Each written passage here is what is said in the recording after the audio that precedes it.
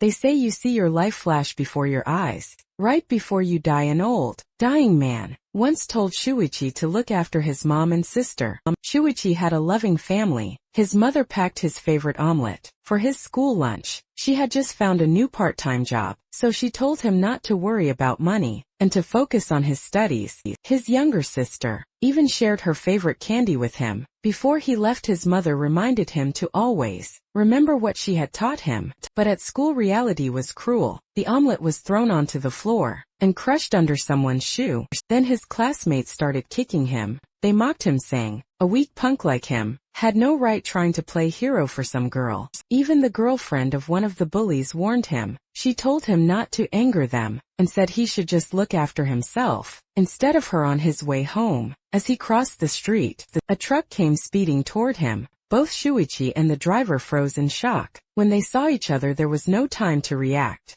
The truck hit him head-on, lying bloodied under the rainy night sky. Shuichi wondered if this was truly the end. His final thoughts went to his mother and his little sister Azusa. He felt nothing but sadness that he couldn't protect them. A crowd slowly gathered around his broken body. Someone rushed to call an ambulance. As his last tear fell, a blue butterfly fluttered down and hovered in front of his face. In his fading mind, he made a vow in his next life. He would protect the people he loved with his own 2 hands. His blood continued to spread across the road as more people gathered in silence. Meanwhile, on the magic continent of Arcanus, a massive circular hall was packed with people, all facing a raised platform. A winged statue towered above the one standing beneath it. The air was tense and sacred as an announcement echoed through the hall, declaring the start of the annual divine blessing. Children under the age of 6 would offer their most treasured possession to the gods. If the offering was accepted, a divine messenger would descend.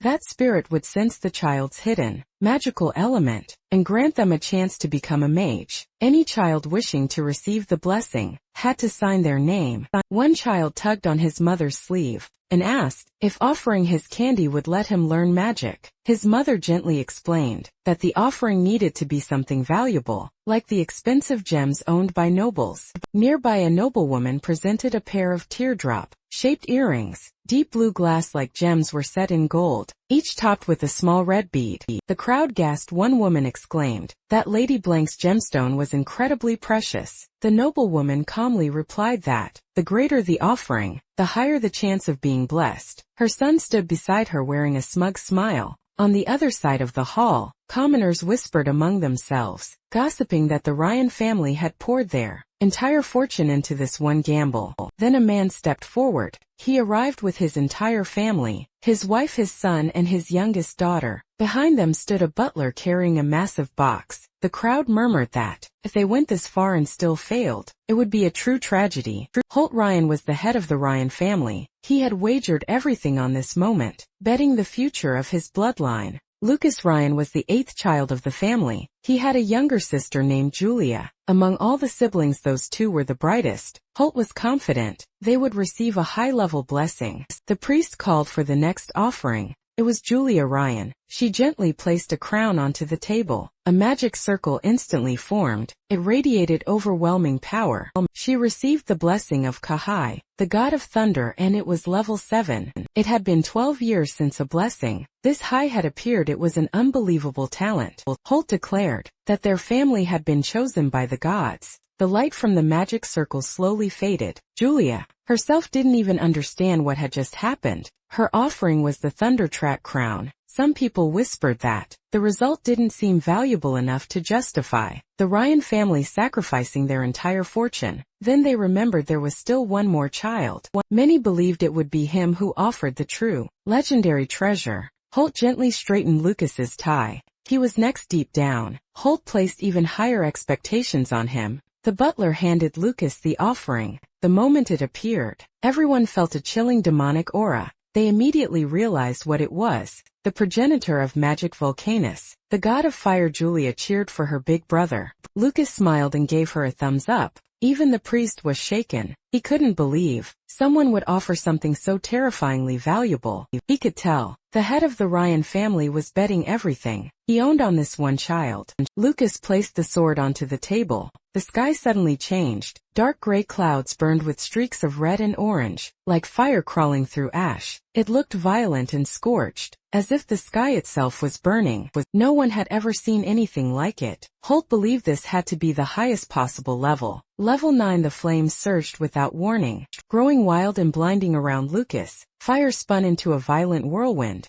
Lucas could barely keep his eyes open. He froze when the sword suddenly appeared in front of him. Then he noticed a tiny flame resting on the back of his hand. In the next instant it exploded across his arm. His body convulsed as if something detonated inside him. Agony tore a scream from his throat as the flames crushed and burned him. At the same time above him, a blazing sword took shape, its blade flowing with molten fire. The sword slowly burned away. Moments later the sky returned to normal. Everyone waited, searching for the divine spirit. They wondered if the blessing was complete. Someone suddenly pointed toward the altar. Lucas was sent flying, his body twisting through the air. As blue energy trailed behind him, dust and debris burst outward from the impact. He lay still, eyes wide and empty. Seeing her brother like that, Julia burst into tears. His family rushed to his side. They begged him to wake up. Holt couldn't understand how this could have happened. The priest finally spoke. The god had rejected him.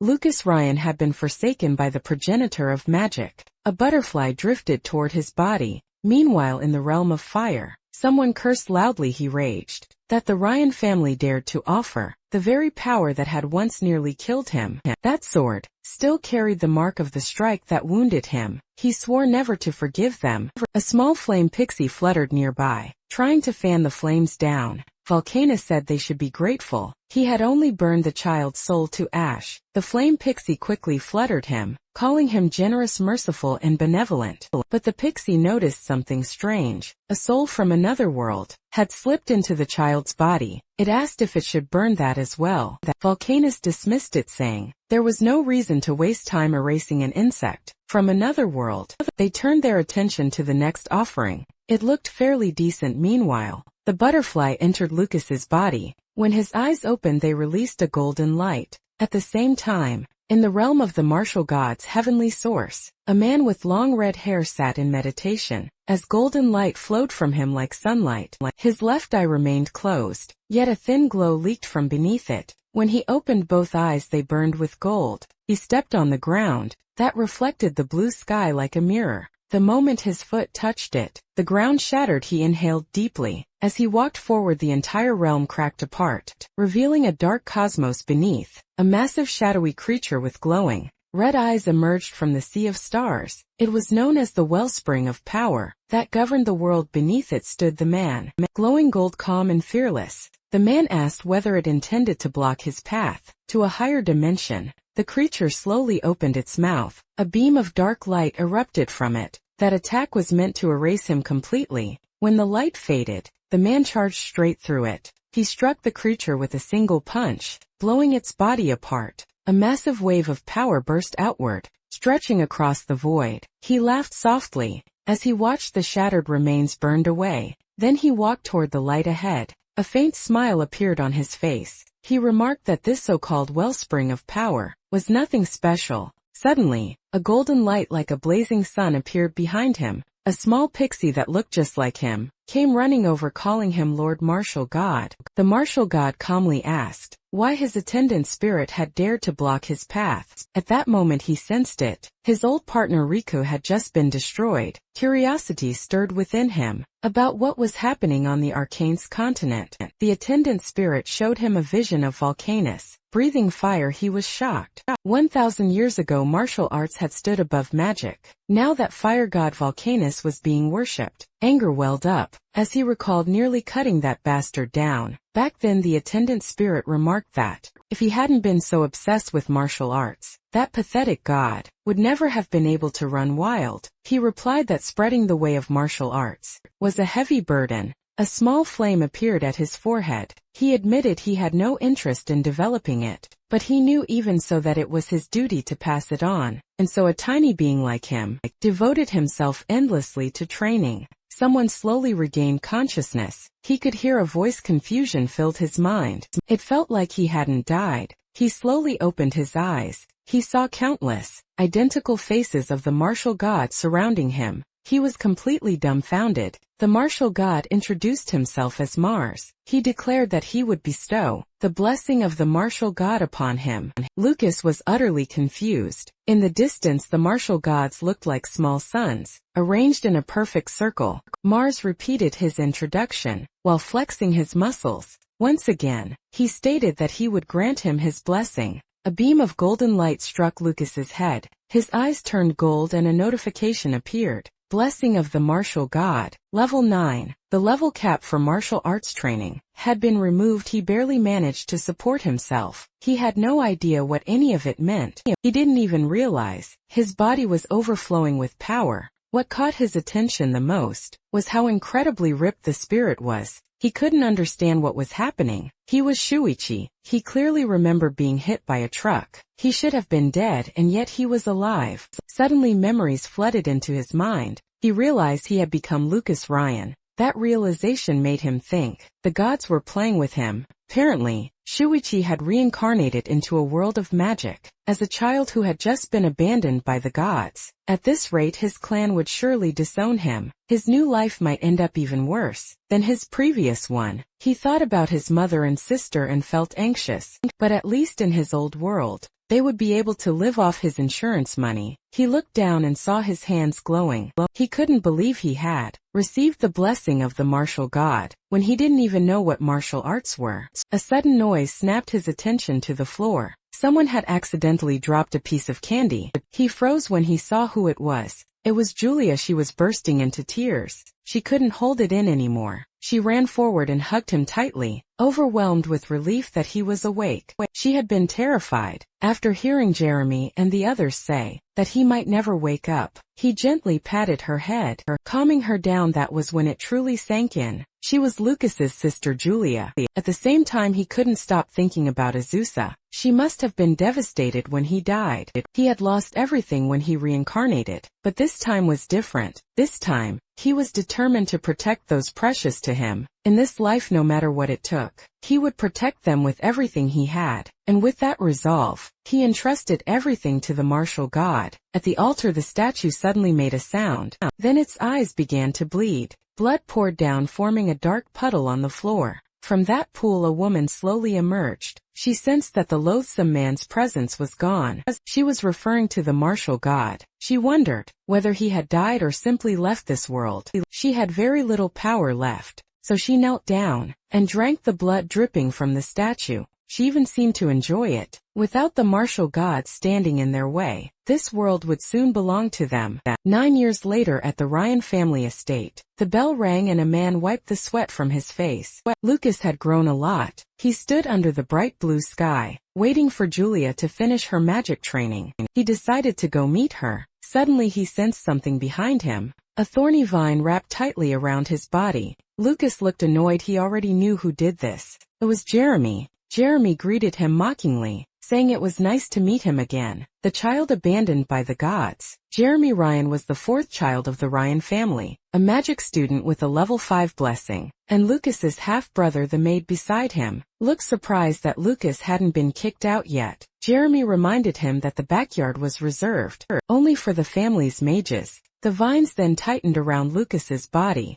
He threatened that Lucas might finally learn his lesson. After a few broken ribs, Lucas simply yawned. He calmly said that his sister was just finishing her magic practice and would be back any second. Lucas then glared at him and warned that if he didn't want to get fried by lightning, he should let go now. Both Jeremy and the maid stiffened in fear. Still, Jeremy forced himself to act tough, mocking Lucas for hiding behind his sister. He claimed he wasn't afraid of lightning. Right on cue, lightning struck him. Jeremy was instantly scorched. The maid's face turned pale. Not long after, Lucas sensed someone behind him. It was Julia. She had unleashed the lightning using her pink staff. She warned Jeremy that if he bullied her brother again, she wouldn't go easy on him next time. She puffed her cheeks in anger. Then she told her big brother that she would remove the vines now. The vines loosened and fell to the ground. Lucas patted her head and she smiled happily. He then asked Jeremy if he had learned his lesson, and hoped he wouldn't try it again.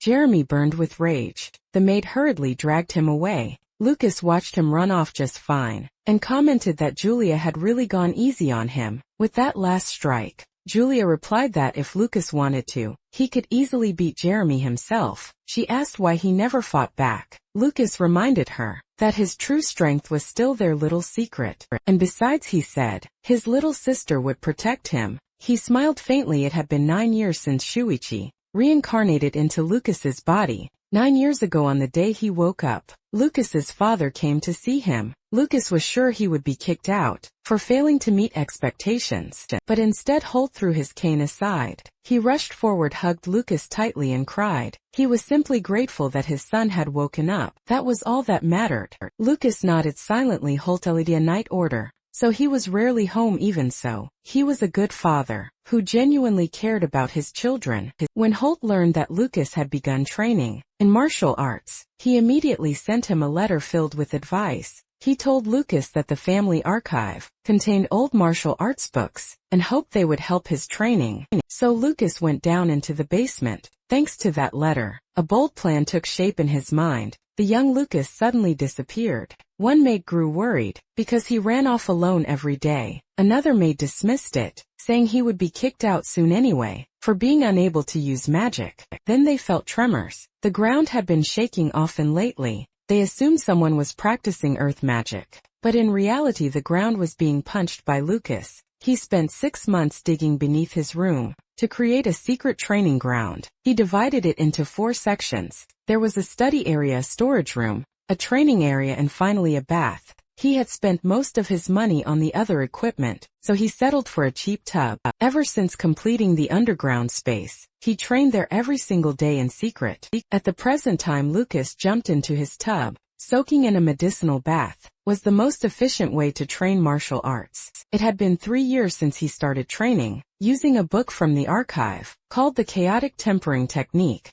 Now any magic attack of level 5 or lower couldn't even scratch him. His defense had finally taken shape. He stepped out of the tub and walked toward a training dummy. To work on offense, he drew his sword and slashed. He turned around, then switched weapons to a spear. He struck again, slicing the dummy into countless fragments. The pieces were so fine they scattered into the air. That was his cloud-piercing Swift Thunder Spear. Now at level 4, he decided to continue practicing. His skills had steadily improved over the past 9 years, but one thing still bothered him. According to the books, martial artists eventually hit a hard limit. To break through, they must achieve enlightenment. But enlightenment was so difficult that most people gave up in despair. That was the real reason martial arts faded, even though it was no weaker than magic. However, Lucas was different. He stood before a larger punching bag and took a deep breath. He focused and struck with everything he had. The massive punching bag exploded, and even the wall behind it cracked.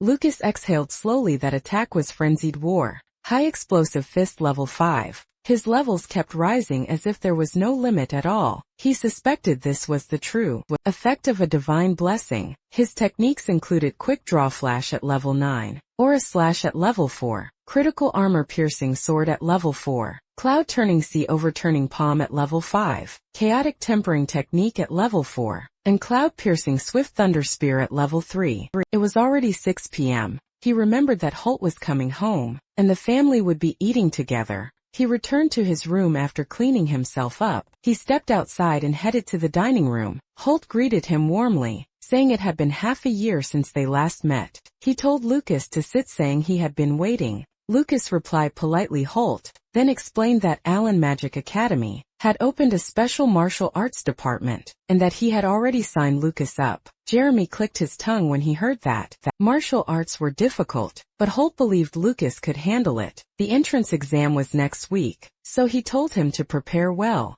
Lucas thanked his father. No matter which world he lived in, Shuichi still wanted to grow stronger and protect what mattered, but he knew standing out too much would only invite trouble. Suddenly Julia raised her hand. She announced that she wanted to attend Allen Magic Academy with him. Holt said it was a good goal, but she was only 11 and too young to enroll. Julia quickly pointed out that the academy had an elite class with no age restriction. Then she revealed that she had already received an offer for the elite class. Holt read the letter. He realized that her reputation as a genius had already reached Allen Academy. Her mother smiled and said, "They might soon see a great mage born from the Ryan family." Jeremy looked visibly jealous. He struggled to contain his anger. Holt said he would pray for both children to pass their exams safely. Jeremy complained that he understood Julia's situation, but didn't see why Lucas deserved special treatment. He worried Lucas attending a magic academy would tarnish his reputation.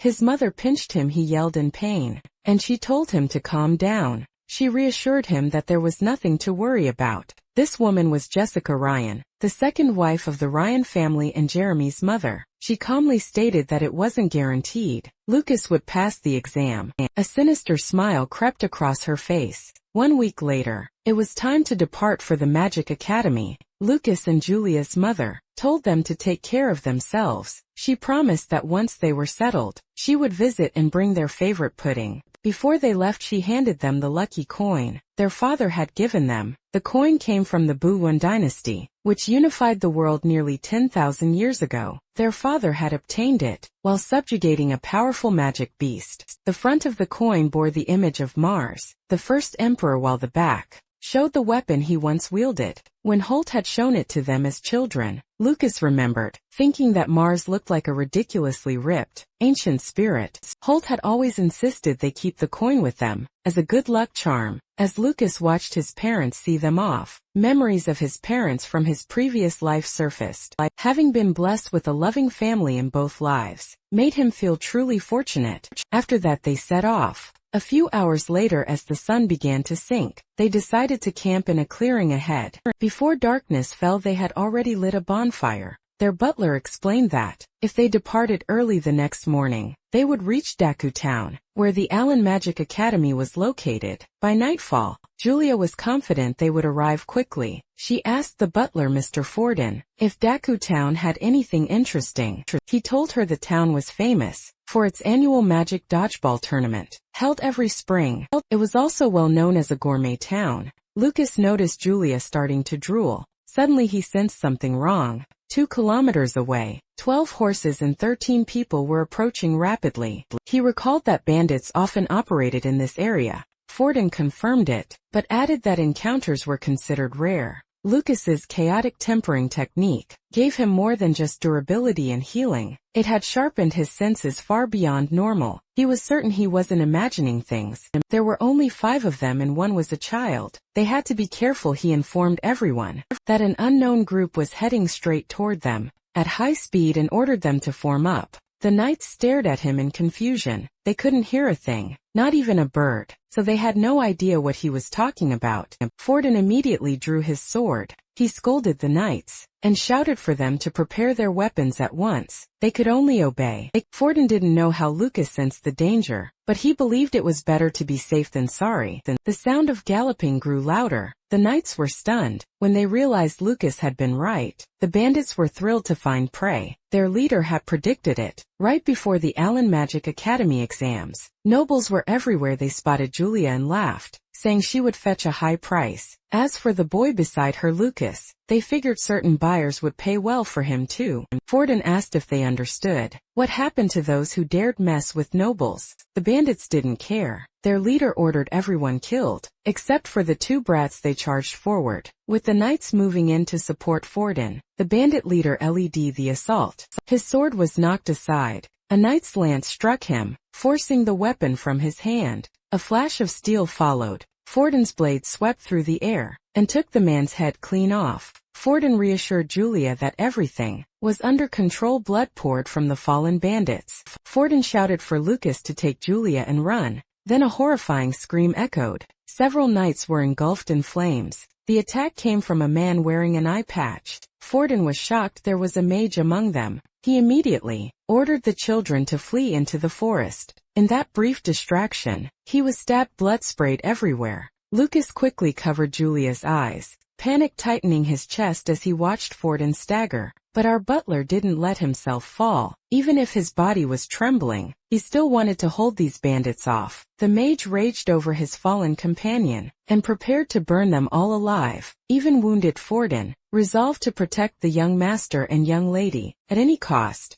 Lucas knew Forden was only a level 2 martial artist. There was no way he could defeat a mage. Lucas had wanted to keep his true strength hidden, but Forden had treated him with more kindness than anyone except his parents. He was family. Lucas couldn't stand by and watch his family die. Julia noticed his clenched fists. He told her to hide while he went to help Forden. She looked at him with worry, but she nodded and obeyed without hesitation. Then Lucas sprinted back toward Forden. Forden managed to take down one bandit. After that he could barely stay on his feet. Another bandit tried to stab him from behind. Blood burst into the air. Forden turned around. The upper half of the attacker's body was gone. The remaining bandits panicked, shouting in fear and confusion. One by one their heads exploded. It happened in rapid succession, as if invisible stones were smashing through them. With terrifying force, someone stood nearby gripping several rocks. It was Lucas. He felt relieved. Raising Gale Strike to level 4, by knocking birds out of the sky, had paid off. Dealing with level 1 bandits was effortless. The mage grew furious, scanning the scene. As headless corpses littered the ground,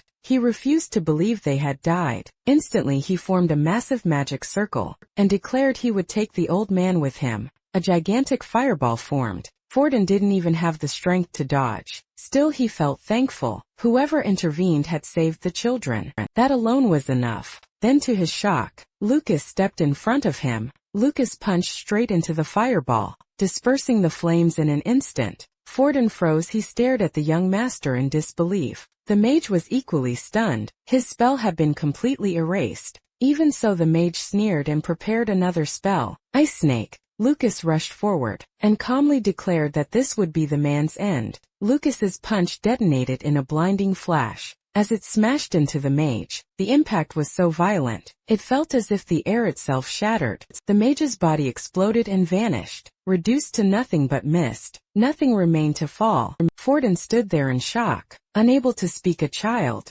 killing a high-level mage so easily was beyond reason. Lucas simply said, it seemed he had some talent for martial arts. Overwhelmed with relief, Forden broke down in tears. Then an ominous presence washed over them. Something behind Forden began to move. Flesh twisted and reshaped itself, forming a grotesque monster with a ripped, sinewy body and jagged, bone-like spikes tearing through its skin. Its skull-like face held hollow, black sockets and a single glowing purple eye, radiating a brutal nightmarish aura. The bizarre creature finally spoke, kept repeating one word: die. Die, die. Lucas froze for a second. He didn't want Julia to see something that horrifying, so he knew he had to end this fast. The moment it swung its blade like hands, Lucas sprang upward and cleared its reach. He dropped down and slammed a punch into its head. Then Lucas stiffened. A purple light flashed. Then chains burst out from the creature's body. The chains latched onto the corpses, and the monster dragged them in and ate them. Lucas stared, shaken, and demanded to know what that thing even was. A triangle mark appeared in its eyes. Lucas's stomach sank. That mark. It had to be the one controlling the dead.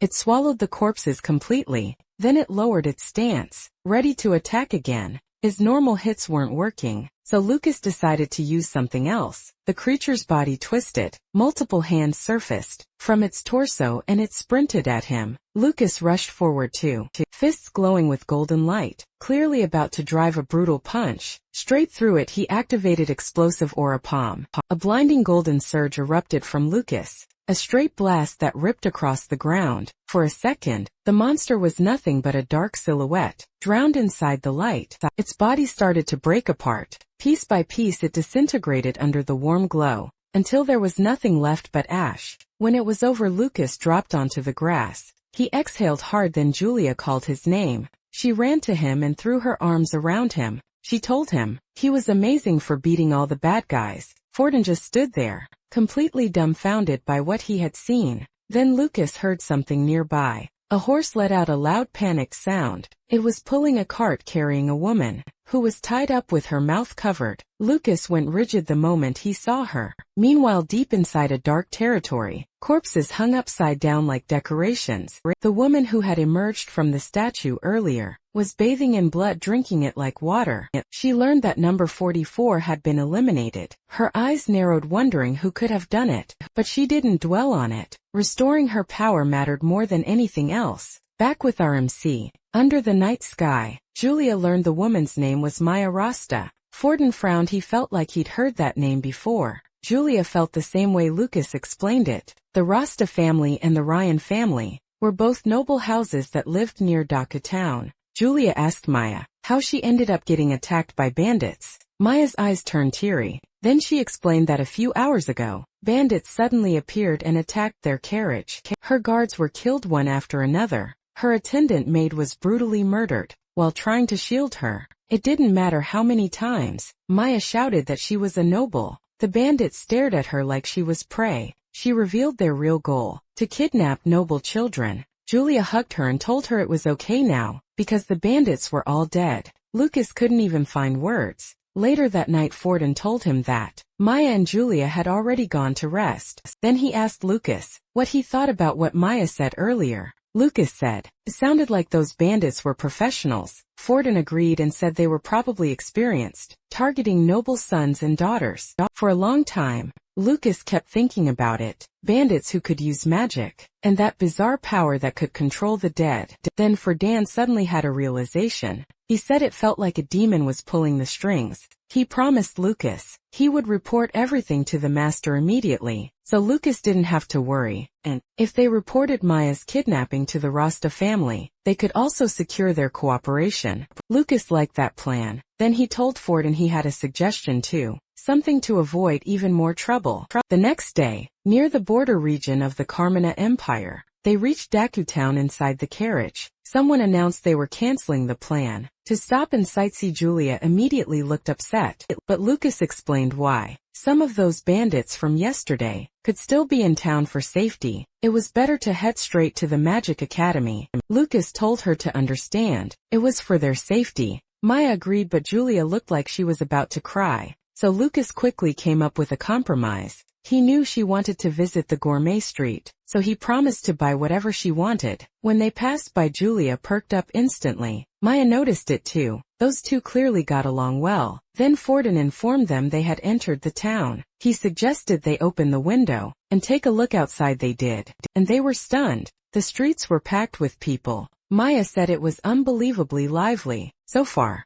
it was the biggest town she'd seen outside the capital. Lucas smiled too. He admitted it was impressive. The vibe even reminded him of the city he lived in. During his past life then, a clown suddenly popped up near their window and offered them a creepy-looking plant. It scared both girls. Right after that, they passed a pastry shop and Julia pouted the moment she saw it. So Lucas bought snacks and small gifts for her. She even shared a donut with Maya. Lucas felt genuinely happy seeing her happy. Eventually the carriage came to a stop. That was as far as it could go. Lucas told Forden not to worry. He would protect Julia. Julia puffed up and said she'd protect her big brother. Instead, Lucas played along and said he'd be counting on her. The genius made Julia giggled at that. Forden watched the exchange with teary eyes. Maya overheard it too, and she found Lucas interesting. Not many people would let their little sister protect them like that. They headed inside. Maya could tell both of them were kind.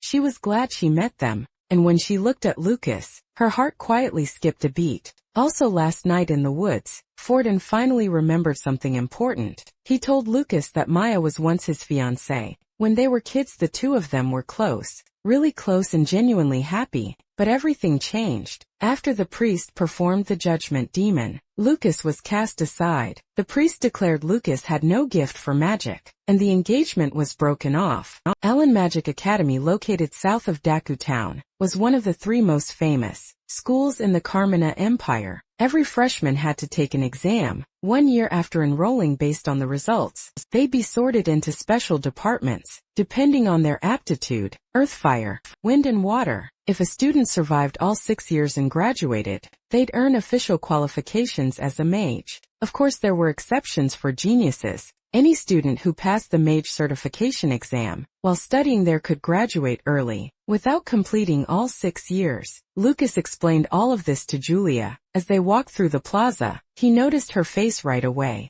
She was pouting because she wanted to take the entrance exam together with Maya, but Maya had already taken her exam. first thing in the morning, escorted by her family now that she was back with them. She shouldn't be in danger anymore. Lucas cheered Julia up. He told her that if they both passed, they'd be classmates and they could see Maya every day. So he urged her to focus on her own entrance exam first. Julia finally calmed down, and Lucas asked where the registration area was. As they walked, Julia drew attention everywhere. People whispered because she was cute, and they guessed she was around 12. Some of them also noticed Lucas, and stared a little too long. Others looked jealous that he had such a cute little sister. Then someone suddenly called out to Julia. It was Mina, the vice president of the Allen Magic Academy Student Council. Mina smirked and asked if Julia had snuck in, just to follow her big brother. Julia shook her head and said she was there to take the entrance exam with her brother. Mina froze, then she remembered something. There was a girl in elite class had personally sent an offer to. That memory made her smile. She asked, "Are you Julia Ryan from the Ryan family?" Julia blinked confused. She asked how Mina knew her name. Mina didn't answer, she just said, "I'll tell you later." Then she immediately escorted her toward the registration area. Lucas followed behind them, starting to feel like he was invisible. Julia told Mina to wait, because her brother had to register too. Mina flinched like she totally forgot Lucas existed, but she quickly recovered, and said she already knew. Lucas was applying for the martial arts department. The moment people heard that, the area erupted. They couldn't believe someone still trained in martial arts, let alone someone who came to Allen Magic Academy. For it to them sounded like a joke. They laughed. They looked down on him. One of them even muttered that a martial artist was only slightly more useful than a magic beast. Lucas saw the contempt in their eyes, and understood something immediately. Even inside the academy it was the same. Mages truly believed they were nobler than martial artists. Hearing this, Julia became furious, but Lucas didn't care. To him, they sounded like trash pickers from the slums, talking big. He knew the only people who acted like this were weak losers like Jeremy, or monsters who thought bullying made them powerful. In Lucas's eyes, they were insects. If it weren't for his parents' good intentions, he wouldn't even waste time stepping into a dump like this. Mina watched his expression closely. She looked guilty, like she blamed herself for saying martial arts department too loudly, so she quickly told Lucas that once he finished registering he should come with them. She would personally guide him to the exam hall. Lucas was surprised she was one of the only people who didn't look at him with prejudice. He thanked her at the entrance. Students lined up in a long row. Mina told them to check in with the student council members at the door. After that, each examinee received an emblem. Their exam number was stored inside it, so they had to wear it when entering the hall. The entrance exam had 3 parts. First, measuring magic potential using the magic light. Second, a compatibility test, where they would interact with spirits of different attributes. And third, a destructive power test, where they would attack a dummy and get scored. Lucas asked if the martial arts applicants did the same process. Mina nodded yes. Every department took the exact same test. Lucas didn't think it was because the academy cared about fairness. He thought it was because that they were too lazy to design a real test for martial artists. That only fueled him more. He swore to prove the power of a martial artist and crush their prejudice in front of everyone. At the potential measurement station, an old man stood near the magic light and announced the first test. He told them to place a hand on the magic light, one at a time. Then the old man noticed Lucas. His eyes widened. In his whole life, he claimed he had never seen something like this. He even called it a 1-in-1,000-year phenomenon. Then the score appeared 0. The old man said that with a score like that, Lucas wouldn't get anywhere, not even in the martial arts department. The hall erupted with laughter. Students mocked him openly. Even the martial arts kid before him had scored a 1. Lucas could only sigh. Then the next student stepped up, and the entire crowd suddenly went silent when the magic light burst into a deep purple glow. It was Julia. Purple meant her potential was 7 out of 10, high enough to make her a top-class student. Among this year's examinees, the crowd started buzzing like crazy. Lucas just stared. He couldn't believe everyone was getting so worked up over something like that. To Lucas, it was obvious these people didn't know the first thing about real power. He shouted at Julia not to hold back. He cheered loudly for her. The instructor tensed up the moment he realized Julia might still be suppressing her power, so Julia released more. The orb's glow shifted, brightening into a golden yellow light. It blazed like a miniature sun. The instructor's eyes went wide. Golden light meant she was just a hair away from the maximum score of 10. He'd only seen that level once before, 2 years ago, from a student who became a legend on campus. But Julia was much younger than that student had been. The instructor was stunned and genuinely impressed.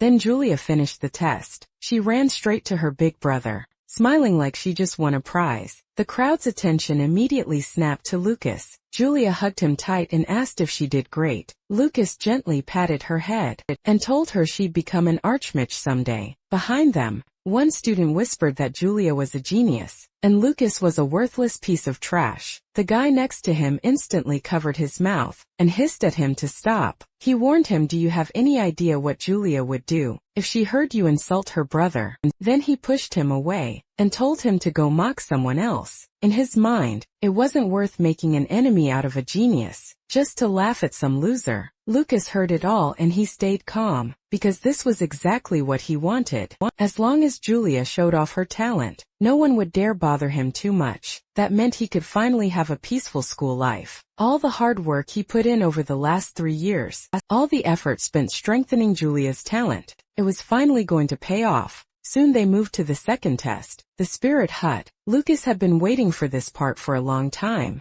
because this was where all his preparation would truly matter. They stepped into the next exam venue. At the compatibility test site, spirits of different elements floated through the air. They quickly caught the students' attention. When they began circling Julia, she played with them casually. Everyone was shocked. One student had even received a level 6 blessing from the wind god, yet not a single wind spirit approached him. Meanwhile, spirits of every element gathered around her. The students immediately assumed she had near-perfect compatibility with all elements. They whispered that the girl's talent was terrifying. Lucas felt relieved. His custom skill, Mage Key Art, was quietly boosting Julia's potential. Even though she was only level 2, it was already more than enough to pass the entrance exam. The instructor announced her result: 9.6 compatibility, the highest among all examinees. He congratulated her and she politely thanked him. Then she suddenly turned her head and glared. Some of the other students were trying to get closer, but their eyes made their intentions obvious. She quickly hugged her brother and buried her face in his chest. He asked her what was wrong. She whispered, asking why those people were looking at her like that. She was scared. He told her it couldn't be helped. She was a genius, and from now on, people would stare at her even more. He told her not to worry about what others thought, and to slowly get used to it. She realized he was right, and made up her mind to grow stronger, so she could protect him. He encouraged her to keep going. Deep down though, he hadn't expected her to be affected by the attention. He realized he also needed to help build her mental toughness. Nearby, 2 men whispered to each other. One of them muttered that Julia should have been royalty class, but since her brother was useless, it made sense. The other asked what the brother's compatibility score was. They assumed it was 0, just like before. But when Lucas entered the hall, all the spirits scattered away from him, their faces filled with disgust. Then something strange happened. After the first test, the moment Lucas stepped outside, one fire spirit suddenly lost its arm. The man who saw it almost wet himself. His friend couldn't believe it. He said it must have been a mistake. Spirits were tiny after all. Lucas heard everything. He didn't expect anyone to witness it. It had happened during the second test. Maybe it was because he had been forsaken by the fire god. Still, that fire spirit's behavior had been especially hostile. When the test ended and Lucas was about to leave, the spirit spat flames straight at him. Clearly held a grudge. After nearly being killed earlier, Lucas felt the same way. He picked up a small pebble and quietly flicked it, smashing the spirit's arm. He didn't like a mere servant of the fire god, acting so arrogant around him. Back to the present time, he took Julia's hand and led her toward the final test. He asked if she was confident she could take first place again. She smiled and said as long as he didn't go all out, she'd be fine. He replied that he wasn't planning to get serious. Anyway, he intended for her to protect him. At the magic destruction power test site, metal dummies were placed everywhere. As they entered, they heard a student complaining that the genius girl had taken first place. He said he'd vent his frustration on the dummy. Others wondered if the genius could actually break one. Someone argued that it was impossible. The dummies were made from special metal, reinforced with defensive magic. They could withstand any attack below curse rank. No one believed a kid her age could unleash a curse rank attack. Lucas studied the dummy and noted how solid it looked. He decided it was the perfect chance to test his level 6 skills. Getting to use expensive equipment like this made him think that coming to school wasn't half bad. Suddenly, they heard someone yelling for people to stop shoving. A woman was screaming for everyone to get in line. She was shouting at a woman with long black hair. She said that anyone without talent should move to the back. She called her useless and ordered her to get lost. The long, black-haired woman slowly turned and glared at her, activating a technique through her eyes. The shouting woman felt her chest tighten, as if her heart was being squeezed. Then the black-haired woman calmly walked past her, gave her a cold stare and scoffed. She headed straight toward Julia. She looked down at her and asked if she was the one who scored 9.6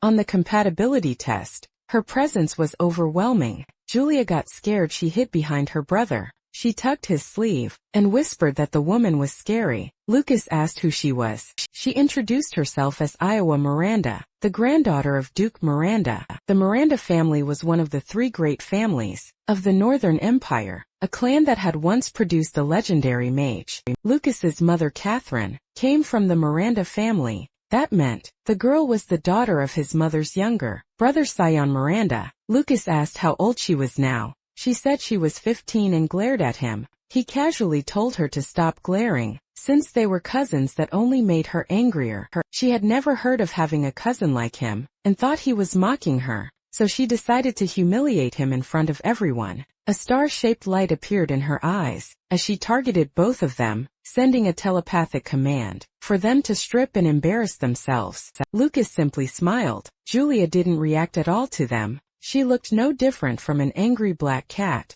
Lucas laughed and scolded her for using mental magic on a relative she had just met. It made him wonder what kind of education the Miranda family gave their children. She froze. The spell hadn't worked at all, even though it was her strongest magic. In Lucas's mind, it was ridiculous that she thought such flimsy mental magic could control a martial artist with an unshakable will. The instructor called out for Lucas to get ready. It was his turn. Before he left, Iowa shouted at Julia. She warned her not to get too proud, saying she would be the one to take first place in this test. Lucas glanced at the scoreboard. Iowa was ranked second while Julia held first place. She was clearly declaring war. For the sake of his peaceful life, he wasn't going to let anyone take Julia's spot. He casually handed Julia a candy. She happily ate it before even asking what it was. The moment she tasted it, her soul nearly left her body. She accused him of lying when she realized it wasn't candy at all, but an extremely bitter medicine. He apologized and explained that it was a special magic potion made from rare ingredients. She would feel its effects soon. Lucas was called to enter. He promised to improve the taste next time. Before walking away, Julia cried after him, saying he'd said that before, and she didn't believe him anymore. Lucas stepped onto the arena and walked toward the instructor and the metal dummy. He was told to attack the dummy with all his power, so they could evaluate his destructive ability and give him a final grade. When he was told to begin, he calmly said that he couldn't use magic. The instructor looked confused. Lucas smiled and asked if he could just punch it instead. The other students laughed at Lucas for taking the destruction test by simply punching the dummy. They thought it was barbaric, but that wasn't surprising, since they believed all martial artists were just brainless brutes. They expected him to end up with a broken hand. Julia shot them a sharp glare. Their voices immediately dropped. They had forgotten that the genius sister was standing right there. She pouted. If her brother hadn't told her to behave at school, she would have kicked their asses herself. Iowa asked if Julia's brother really couldn't use magic. Her mental magic hadn't worked on him at all, so she found it hard to believe he was completely magicless. Julia replied that her brother definitely couldn't use magic, but he was still an amazing person. No one in the world had the right to make fun of him. Iowa thought there was a limit to how strong a martial artist could be. She suspected Julia was just being fooled by her brother. Suddenly an explosion echoed through the arena. It startled her. Everyone froze, confused about what had just happened 2 minutes earlier. Lucas asked if a single hit would be enough. The instructor replied that they didn't care how he attacked. Lucas nodded and prepared himself. Martial arts skills grew exponentially. Every 3 levels his strongest skill. Flash had received a huge speed boost at level 3. Now that it was level 6, he expected its power to be on an entirely different level. He planted his foot and charged forward. Power surged around his fist. He aimed straight for the metal dummy's head. The dummy was blasted away on impact. It rolled across the ground before crashing to a stop. It had flown an incredible distance. When the dust settled, a massive hole could be seen, punched straight through its chest. All of that from a single punch. Iowa felt her heart tighten. She muttered that his speed rivaled high-level wind magic. The dummy glowed gold, meaning the attack had reached curse rank power. The students who had mocked him earlier were completely stunned. They had assumed he was just another useless martial artist. Iowa realized she might be the only one who truly noticed Lucas's strength from his actions. She could tell he was deliberately hiding it. That realization made her uneasy. The instructor told Lucas he was lucky. It was the first time a dummy had been destroyed. In over a decade, he awarded him a perfect score. Lucas thanked him and asked if he should help clean up the fallen dummy. The instructor declined, saying it was too heavy and he would move it with magic. Lucas flashed a peace sign at the camera. Julia saw it on the large screen and returned the gesture. He had avoided a 0 score and successfully hidden his real strength, all thanks to everyone underestimating him. As the exams continued, fewer and fewer students paid attention to Lucas's destructive power. However, everyone became completely captivated by Julia's true talent. She cast her spell beside another student. Startling them, lightning crackled along her staff. A massive magic circle spread across the ground. As she commanded lightning to descend, a thunderous bolt struck. They immediately recognized the red lightning, second only to golden lightning in power. Now they understood why lightning magic was considered the strongest offensive element. The students were left in awe. After witnessing the strength of an honor student, many silently vowed to reach her level by the time they graduated, but they noticed that Julia was just sitting there. They wondered if her own lightning had shocked her so badly that she couldn't even stand. Julia herself was stunned. The instructor announced her score, 9.5 points, and called the next student. Then after the exam, Julia told her brother that she had used lightning descends, and suddenly a red lightning bolt fell out of nowhere. It completely freaked her out. Before this, even at full power, she could only produce purple lightning. This time the lightning felt far more active, almost alive. She found it strange. Lucas felt a stab of guilt. It was because of the potion he had given her, but he chose not to say anything. In their world, mages and martial artists each had their own potion-making paths. Mages brewed magic potions. Martial artists refined elixirs. Magic potions required a medium, while refined elixirs could be absorbed directly by the body. In the past, many kinds of elixirs had existed, but as martial arts declined, elixir refining became incredibly difficult. In the modern era, very few martial artists could create a mage essence elixir, the kind that boosted Julia's power. That was because elixir refining had to reach level 6. Present, there was only one other person besides Lucas who could make it, the only known level 6 martial artist, Duke Retzazan, minister of the Imperial Ministry of Martial Arts. Rumors said that even top-tier mages bowed before him, begging for his elixirs. If anyone discovered Lucas could make something that valuable, it would become a massive headache. He had to keep it an absolute secret. After all, his elixir refining was already at level 6. Later that day, they sat together on a bench. Julia asked if it was finally over. Lucas told her it would take just a bit longer. Once the class assignments were posted, they could return to the dorms and rest. Mina suddenly called out to them. Lucas asked what she was doing there. She explained that she was in charge of posting the class assignments. She told them that Julia had taken first place in the elite class, while Lucas ranked first in the martial arts department. She congratulated both of them. Julia beamed when she heard she placed first in the elite class. She was thrilled that she had made it. Lucas praised her, saying she was amazing, and that he'd be counting on her from now on. Mina asked which department Julia wanted to join. Next year there were 5 special departments: Earth, Fire, Wind, Water, and the Special Department. 1 year after enrollment, all students would be tested and officially assigned. Julia thought for a moment. Based on her attributes and the wind, God's blessing, she chose the Wind department. Mina's eyes lit up. She happily told Julia that she would be waiting for her there. Lucas noticed how actively Mina was, already scouting talented students. Then, Mina offered to escort Julia to the girls' dormitory. Julia waved goodbye to her brother. Lucas asked Mina to take good care of his sister. After that, he headed toward the martial arts department. Students crowded around the results board. Just as expected, Julia's name was at the very top. Someone muttered that all the other freshmen that year were nothing but props, meant to make the genius look even better. It sucked to be them because Julia ranked first. Iowa lost. She clenched her fists and swore that one day she would take first place herself. She wanted to prove it to Lucas and to Julia. Back to RMC. Lucas looked disappointed. He knew the martial arts department wasn't exactly a priority, but the dorm was so run down that he wondered if anyone actually lived there. It looked like it could collapse at any moment. On the bright side, a place like this would be quiet. It was perfect for the peaceful school life he wanted.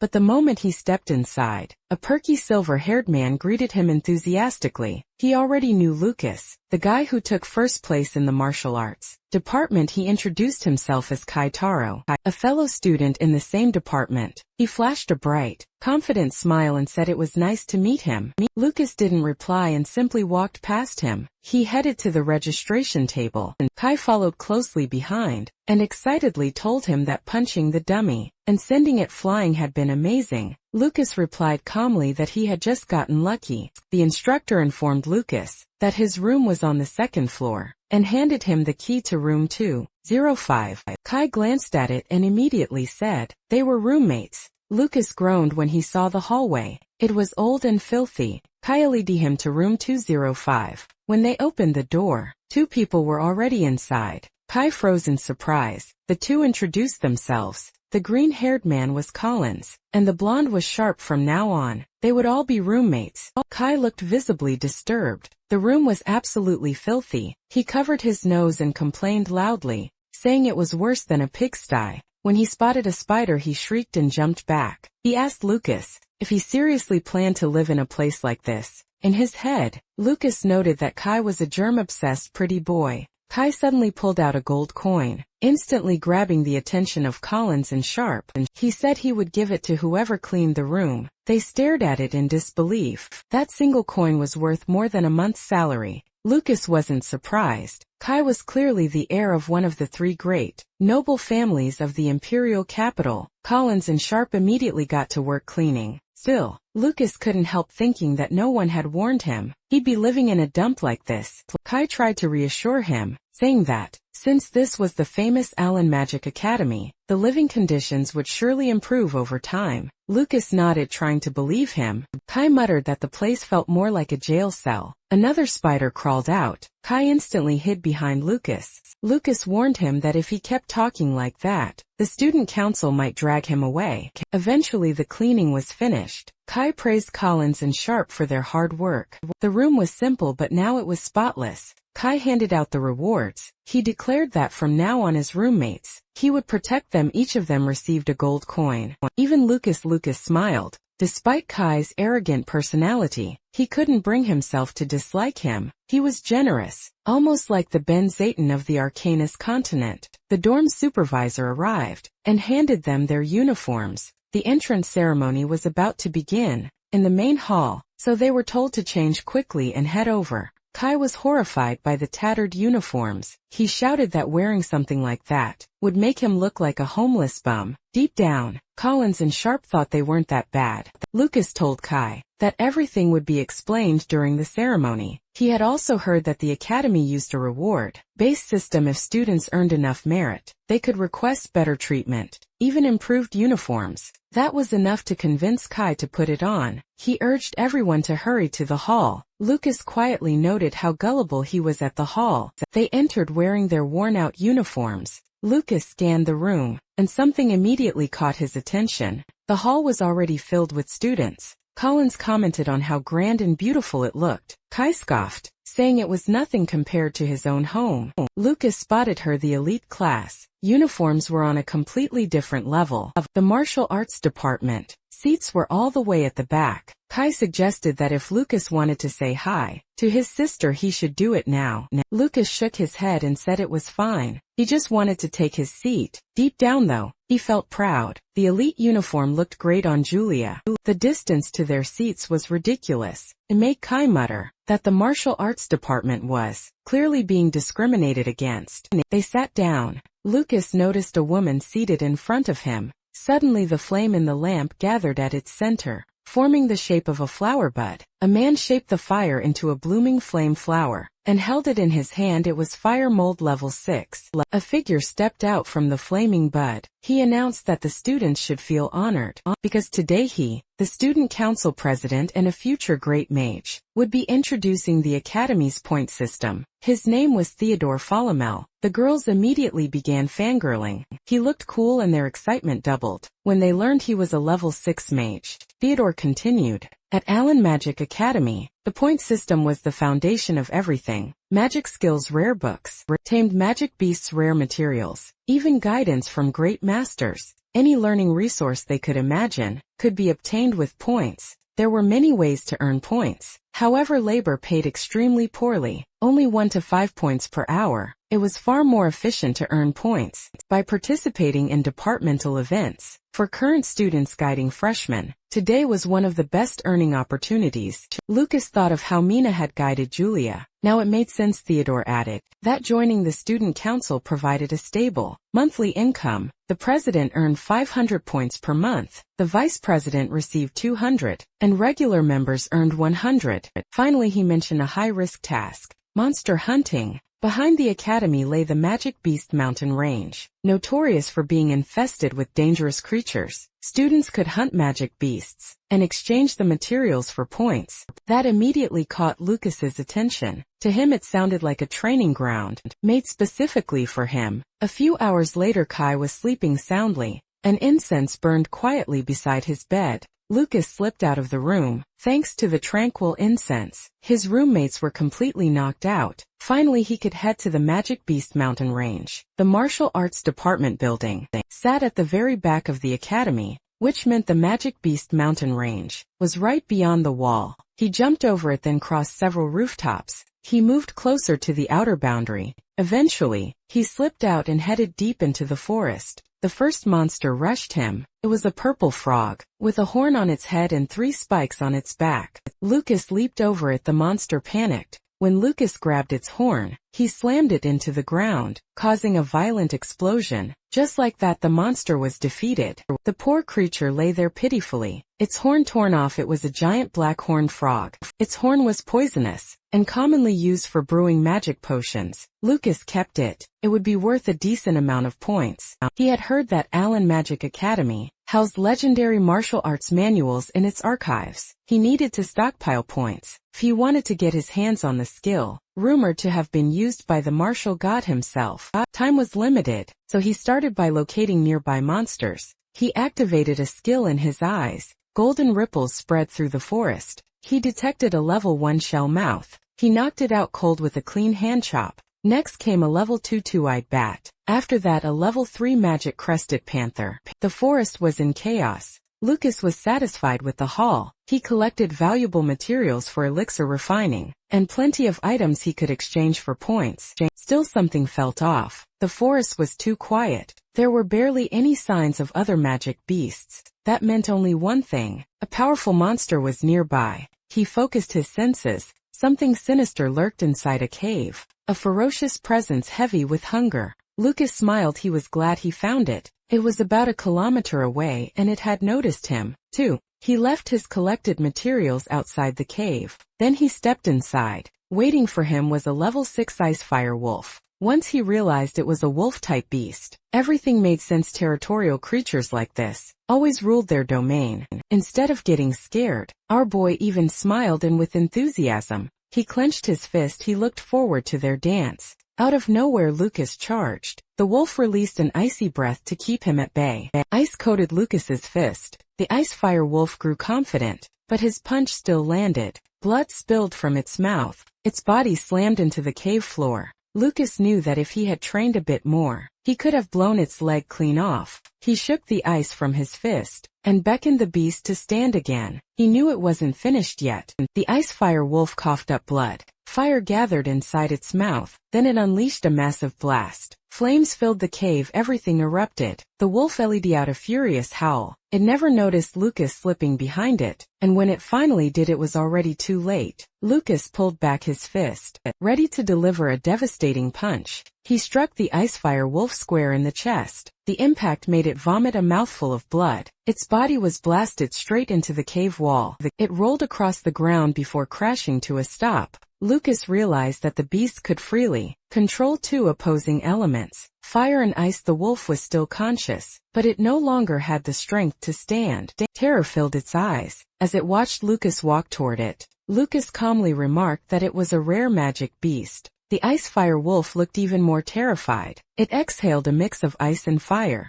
the intensity rising as it tried to stop Lucas from getting closer. The clash of elements created thick steam. Lucas swung his arm and the steam scattered. The icefire wolf forced itself up. Then it ran. Lucas wasn't about to let it escape. He caught up and grabbed its tail, then smashed it straight into the ground. Fighting a massive magic beast like this felt good. Lucas figured it would be worth a huge amount of points. To his surprise, the wolf suddenly twisted and hurled him into the wall. Lucas landed safely. The icefire wolf followed up with a blast of fire. RMC dodged by leaping onto the ceiling. Another wave of fireballs came flying. He pushed through the flames and charged. His punch slammed the icefire wolf into the ground. Lucas threw another punch. This time, the impact exploded into a blinding flash of light. The ground split apart as the shockwave ripped through the cave. The icefire wolf wondered if this was the end. Forced into a corner, it used its last resort. Its red paws suddenly swelled in size.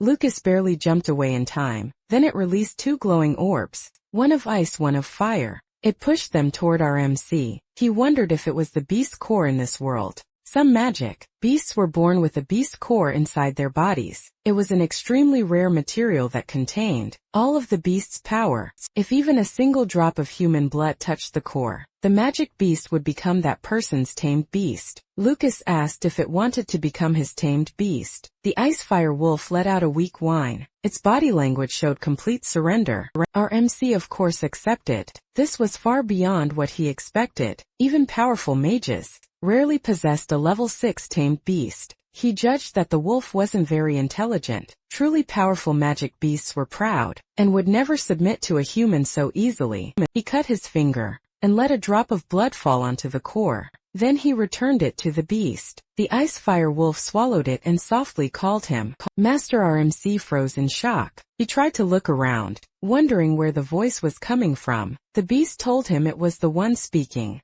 Lucas couldn't believe he could actually understand it. He named the icefire wolf OL. Lucas wondered if that meant Ol's territory now belonged to him as well. He also grew curious about what kind of loot OL had gathered from its hunts. OL seemed to understand. It gently booped Lucas on the cheek and led him deeper into the cave. Lucas liked how intelligent it was. They went farther inside. Bats hung upside down from the ceiling. A foul smell filled the air. Lucas spotted a full pelt from a level 6 magic beast, bones from an iron arm monkey and piles of gemstones. His mouth watered at the sight of the treasure trove. He started inspecting everything, but OL told him it wasn't its treasure. It pointed at a large slab of meat nearby. Lucas barely paid attention. His eyes were locked on the beast cores. Scattered around, most were level 3 or higher, and there were even 2 level 6 cores. OL explained that it had already eaten all the water and fire. Attribute beast cores.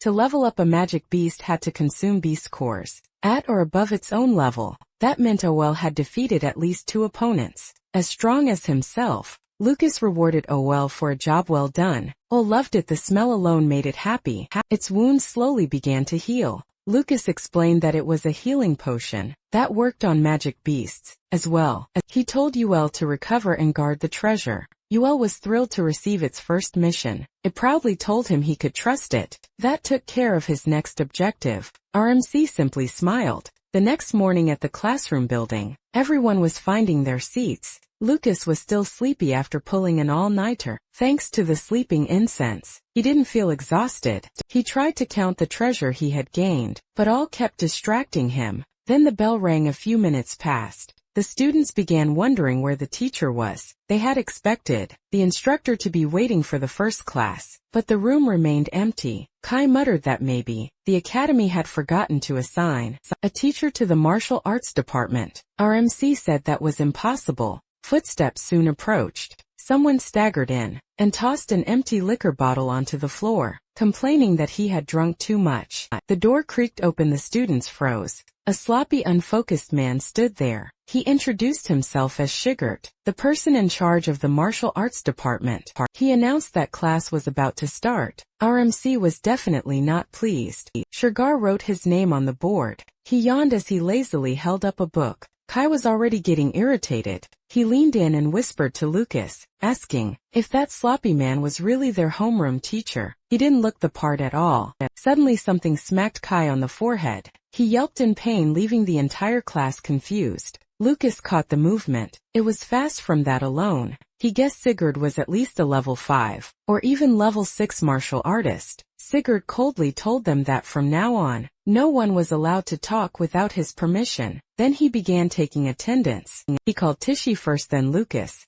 RMC remembered her from the entrance ceremony. While everyone else had been noisy and restless, back then she had sat quietly the entire time. That calm focus had left an impression on him. A short while later, attendance was finished. Shigar was about to start the lesson when he suddenly realized he'd forgotten the textbooks. He appointed Tichy as the class representative and told her to go to his office to fetch them. Tichy froze, then blushed. She asked if he really meant her. Shigar confirmed it without hesitation. Kai immediately protested. He said class representatives should be chosen fairly. Through competition, he bragged that with his family, with background and abilities, he was clearly the best candidate. Then he took another hit. Shigert reminded him once more, now with conviction, that speaking without permission was not allowed. The chalk in Shigeru's hand crumbled to dust. Then he instructed Tichy that, after handing out the textbooks, she was to lead the class in self-study. Tichy looked delighted. She had passed the entrance exam, and now, she had even been chosen as class representative. This felt like a chance to change her fate.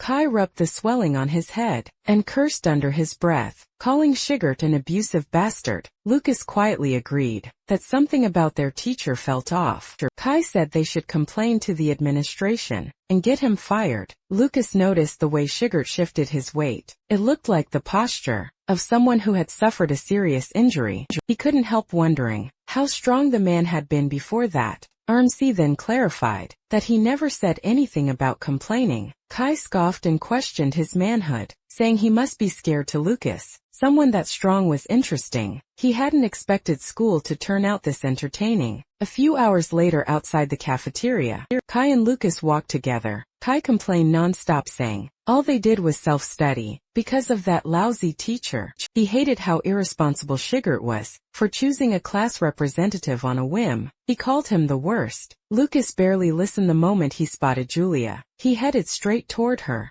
He gently patted her head and asked how her first class went. She happily told him her teacher was Miss Linda, who was super kind. She had even encouraged Julia to aim for class representative next week. Kai muttered that class representatives were usually chosen a week after school started. That made Julia curious. She asked if the martial arts department had already picked one, and wondered if Lucas had been chosen. Lucas told her it wasn't him. He then invited her to lunch, saying he'd heard the food was pretty good. Julia's eyes lit up with excitement. Kai shouted after them, telling them to wait. At Allen Magic Academy, even meals were tied to the point exchange system. New students with no points were allowed to exchange cash for points, but only once. On top of that, each department had a different exchange rate. The food looked amazing and smelled incredible. Julia shared her meal with her brother. Kai grew increasingly irritated. He stared at his tray in despair. They had both paid 1 coin. Yet, elite class students received 100 points worth of food, while the martial arts department only got 10. He called it complete bullshit.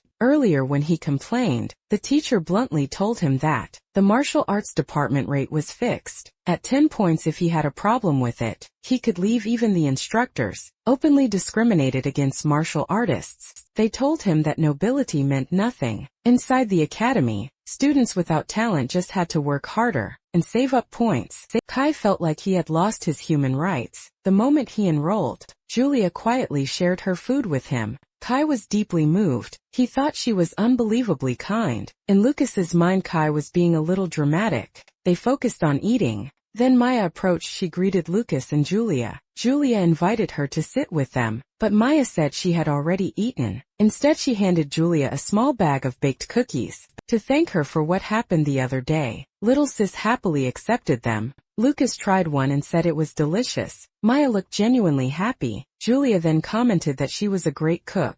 Maya blushed. Kai leaned in and asked for one too. He took a bite and widened his eyes. He said it was no ordinary cookie. It was on par with the Teruhi family's special sweets. He introduced himself right away. Maya gave her name and said she was honored by the compliment. Kai teased Lucas for having such a pretty friend. In RMC's mind, there was no way he would share that. She's his ex-fiancée. Soon after Maya left, Lucas let out a quiet sigh. Just as he thought, the cafeteria was the worst place to relax. Earlier, Mina had met Julia and asked if she liked the food. She looked surprised when Lucas showed up. Not long after, Theodore arrived, and the girls immediately started squealing. He even flew in using fire magic. Lucas quickly realized he was a show-off. But in the shadows, Lucas noticed how exhausted Theodore looked. It had been a close call. He had nearly lost control of his level 6 magic. Thanks to a potion, he had barely managed to look cool in front of the underclassmen.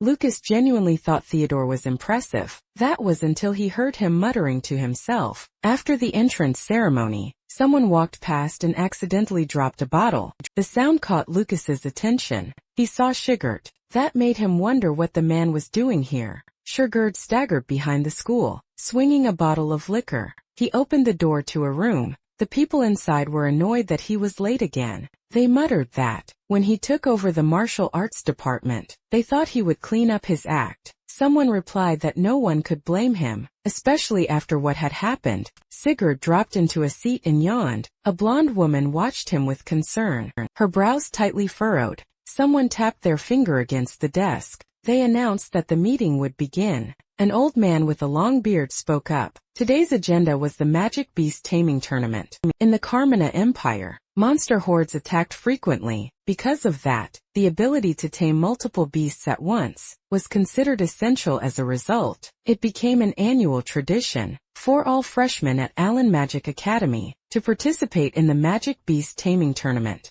The blonde female instructor announced that they had already prepared over 2,000 level 1 magic beasts for the event. She suggested holding the tournament in 6 days, just like every other year. The professor seated across from her said that was fine, but he suggested that the martial arts department students should sit this one out. In his opinion, they stood no chance against magic beasts, so forcing them to participate would be a waste of time. Someone then slammed their hand on the table. It was Sigurd. He straight up objected. The professor argued that he was only thinking of the students' safety. The blonde instructor sided with Sigurd. She said that, as long as they were freshmen at the academy, martial arts students should also be required to participate. Another female instructor agreed, saying all students should be treated equally. One more professor supported that stance. The man who suggested excluding them couldn't believe there were still teachers, siding with Sugar, especially Linda. He realized that many of them still saw Sugar as the former level 8 powerhouse. He didn't argue further. Instead, he added that the martial arts students would probably just end up crying in fear. The headmaster made the final call. The martial arts department would participate. The meeting was soon adjourned.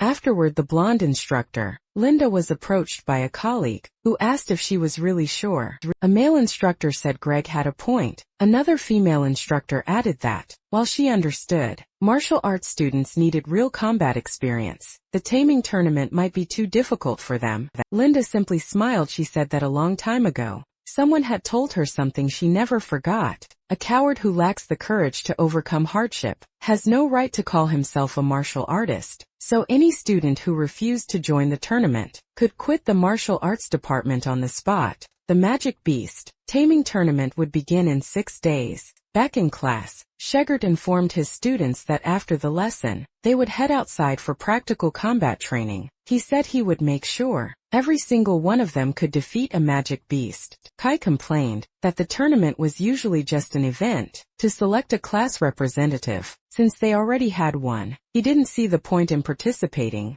Once again, something smacked his head. Shegart told him to shut up and announced that class was starting. One student muttered that the pretty boy really knew how to piss off the teacher. Lucas thought about the upcoming practical combat training. He quietly reminded himself to be careful not to send his sparring partner flying. They immediately moved to the open training grounds and began a long, brown-haired student was suddenly launched into a tree. The one who did it was Tishy. Lucas quietly observed the training, since everyone there had passed the entrance exam for the martial arts department. None of them were weak. Among them, Tishy stood out the most. He could tell she was the strongest one. After him, he carefully observed her, while sending another student away. Seeing that it was getting late, Shigeru called an end to the training for the day. Kai let out a sigh of relief. It was finally over. Collins told Kai that he was heading to the cafeteria, and that he'd bring food back for him later. Sharp immediately asked if he had made another deal.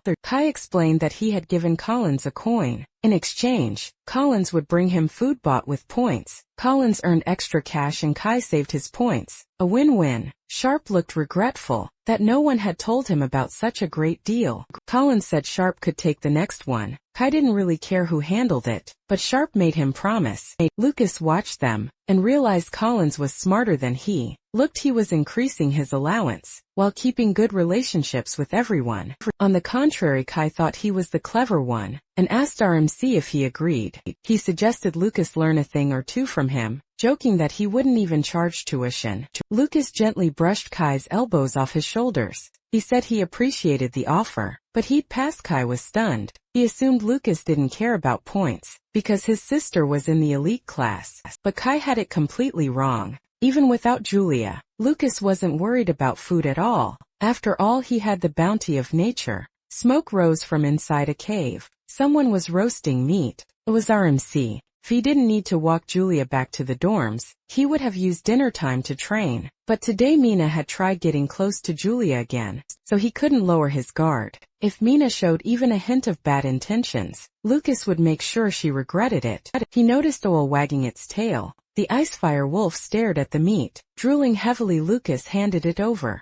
The more he looked at OL, the cuter it seemed. The wolf was overjoyed. Lucas had shared his food, without asking for anything in return, making OL think that being tamed might not be so bad. After all, Lucas told the beast that after eating, it would help him train. He promised he wouldn't hurt it. OL was terrified in the end. Lucas did not go easy on him. Meanwhile, at the Ryan family estate, Lucas's mother stood beneath the night sky. Worry is clear on her face. Holt walked up beside her. He asked if she was thinking about the children again. She admitted that she was. There was no point hiding it from him. He told her their classes had probably already begun. Then he gently suggested that if she missed them, she should go visit. He told her that he'd be passing by Dakutown for work, and could take her along. She was overjoyed at the thought of seeing them again. At Count Grindel's estate, someone entered barefoot. The people gathered inside wore black hoods and masks. On the stage stood a naked woman, her body covered only by a black cape. She greeted Jessica as she stepped inside. She invited her to take a seat.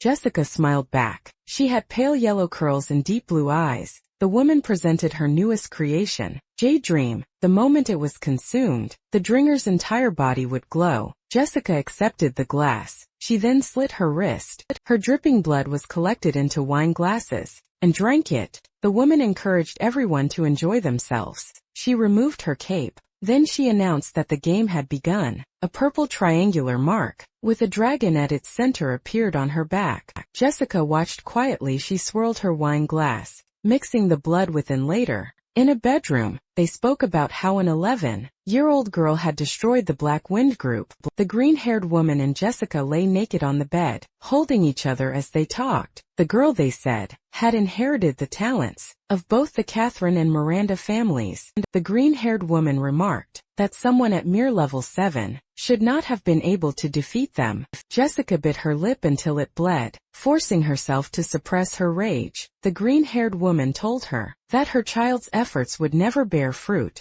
She knew exactly what Jessica wanted. She wanted Catherine and her daughter dead, so she could become the Baroness. Jessica admitted it and asked what she should do. The green-haired woman smiled. She placed a triangular mark on Jessica's body. She whispered that there was something beautiful about watching a young bud wither. The next day, Tishy informed her classmates that they would be doing more practical combat training. That morning, groans filled the room. Everyone looked exhausted, dark circles heavy under their eyes. One student complained that the pain from last night was so bad, they couldn't sleep at all. Another bluntly said that Shigert was a monster. Tishy nodded. She admitted it hurt, but said it was all for the sake of getting stronger. She encouraged everyone to push through and do their best. Someone was surprised when they learned that her entire body was aching too. A few students bragged that they felt perfectly fine. They took it as proof that their bodies were tougher than everyone else's. Kai proudly claimed that was obviously the case. He boasted that he was the strongest in the class. Sharp and Collins backed him up.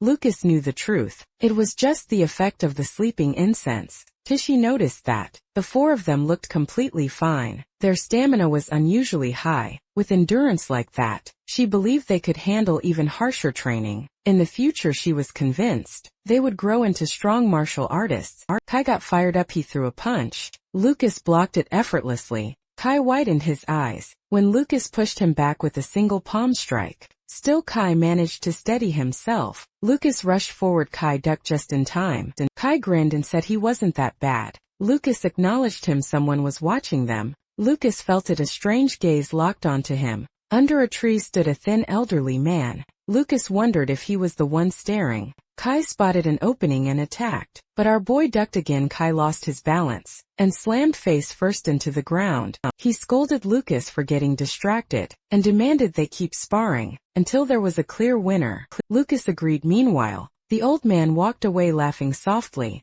Mina noticed him and called out, addressing him as Director Otani. She asked if he was heading back to the library and offered to escort him. He declined, saying he simply wanted to enjoy a peaceful walk. Director Otani found Lucas fascinating. He could tell the boy was hiding his true strength, and even he couldn't measure how deep it went. He made sure to remember Lucas's name. Several hours later, class finally ended. That afternoon, Shigeru taught them massage techniques. He said it was important, so everyone had to learn it. He demonstrated using Collins as the model, and Collins immediately let out a loud moan of relief. The effect was shocking. The soreness in everyone's muscles disappeared. Almost instantly, Lucas felt relieved. Just like that, everyone forgot how only the four of them had felt perfectly fine that morning. Now, he could focus on making progress at the new training ground, but first he needed materials. The magic material shop at Allen Magic Academy was famous, one of the top shops among the Empire's 3 great academies. It stocked rare items not available to the public.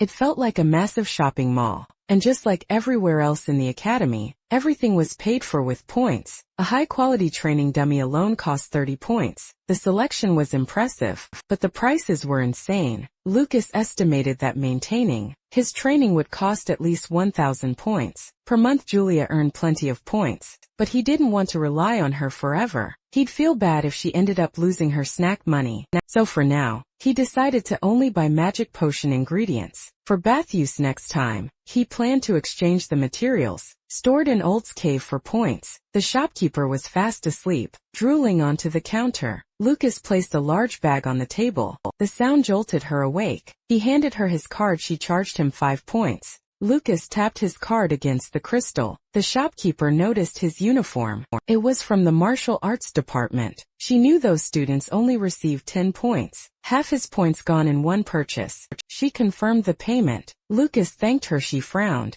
and asked if he could really use all of that. She warned him that wasting points would only lead to regret. Lucas calmly replied that he didn't think it would be enough and that he'd be back to buy more. That annoyed her. In her mind, there was no way a martial arts student without potion classes could use that much. With spending like that, she figured he had to be a noble. She muttered that this was exactly why she hated nobles. Lucas heard her. He said nothing. That night Lucas returned to the cave. He soaked in a small tub full of potions he just bought. Just because the potion was mixed into bath water didn't mean its effects vanished. Still, it felt like a waste to pour it all out afterward. But there was no way he'd make someone else drink his bath water. Suddenly something lurked behind him. It had large sharp teeth. Lucas stepped out of the tub. Feeling refreshed, he planned to gather some materials and exchange them for points. He didn't want to stand out too much, so he decided to stick with common level 2 materials.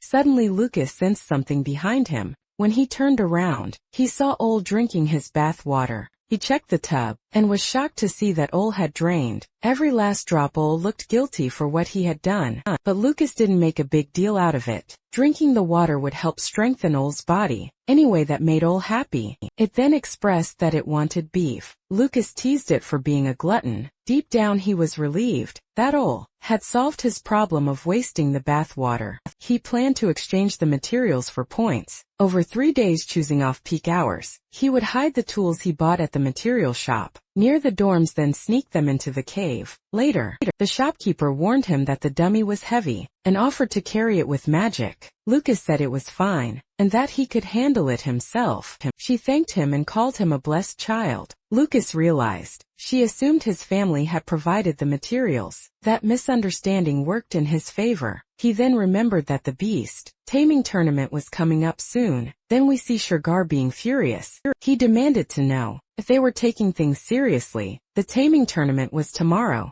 He warned them not to slack off just because they hated training. If they didn't want to work hard, they could drop out and go home. He corrected Sharp for lifting his leg too high, leaving himself wide open. Then it was Kai's turn. Sugar scolded him for throwing a weak punch. He said Kai wouldn't even beat a chick like that. Kai was stunned. He refused to believe it, insisting that he had beaten Lucas, Sharp and Collins before. They noticed that Sugar always struck Kai right between the eyes. Sugar then asked the 3 of them if they had really lost to Kai. They all answered yes. Collins and Sharp said it because they didn't want to get on Kai's bad side, while Lucas just wanted to avoid trouble. That only made Sugar sigh. In his mind, noble brats were nothing but a headache. He ordered Tishy to spar with Kai. Everyone stepped aside and watched. Kai declared that he wouldn't hold back. He was determined to prove that his skills made him more worthy of being class representative. Tishy smirked and told him to go ahead. Kai charged straight at her.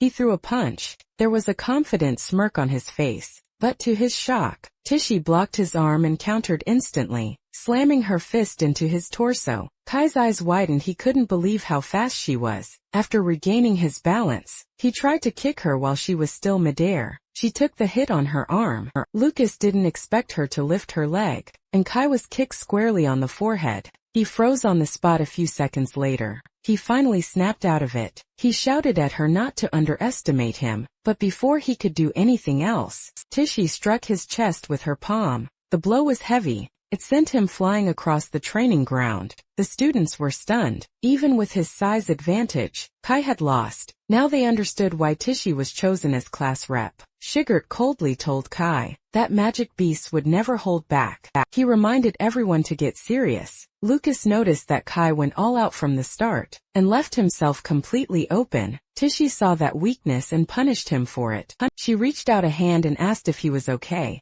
Sugar saw the anger boiling in Kai's eyes. He told everyone to listen carefully. He announced that every single one of them would tame at least one magic beast. Anyone who failed would be expelled from the martial arts department. Since it was the final stretch, he urged them to give everything they had. Until nightfall, Kai started whining to Lucas. Lucas told him bluntly that his defense was a disaster, but if he fixed his bad habits and learned to target his opponent's weaknesses, he'd be fine. Kai suddenly started blushing and shouted. That wasn't the issue. He confessed that he had fallen in love with Tichy. He said it was the first time a girl had ever sent him flying. Her moves were insanely cool. He even ran ahead, already thinking up names for their future kids. Lucas wondered if Kai was secretly a masochist. The next day, the instructor announced that the gate was opening. They were told to enter in an orderly manner. They stepped into the dome and were stunned by its massive size. It made them wonder just how many magic beasts were inside. Just thinking about terrifying monsters roaming around made Lucas nervous. A student from another department complained about sharing the venue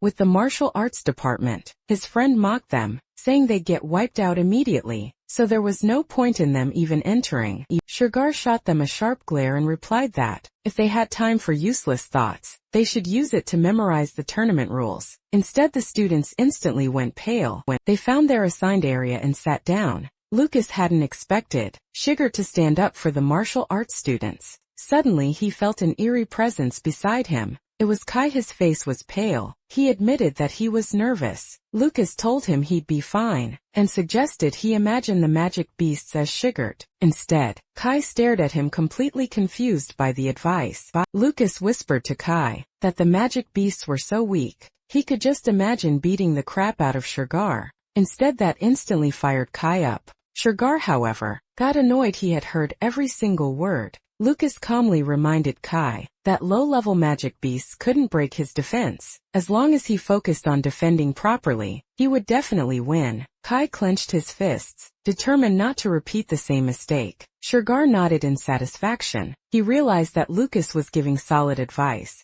They turned their attention to the screen, where a male instructor appeared. The instructor explained the rules. Taming 10 magic beasts would earn a perfect score. Killing a beast would result in point deductions. The time limit was 10 minutes. If a student was injured, they had to call for a teacher outside the barrier. He then announced the start of the tournament. The first group of competitors was called in. Julia entered. It was her first time inside a barrier space. She wondered how 50 magic beasts could fit inside such a small shack. Moments later, several beaver-like monsters appeared. Expecting the others to already be deep inside, Julia raised her staff. She locked onto a cute-looking magic beast. A bolt of lightning struck, hitting 2 beasts at once. The magic beasts used in the taming tournament had been coated with a special potion. Once a beast submitted, vibrant smoke would rise from its body. This allowed the teachers outside the barrier to monitor the situation using magic circles, track each student's progress, and assign scores.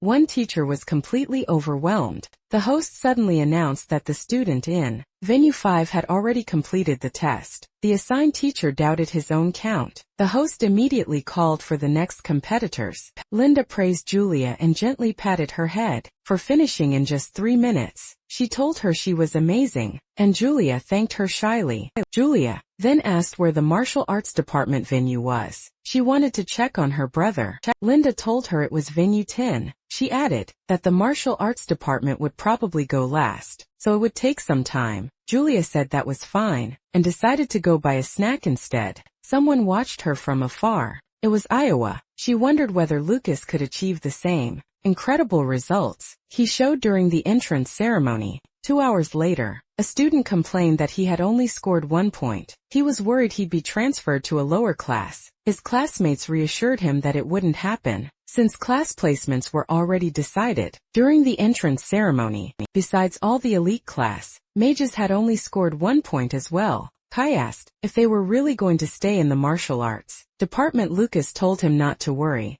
In terms of raw power, they weren't weaker than the mage classes at all. Sugar agreed. He told his students not to underestimate themselves. The reason no one had been injured so far was simple. Level 1 magic beasts couldn't hurt humans. In physical toughness and close combat, martial artists were stronger than low-level mages. He urged them to have confidence. The students felt awkward hearing him encourage them. Deep down, Sugar was growing increasingly irritated with those brats. Tichy spoke up, saying she had checked the situation herself. It was true no one had been injured yet. Most students were simply exhausted from running out of mana. She also gathered some important information. She explained that barriers were being used to restrict the beast's movement, for safety, preventing students from being surrounded. She advised them that if a fight seemed unwinnable, they should retreat and look for a weaker beast instead. As long as they managed their stamina and took it seriously, they could earn a good score.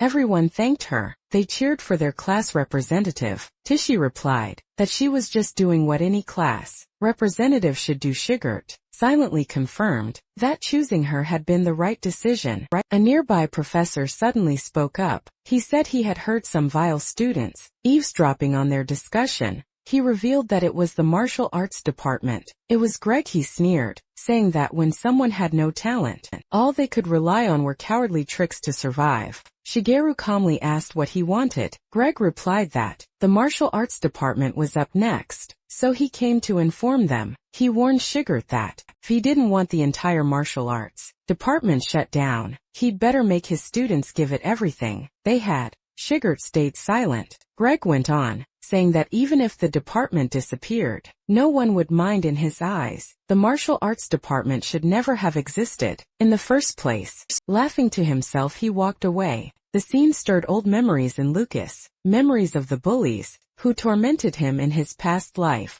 He stepped forward, since he had taken first place in his class. During the entrance ceremony, he assumed he would go first. Sigurd confirmed it, but also told him that if he felt nervous, he could let someone else take his place. Lucas shook his head. He said no. He intended to go in exactly as planned, and with this look on our MC's face, you guys know that shit's about to go down. Lucas was determined to earn a high score and shut up the jerks who looked down on the martial arts department. His classmates' morale shot up. Kai said he'd show everyone what they were made of. Sharp immediately agreed. Shigert noticed the change. Just moments ago they had been trembling with fear. Kai reminded Lucas not to forget what Lady Tichy had said. Tichy blinked in surprise at the title. Lucas quickly pointed out that his honorifics were wrong. Shigert could only sigh. They really were a bunch of simple-minded kids. 10 minutes later at Venue 10, Lucas was already running around inside the barrier. He noticed the presence of perception magic circles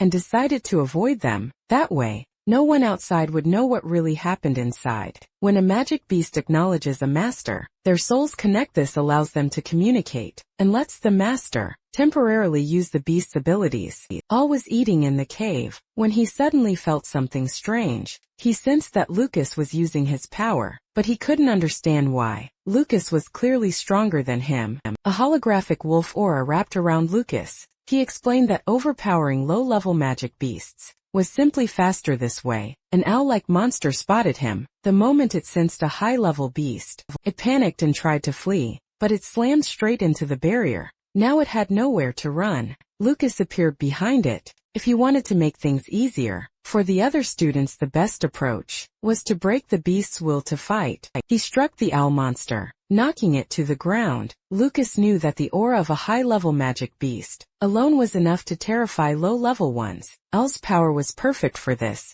A red mist rose from the beast's body. Lucas thanked it for submitting so easily. Still, until he tamed every beast in the venue, he couldn't let the potion smoke leak outside. The owl slowly regained consciousness. Lucas moved on to search for more beasts. He told it he'd see it later. The owl replied that it never wanted to see him again. On the scoreboard, Lucas still showed 0 points. Kai grew anxious. Half the time had already passed, yet Lucas was still at 0. Julia reassured him that everything would be fine. She had earned a perfect score herself, so she believed her brother could do the same. Greg scoffed. He assumed Lucas had no points, because he couldn't even defeat the weakest magic beast. He mocked it as the difference between martial artists and mages. Kai and the others were furious. Shigar stayed silent. Julia snapped back, yelling that he had no right to mock her brother. Even without magic, Lucas was incredible. Greg couldn't believe she was defending a martial artist. In his mind, she was just as blind as that teacher Linda.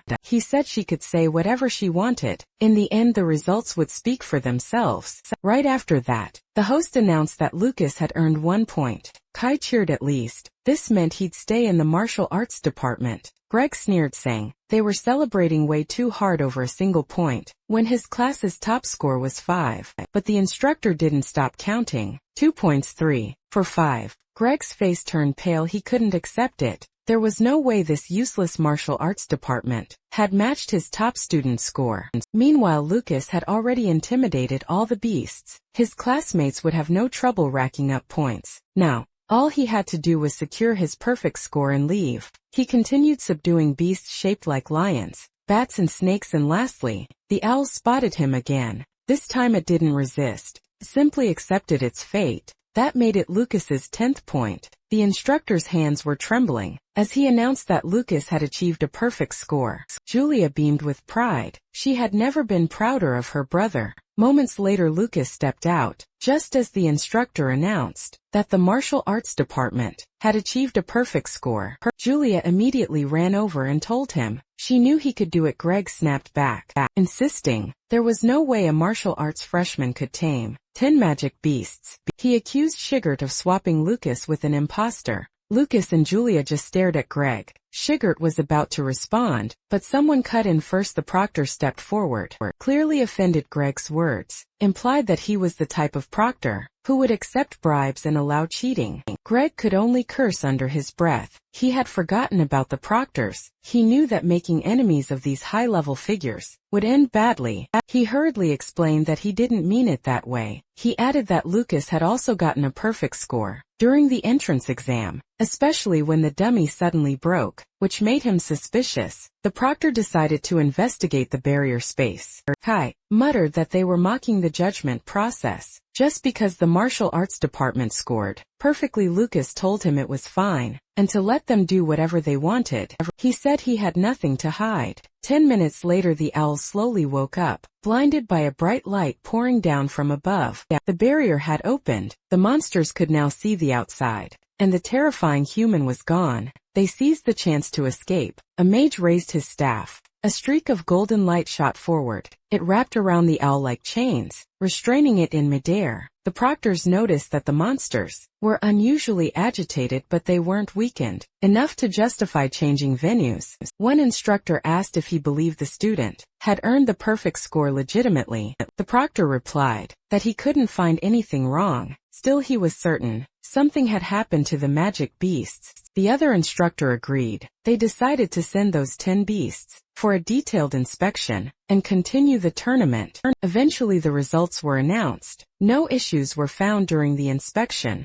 The next competitors were told to prepare. Lucas realized that although they found no problems, they still didn't believe in his abilities. He found that interesting, but the real surprise was only beginning. It was Tishy's turn. She was determined not to lose to Lucas. She chased after the wolf. The wolf sensed her presence, but it was too late. She had already landed several clean hits. If she couldn't force it to submit within 30 seconds, she planned to switch tactics and head straight for the gate. The wolf was already terrified of her. It recognized the same fur as that monster and immediately knew it was a companion. The thought that Lucas might be nearby only made it worse. Her fist was about to land, but she froze in surprise. The wolf suddenly curled into a ball. Trembling in fear, it even let out a weak whine. Tishy couldn't believe it. A level 3 dark wolf had submitted without a fight. She wondered if it was just a coincidence, or if something else was going on. The thought made her smile. Maybe the students in the martial arts department weren't as weak as everyone believed. She moved on to the next monster. It was already crying, tears streaming down its face as it cowered from her. That gave her 2 points. Her third target was a boar,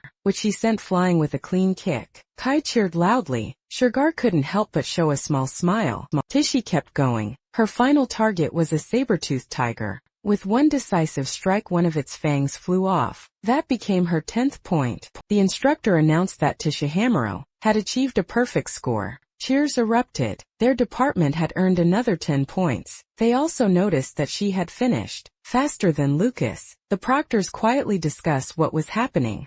first, they suspected something was wrong with the beasts. Again, so they sent them for detailed inspection. Tichy stepped out of the barrier feeling proud. She realized the tournament beasts weren't as terrifying as she once thought, and more importantly, she learned that being a martial artist didn't mean being weaker than a mage. Match 3 began. The bat was taken down instantly. Sharp Elto was thrilled. He scored a perfect 10. Match 4 was Collins's turn. Collins Decio also earned a perfect 10. The next match was Kai's. The poor tiger was scared stiff. Kai Taro scored another perfect 10. Lucas gave Kai a high five. As the tournament continued, the martial arts students kept stacking perfect scores, one after another, shooting straight to the top of every event. Shigert looked pleased. He took a long drink from his liquor bottle. Meanwhile, the detailed inspection found no problems with the magical beast or the barrier space. The headmaster knew the students' martial arts skills were impressive, but he couldn't understand why their scores were so unusually high.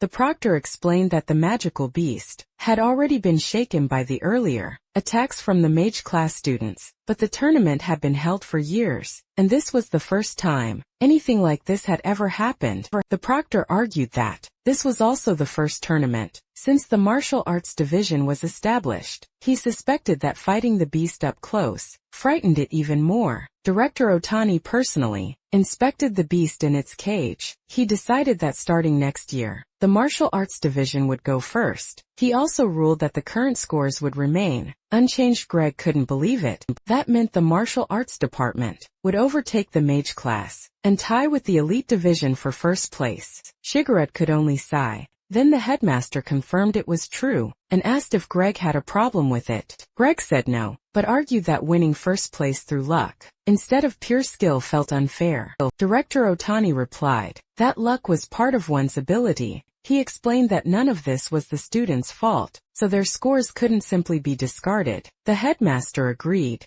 He ordered them to announce the results. Greg swallowed his anger, but his glare locked onto Shegert and Linda. He hoped Shegert was paying close attention. Director Otani and the headmaster remained in front of the beast. The headmaster told Director Otani that this was a serious issue, tied to the very survival of the martial arts department. Knowing Otani was a level 9 martial artist, he wanted him to investigate further. He suspected Otani already knew the truth. Director Otani replied that he couldn't share the details, but he assured him that nothing harmful was happening to the school. Deep down he decided to play along and pretend his abilities weren't special, just as Lucas wanted. Meanwhile, we see Kai was ecstatic about getting a perfect score. He wanted to tell his father immediately. He added that taming the magical beast wasn't nearly as difficult as everyone made it seem. Collins agreed, believing it was because they had grown much stronger since the entrance exams. Lucas said it was all thanks to Shiger's special training. He felt relieved that no one suspected him. They returned to their room. Kai asked what they planned to do with the 20 bonus points they would receive tomorrow. For placing first, Sharp said he was saving his. He even reminded Kai that Kai still owed him a meal. Collins added that Sharp needed to keep points ready for emergencies. Kai looked disappointed by their answers. He told them they should spend the points on high-grade materials for next month's Won't Cox combat training. Lucas asked what he meant. Kai explained that he was talking about the Allen Magic Academy's signature trial ground. The Allen Tower inside was a massive, illusory world filled with different races, like magical beasts, beastmen, giants and more. They would fight illusions, so there was no real danger, but the combat experience was real. It was set to give insane training against all kinds of opponents. From what Sharp knew, only 100 freshmen were allowed to enter. All 12 students from the elite class were guaranteed spots, so he doubted people like them could grab one of the remaining 88. Kai said he heard that participants were usually chosen based on taming tournament rankings. Since they all earned perfect scores, he was confident they would be selected. Sharp and Kai jumped to their feet at once. Kai asked where they were going. Collins told him they were heading to the material shop to buy training gear, just as Lucas expected. Every martial artist wanted to grow stronger. That alone justified his decision to let everyone score perfectly in the tournament. Kai grabbed Lucas's arm and invited him to come along to the material shop. But Lucas declined. He pulled out a pendant. He told Kai that he wanted to take a closer look at the pendant Sugar had given him earlier. Kai recognized it immediately. It was the reward given to the first 3 people who earned perfect scores. He knew that if Lucas had been even 1 spot lower, it would have gone to Tichy. Lucas replied that his only real talent was being lucky. Kai let out a quiet sigh. He decided to head to the shop to catch up with the others. Students were gathered around the scoreboard. It showed that every student from the martial arts department had earned a perfect score. Greg's student Lila was furious. They were supposed to take the top ranks for the 3rd year in a row and finally become the elite class. Her father had worked for 10 years to make that happen.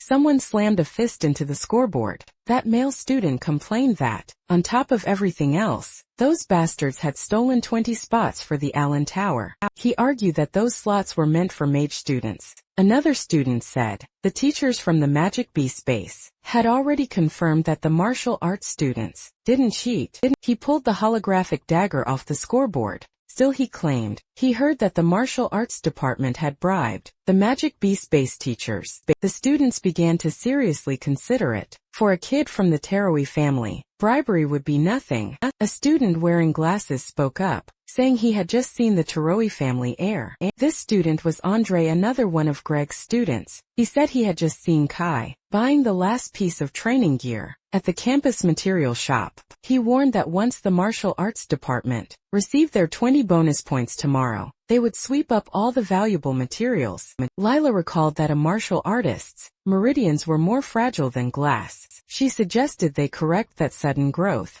A few hours later, someone threw a dagger aside. The students on the ground shouted, asking why they were suddenly being attacked. Sharp was slashed across the back. Colin saw the poison spreading and knew it needed treatment fast. He asked if they just wanted points and offered to give them up. Lila summoned vines and struck him, while Andre attacked Sharp's legs. The vines pierced Collins's chest, and Sharp's knees froze solid. Their screams echoed through the area. Lila, Andre, and the brown-haired student, who had smashed the scoreboard earlier, looked down at them. Lila told them to shut up, and said she didn't need their damn points. Sharp demanded to know why they were doing this. She told him her demand was simple. She wanted them to crawl back to the martial arts department like this, and tell their entire class that their lives were worth less than dirt. The sun had already set. A few hours later, Lucas and Kai went looking for them. Kai said those guys were usually late, coming back from their part-time jobs, so he didn't understand why Lucas looked so tense.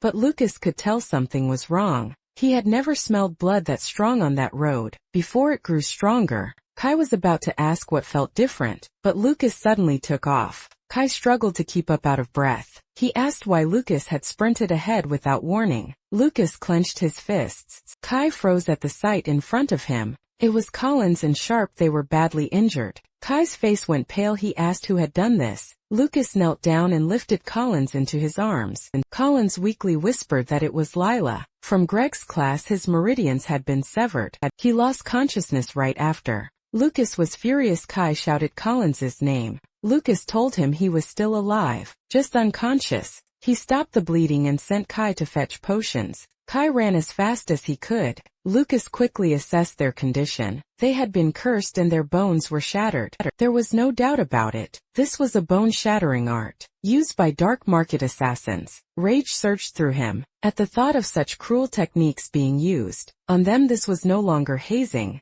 It was attempted murder. Sharp cried out for his mom and dad, muttering that it hurt. Lucas stayed by his side. He promised him that he would get revenge. Moments later, Tichy and Kai arrived. She was shocked that they had been attacked. Kai explained that they ran into Tichy on the way back. Lucas told her their lives were not in danger, but they would need a few days to recover. Kai finally relaxed. He said it was only possible because Lucas gave them first aid in time. He swore he would never forget what those bastards did. Tichy was furious as well. She planned to report everything to the student council. The next day, Kai said the teachers were brushing it off, so he doubted the student council would listen. Lucas said it didn't matter. Tichy froze when she saw his expression. He felt like a completely different person, not the calm and gentle Lucas she knew. Through clenched teeth, Lucas vowed to make them pay. The next day at the student council room, Theodore listened to their request. someone stated that they wanted to challenge the students from Greg's class to a duel. Lucas, Kai and Tichy stood before him. Lucas said that if they won,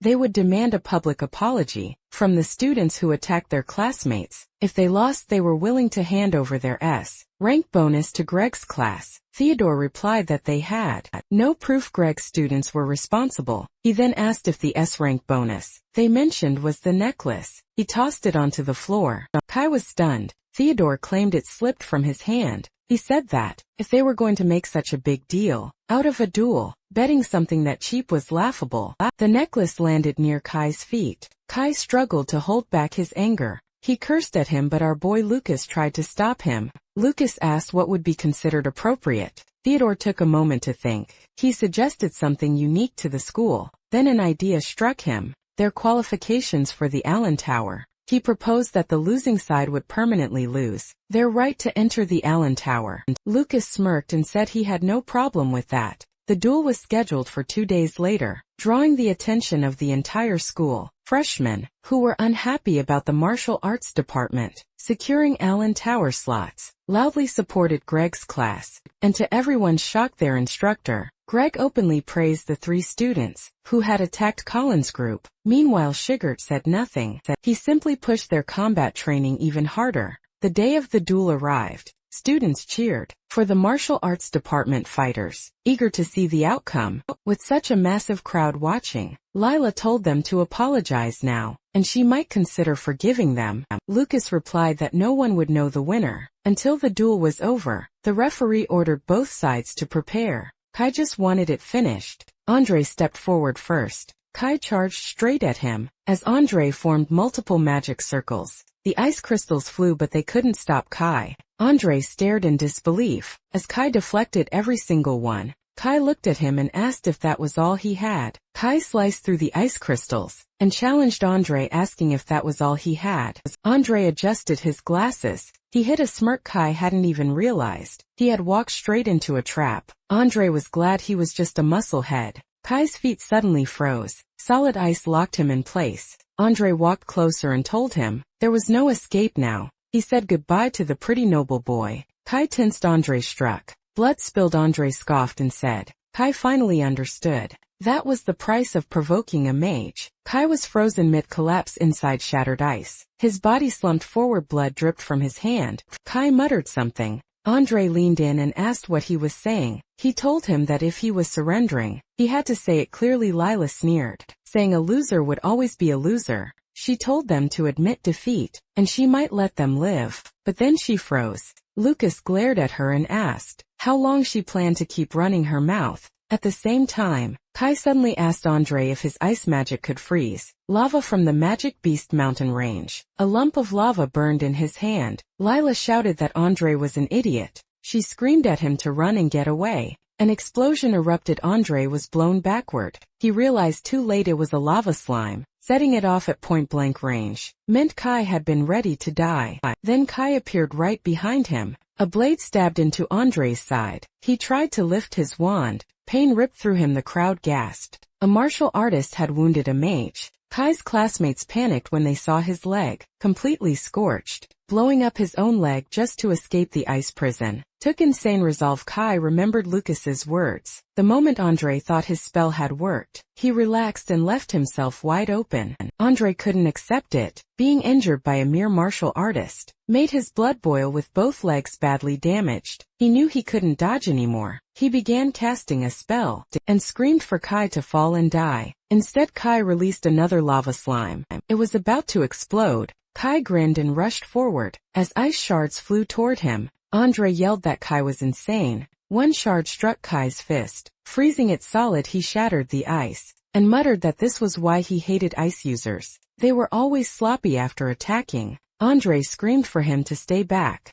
But then Kai slammed his fist into Andre's head, shattering his glasses. Andre spat blood. He rolled and crashed to the ground. He couldn't believe it. His ice shield had been broken by pure strength. He never thought the day would come when he'd lose to a martial artist. The host announced that the first match went to the martial arts department. Kai hurried over to Lucas, who tossed him a bottle of water. Kai asked if Lucas had seen everything. He bragged about how amazing he felt, and said he was in peak condition. What he didn't know was that Lucas had slipped a homemade, strength-enhancing potion into his breakfast that morning. The next challenger was Tishy. Kai wondered if she would be okay. Lucas said Tishy would be just fine. The crowd was confused by what they just seen. They assumed Andre must have gone easy on him, especially since he was from the Taro family. Tishy knew they won fair and square, so she couldn't understand why they refused to accept the result. She ducked low on purpose, barely avoiding the attack as it tore through the air. Above her the force still ripped past, kicking up dust and debris. Large vines burst out from the wall.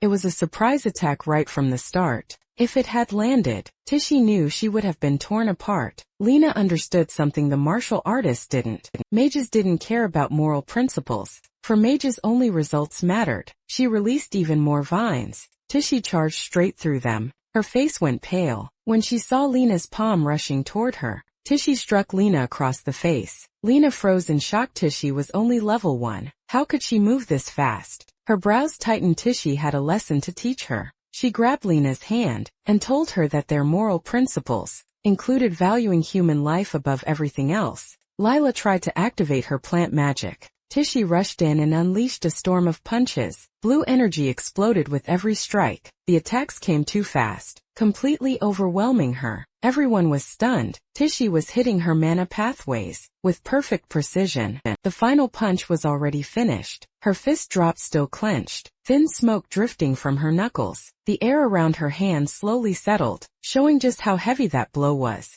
Lucas knew the fight was already over. He recognized Tishy's sharp perception. Lila was completely broken, every muscle screaming, her body barely able to move. Tishy warned her not to trample on a martial artist's pride, so casually the host announced that the second match winner was also from the martial arts department. When Lila lost consciousness, several needles slipped from her hand. A student council member gasped. She hadn't expected Lila to be hiding those. Mina demanded to know why Theodore allowed something so dangerous. Theodore brushed it off, telling her not to overreact. He claimed nothing bad was going to happen. One student shouted proudly about Tishy. He said Sugar knew exactly what he was doing when he chose her as class rep. They were finally proving wrong everyone who called them losers. Greg was furious. Their plan was to crush the martial arts department's morale and reclaim their Allen Tower slots. But now they were the ones being humiliated. The last bully still believed there was hope if he could use his technique one more time.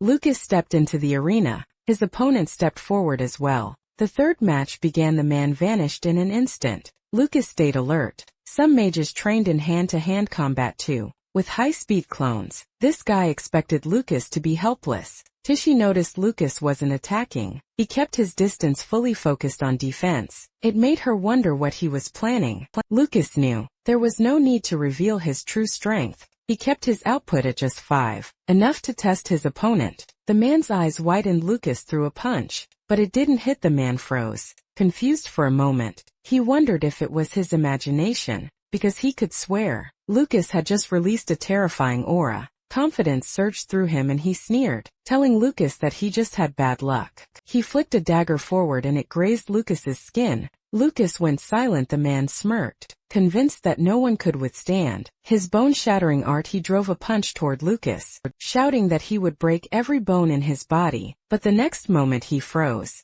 Lucas calmly asked if he really thought he could walk away unharmed. The man was baffled. His bone-shattering art wasn't working at all. Kai felt uneasy from where he stood. It looked like Lucas was in trouble. He wondered what the bully had done to him. The man began to panic. He tried to guess what kind of finishing move Lucas was hiding, then convinced himself it was all just a bluff. He declared it was over, and lunged in with a stabbing strike. Lucas caught his hand mid-attack and told him that was enough. Now it was his turn. Lucas struck the other student. The impact blasted a massive crater into the ground. Dust and debris exploded outward, making the power behind the hit unmistakable. He was stunned. A level 1 martial artist was releasing an aura like that. Lucas glared at him and said that no matter what happened next, he didn't need to worry about anyone seeing it. Then he asked if he was ready. The guy called out for his magic sword, but Lucas slammed him into the ground. The blade sliced into his own hand instead. He screamed in agony.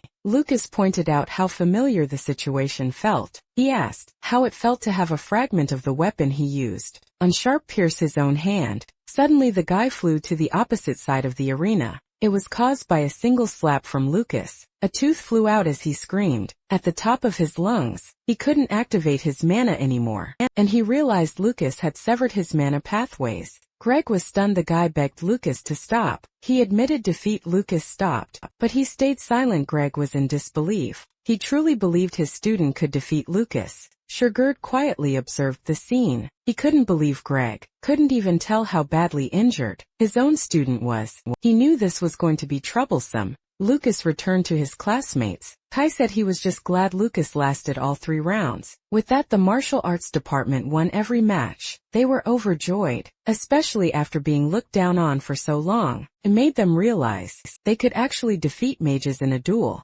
Fortunately, Tichy was alert and then suddenly shouted. She warned Lucas to look behind him. His opponent was about to stab him, but in the blink of an eye, Lucas vanished. He reappeared behind the guy and calmly said, "It took him long enough." He grabbed the back of his neck and squeezed. The guy felt as if something had been ripped out of his body. He had no idea what Lucas had done to him. Tears streamed down his face. Then he lost consciousness and collapsed, face first onto the ground. Lucas asked him if he'd ever thought about karma when he used his bone-shattering art. The host announced that Blake had admitted defeat, but attempted a sneak attack, which Lucas immediately countered. It was a complete victory for Lucas. Of the martial arts department, Iowa stood there dumbfounded. Julia asked her what was wrong. She recognized the technique, an advanced skill called meridian severance, recorded in ancient texts. No martial artist in the Empire had been able to use it for over 100 years. It made her question who Lucas truly was.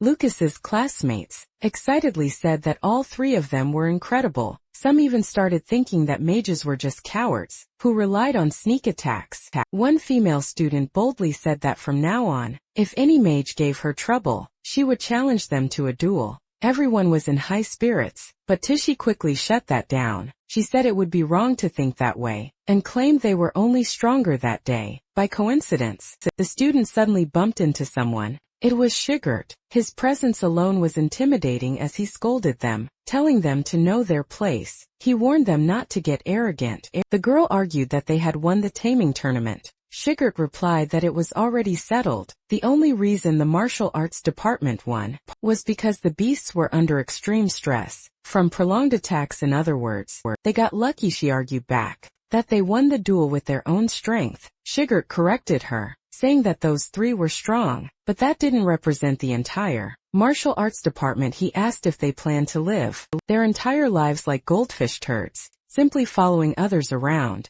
He added that if that was the case, what would they do when they were attacked and nearly killed for no reason, just like Collins and Sharp? He asked if they would really be fine with that. They couldn't even get revenge, let alone survive. He told them that if they were okay with that, they would never grow stronger, and if that was the case, they might as well quit the martial arts department as soon as possible. The word stung, but they also lit a fire in them. Instead of breaking their spirit, it pushed them to work harder. Deep down, Lucas agreed with the teacher. Martial artists should be proud of who they are, but without relentless training, their skills would never improve. A woman waited by a tree as Sigurd walked past. She stopped him and commented that he was starting to sound like a real homeroom teacher. He replied that he just didn't want them to end up like him. Then he asked if she needed something. It was Linda. She told him that the mana pathway rupture looked identical to damage caused by the ancient, forbidden art known as Meridian Crusher. Dark marks slowly appeared on Blake's hands. He trembled with rage, unable to accept what had been done to him that night. A carriage sped through the darkness. A man stepped out. He clenched his fist, barely holding back his rage. He stormed inside and slammed his hand on the table, demanding to know how a simple duel between new students could end like this. He accused the headmaster directly. His son's magic meridians were shattered. He'd never be able to use magic again. He demanded that the malicious perpetrator be severely punished. He insisted they take responsibility by disbanding the martial arts department. Someone suddenly smashed a bottle of. It was Sigurd. He calmly agreed that the malicious perpetrator should indeed be punished. He stated that the magic Blake and his two companions used during the duel perfectly matched the magic used on Sharp and Collins earlier. That alone was clear evidence that those three were responsible for severely injuring Academy students.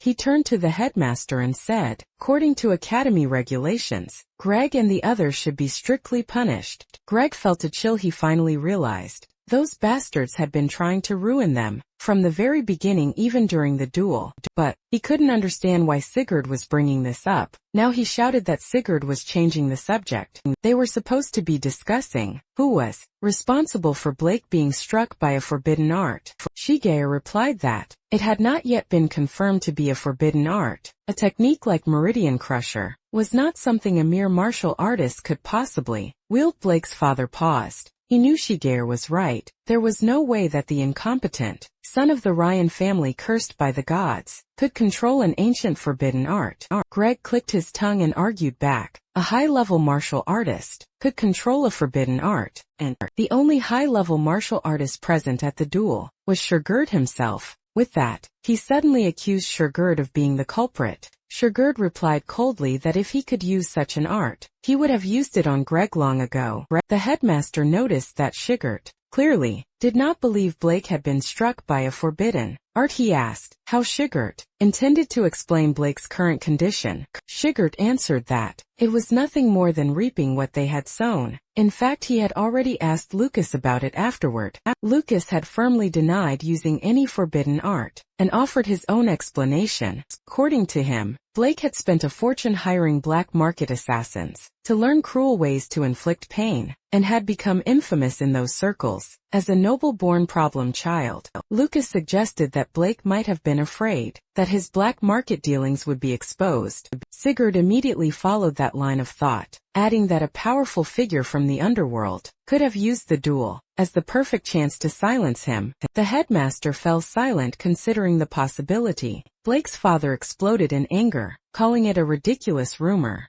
Greg pointed out that it was only speculation. Sigurd didn't deny it. He said it was speculation, but far more believable than the idea that a novice martial artist had used an ancient forbidden art. What mattered was this: someone capable of wielding forbidden techniques had clearly been present. He warned that recklessly making an enemy of such a figure would be disastrous. Meridian Crusher was a terrifying technique, one that could instantly cripple even a genius mage. Director Otani went to the library. He located the book he had been searching for. The dust on its cover had been wiped away, proof that someone had handled it recently. He flipped through the pages. The hand diagram inside looked familiar. It confirmed his suspicion, and a faint smile crossed his face. He continued reading. Meanwhile, at the hot spring in the Magic Beast Mountain Range, Lucas decided it was time to begin the final treatment for Alto and Decio. He uncorked a potion and poured it into the water where Collins and Sharp were soaking.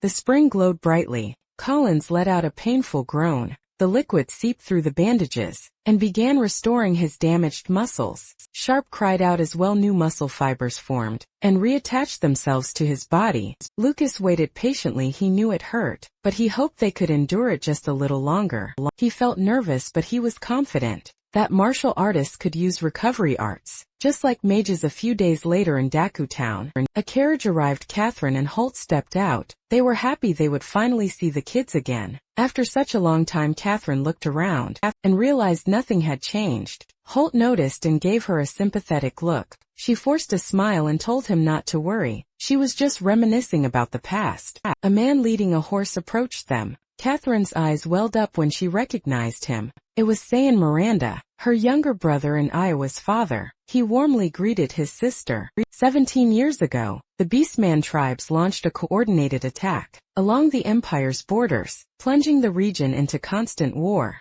They were massive bipedal beasts with sharp teeth, savage and terrifying. The people united to drive them back. After 3 days and nights of non-stop fighting, both sides were left utterly devastated. During that war, a brown-haired mage woman joined the battlefield. She was moments away from being struck down by a beast when a knight saved her. That was the moment Mage Catherine Miranda met the young commander of the Holt Knightly Order. Beginning their fateful encounter, Holt was covered in wounds, yet he smiled at her. Catherine stood frozen in shock. After facing death side by side, they swore to spend their lives together. But Duke Miranda opposed the marriage. He disowned her, and Catherine severed all ties with the Miranda family. Neither of them ever imagined that their children would later meet at Allen Magic Academy. Saint remarked on how quickly time had passed. He had heard that her children were exceptional. Their father even said that Julia reminded him of Catherine when she was young. Hearing that confirmed what Catherine had long suspected. Her father still acknowledged her children's existence.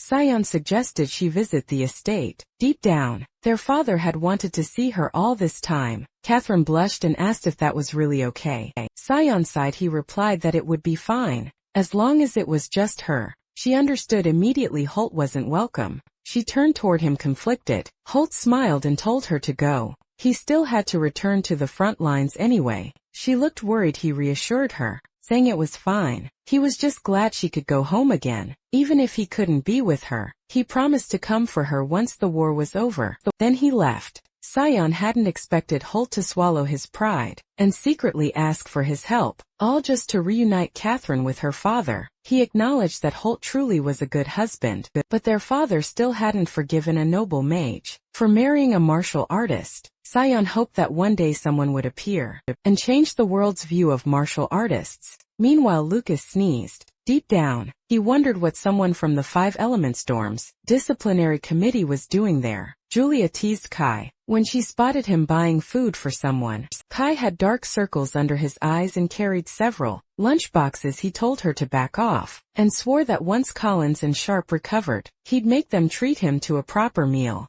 Lucas chuckled and said that was actually kind of sweet. As they walked past, other students whispered among themselves. They claimed the martial arts department only won because some random assassin had attacked Blake right before the duel. They laughed about how someone could get lucky 3 times in a row. Julia heard every word. A chilling shadow surged from her body. The gossiping students went pale. She scolded them sharply. Kai leaned toward Lucas and muttered that he was always watching, then headed off to eat with Tishy. Julia happily enjoyed her food. Lucas noticed the new hairpin in her hair. She explained that IWA had given it to her as a gift from the Miranda family. Lucas wasn't surprised, of course. They wanted to win over a magical prodigy like Julia and pull her into their circle. He told her that for their mother's sake, she should try to get along with IWA. Julia looked confused, not understanding what he meant. Kai noticed she was only eating cake and casually placed some meat on her plate. Thinking about her mother reminded Julia that she still needed to write a letter. She wanted to tell her that she had become the class representative. And just then a woman approached and congratulated her. It was Mina. Mina told her that she was destined to become one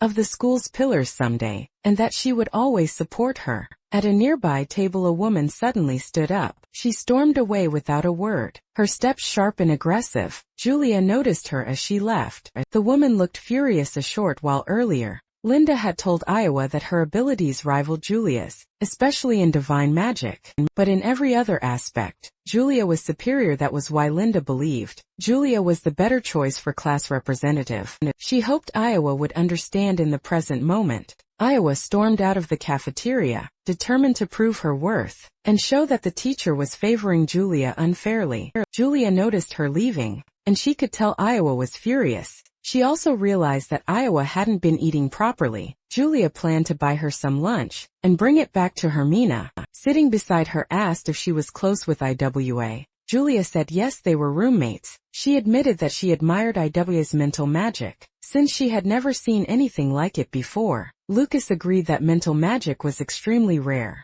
Mina looked like she had more to say. She pressed a finger against the table, forming a barrier around them. Lucas immediately noticed it was a mute magic circle, blocking all sound from escaping. Mina lowered her voice and said that being too smart often made people difficult to deal with. She then commented that Julia also had interesting wind magic. She was about to suggest something, but Julia wasn't listening. Her brother was busy piling meat onto her plate. Lucas stepped in, catching Mina's attention. He pointed out that it didn't seem like she came over just to chat. Mina noticed that Julia's brother was already on guard. Still, she believed that as long as Julia trusted her, a little interference didn't matter. She acknowledged Lucas's sharpness and decided to be straightforward. She explained that there had been a strange shift in the magic beast, the mountain range's ecosystem. The number of low-level magic beasts had dropped sharply. Even the magic-crested panther cubs that once roamed everywhere had disappeared. Lucas and Julia immediately thought of Almana. Continued. 3 days ago, an Imperial investigation team had discovered the lair of a high-level magic beast. Someone nearby dropped their spoon. Julia's face tensed with worry. Lucas cleared his throat and she froze, realizing what she was about to say out loud. Lucas calmly asked if Mina wanted to assign them a field mission. Then he asked about the difficulty level. Mina answered that it was worth 100 points. Lucas and Julia were stunned. Lucas replied that it would be a piece of cake for them. At the Miranda estate, Duke Miranda, head of the Miranda family, sat down to eat. He was dining with his children. Sion watched him quietly, thinking about how stubborn their father was. Catherine's room was kept perfectly clean, yet she was still being made to stay in the guest quarters. He also noticed that his sister hadn't taken a single bite of her food. The atmosphere felt like a wake. Duke Miranda finally broke the silence by calling Catherine's name. He spoke about Julia, saying she had the potential to become a sainted archmage. He was willing to acknowledge her as his granddaughter. Catherine thanked him, then mentioned Lucas. She said he was an excellent martial artist who had achieved a perfect score in the exam, but the Duke dismissed it outright. He said he didn't care how exceptional a martial artist was. To him, they were worthless. He made his stance clear. What the Miranda family sought were only those with the talent to become sainted archmages, just as Catherine expected. Her father's prejudice against martial artists hadn't changed at all at that moment. The butler knocked. He informed Duke Miranda that the investigation team sent to the Magic Beast mountain range had reported new findings. Catherine and Sion both tensed. They were alarmed that he had suddenly begun investigating the Magic Beast mountain range. The Duke read the letter handed to him. It reported the discovery of a new region beneath the lair with an unknown danger level. Sion asked if something serious had happened there. Catherine immediately followed up, worried about whether the students at the nearby Ellen Magic Academy were in danger. The Duke replied that the academy had its own teachers, and he also had subordinates stationed nearby. As long as the students stayed on campus, there shouldn't be any danger. He advised her to wait until the matter was fully resolved before visiting the children. Catherine nodded and agreed. Back to the academy, Mina found out that to take on the mission, they needed at least 5 people, and one of them had to be a student council member. She grew furious when she checked the mission details. Yesterday there had been no such requirement. The student receptionist apologized and explained that there had been an incident in a mountain cave, so the student council president had changed the conditions. Mina clenched her fists. She knew Theodore had done it on purpose, fully aware that she wouldn't be able to gather enough people. Lucas couldn't help but wonder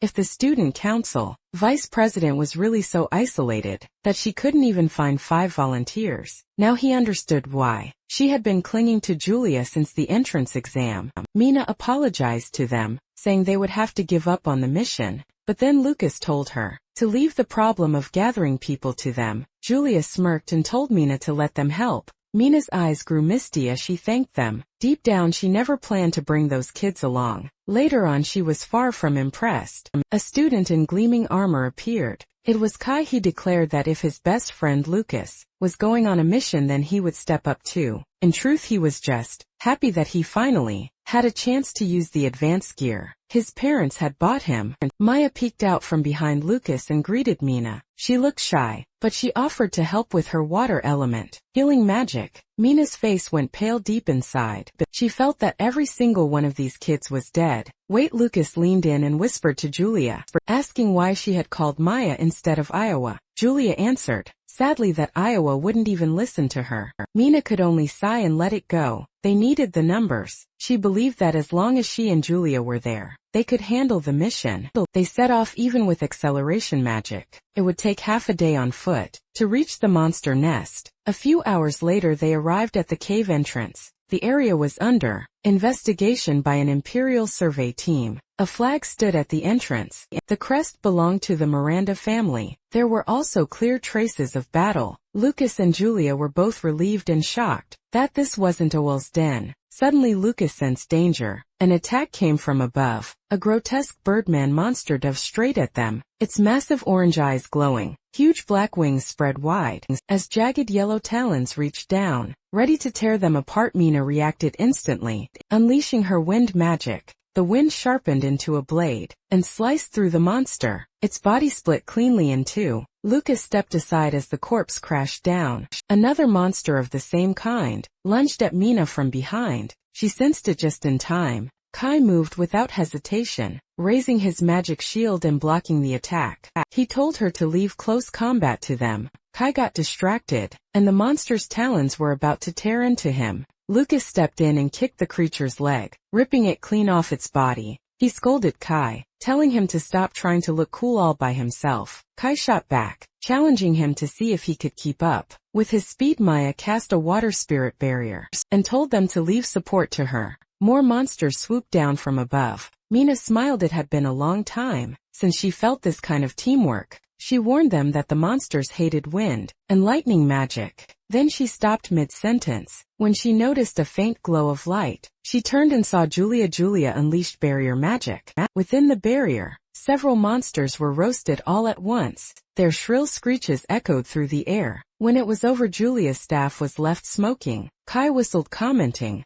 that her lightning magic was just as insanely powerful as ever. Mina stood frozen. Julia glanced at her. "Did you say something just now?" Mina shook her head and replied that it was nothing. Deep down she realized she had seriously underestimated this prodigy's true strength. Moments later, Maya used her water healing magic on Kai. He stared in awe as his wounds healed instantly, and called her a goddess. Deep down, she thought he was exaggerating, but if Lucas were the one to say it, just imagining that made her cheeks turn red. She started acting strangely, and Lucas noticed after that. They entered the cave. It was massive. Mina conjured a small light. Julia was impressed. She hadn't expected the space to grow even larger. The deeper they went, Kai pointed out another passage. It was wide enough for a small army to march through. Lucas said the cave wasn't naturally formed. It looked artificially dug out. He warned that there might be monsters underground. Mina added that the deeper they went, the more dangerous it would become.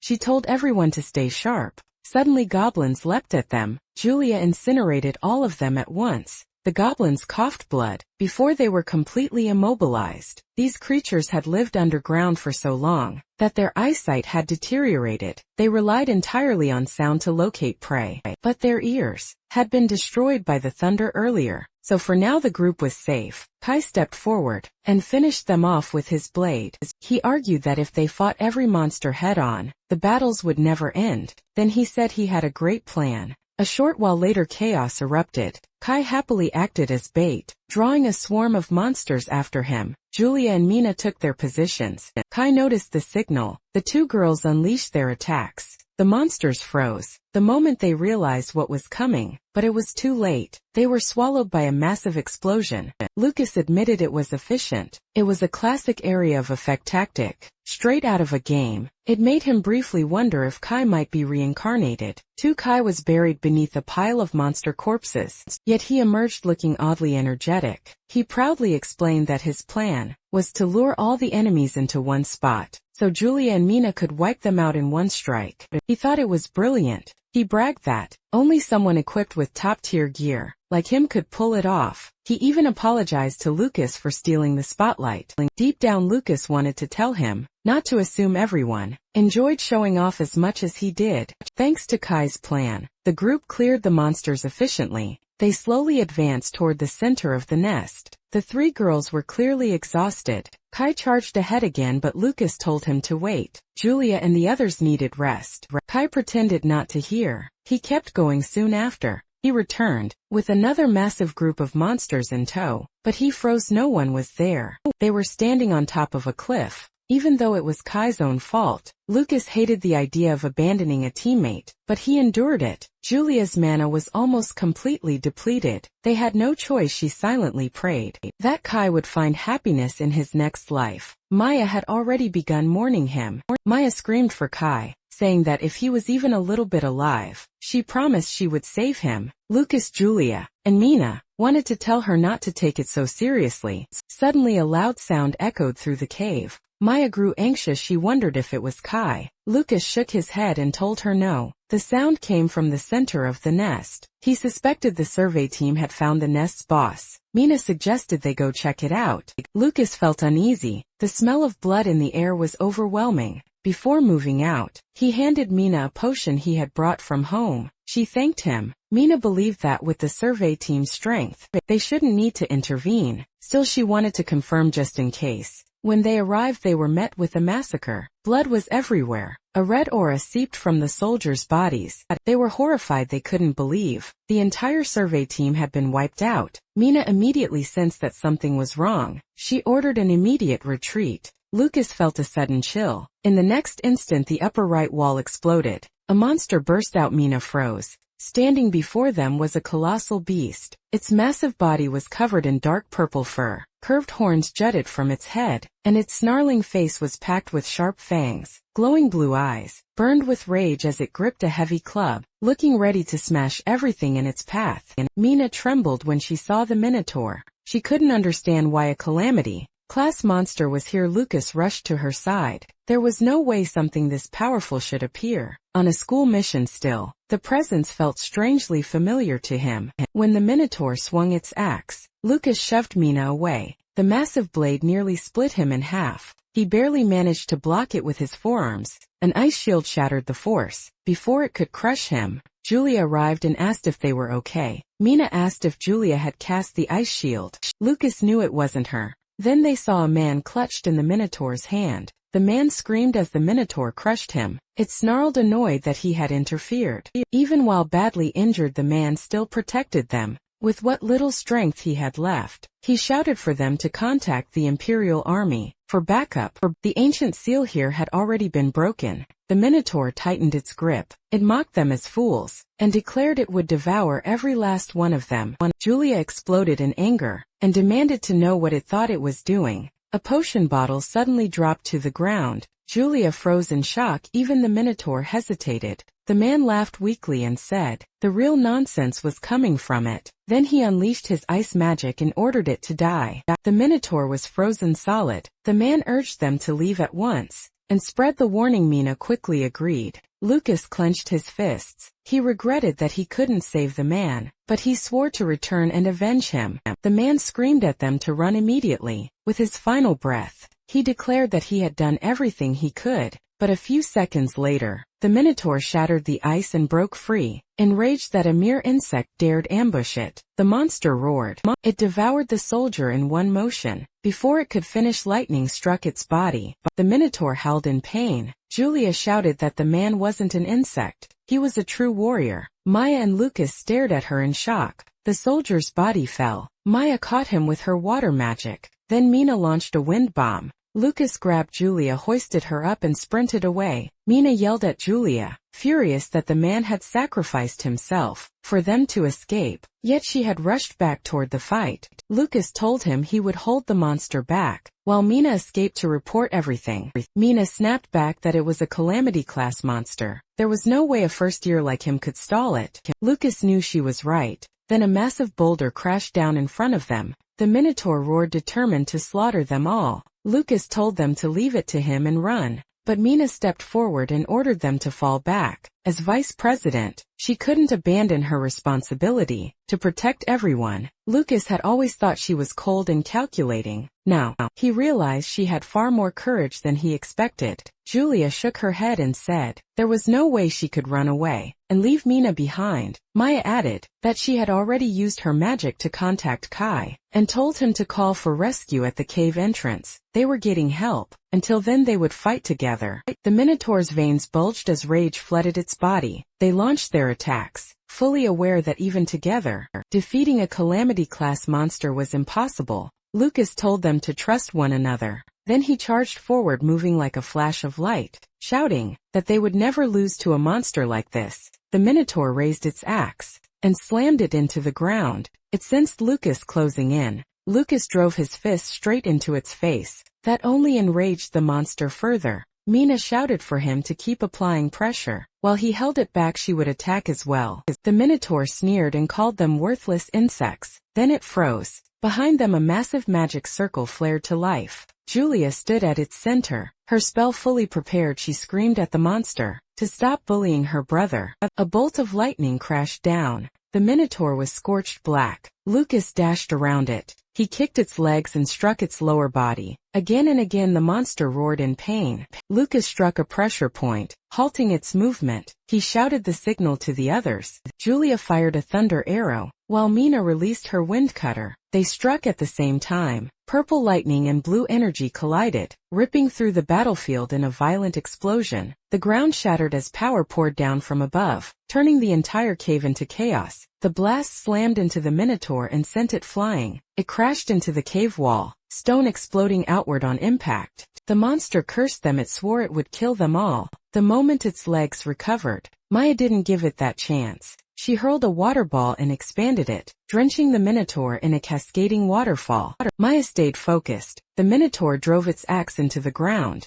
It prepared to charge. Its legs had already healed. It laughed, claiming that a little water wouldn't harm it at all. It locked onto Maya and vowed to eat her alive. Julia coldly asked what it thought would happen when a creature soaked in water was struck by lightning. After killing so many soldiers, it would pay with its life. She unleashed multiple layers of lightning at once, each strike stacked on the last, tearing through the core ground. In a violent cascade of crackling, purple energy, the lightning ripped through the Minotaur, forcing a raw, agonized scream from its throat. Lucas finally understood. The water had been used to amplify the lightning. That was the end. The Minotaur collapsed onto its back, completely still. Lucas watched Julia from a distance. For her to devise a strategy like that under pressure proved it she truly was a top student. He hardened his hand with his power and lunged, aiming straight for the Minotaur's heart. Mina noticed a faint red glow flicker across its body. A strange aura began leaking from the Minotaur. Lucas was caught completely off guard. An overwhelming pressure crashed down on him. His strike stopped short. A mark flared to life on the Minotaur's chest, blocking the blow before he could react. His hand was seized. The Minotaur slowly raised its head and curled its lips into a sinister smile. At the same time, outside the cave, Kai suddenly froze. He felt the ground tremble beneath his feet. Realizing something was wrong, he sprinted off to call for reinforcements at once. All he could do now was pray that everyone inside could hold on. The Minotaur reared back, its body twisting as red energy tore through its chest. The impact was violent, that Lucas was flung high into the air. Above it he was sent flying, eyes wide, as a red-black force slammed straight into him. He crashed into the ground at full speed, the impact exploding outward in a brutal shockwave. Dust, blood and debris blasted into the air, showing just how savagely he had been thrown. The monster loomed above him, pouring down crushing red energy like deadly rain. Lucas stared up from the ground, muscles locked as the pressure closed in. Blood ran from his ear. He couldn't believe it. He was injured just from sensing its aura. That thing had grown absurdly powerful. He forced himself to check on everyone. Mina managed to raise a mute magic circle, but it shattered almost instantly. Blood streamed from her eyes and ears. She collapsed soon after, along with Maya and Julia. Seeing them like that, rage flooded Lucas's chest. Golden energy wrapped around him. As he pushed himself up, lightning-like arcs spiraling from his body, he planted his feet, clearly gathering power for a counterattack. The monster threw its head back and roared, its black body writhing, as red energy leaked and pulsed across its surface. Lucas charged at the speed of light, and met the Minotaur's fist head-on. He came crashing down from above, his punch wrapped in blazing golden energy, smashing straight into the monster's body, and driving the force deep inside. He swore he would kill it. The monster was caught completely off guard. Lucas's follow-up punches shattered its arm into pieces. Blood sprayed from its shoulder. As Lucas prepared to strike again, he moved instantly, aiming for the other arm. The Minotaur swung back at him. Lucas realized something was wrong. It didn't seem to feel pain at all. What he saw next made his heart sink. Red mist swirled around the severed side of the monster. The arm was regenerating. In moments it returned to its original state, strong enough to swing the axe. Like nothing had happened, Lucas leapt back as the monster brought its weapon down. Just the wind pressure made him cough up blood. The monster looked irritated, clearly frustrated by how much damage Lucas had dealt. Earlier the Minotaur admitted his strength, saying the blood of a powerful one made its heart race. The punch landed and detonated, erupting into a violent explosion. The ground burst upward in jagged shards. As the impact swallowed everything at the center, the shockwave tore through the cave, flinging Lucas away. As the walls cracked and debris filled the air, Lucas ran along the walls, forcing himself back into the fight. The monster shot forward in a blur, red energy streaming from its eyes. Like streaks of light, it moved so fast its body nearly smeared into shadow, closing the distance in an instant. It grabbed its axe and swung at Lucas. The ground ripped apart violently. As the impact tore through it, rocks and debris blasted into the air, showing just how destructive the clash had become. The force of it made the ceiling collapse. The situation turned dire. The falling rocks were crashing toward everyone. Lucas moved instantly. As the rocks were about to crush the girls, one massive slab was inches from Julia's face. Lucas arrived just in time and punched straight through. Debris exploded in all directions. Relief washed over him when he saw the three of them were safe. Then his eyes widened as he sensed an overwhelming power pouring out of the Minotaur. It opened its mouth and unleashed a beam. The sound-based attack was terrifyingly powerful. Lucas struggled to defend himself. The roar echoed off the collapsed cave walls, amplifying its force. Smoke flooded the area, destroying visibility. Lucas coughed up blood, and in that brief moment of weakness, the Minotaur seized its chance and swung the axe at him. Blood dripped from the axe. The Minotaur froze. When its strike failed to break through, it sneered and said, using Aura's defense was a clever trick. It mocked Lucas, telling him to stop his pointless resistance. It claimed that he and the little girls behind him would all die there. It roared and Lucas's golden aura flared even stronger. Lucas forced the axe downward, shocking the Minotaur. Then he warned it to say those words. Only after it defeated him, the Minotaur was stunned by his sudden movement. Lucas ripped the axe from its grip. He warned the beast that as long as he was alive, it would never lay a single finger on Julia, or the others. The Minotaur snapped its head around. In that instant the axe slammed straight into its face. The Minotaur groaned in pain. Lucas seized the horn that broke off, and slashed it across the monster's body. It could only groan again. Lucas tossed the horn aside and stepped back. Then he turned around, and drove a punch straight into its gut. The Minotaur grew furious. It grabbed Lucas by the legs, and slammed him into the ground. It struck him again and again, then hurled him away. The Minotaur suddenly froze. It had lost another limb. Lucas stood there holding its torn-off arm. Red lines crawled across his body. The arm regenerated once more. The monster charged, but RMC was prepared for it. Lucas met its fist with his own. The collision blasted debris everywhere. The Minotaur acknowledged his strength, saying this was how a warrior should fight. It urged Lucas to keep attacking. It was briefly startled when Lucas leapt into the air. Lucas was resolved to kill. Red symbols flooded the darkness, as violent power surged inward, swallowing everything at the center. His eyes burned with madness, as if something inside him had completely snapped. A massive pillar of red erupted, as Lucas punched the Minotaur, making it roar in agony. The power smashed into the ground, like a blood-red judgment,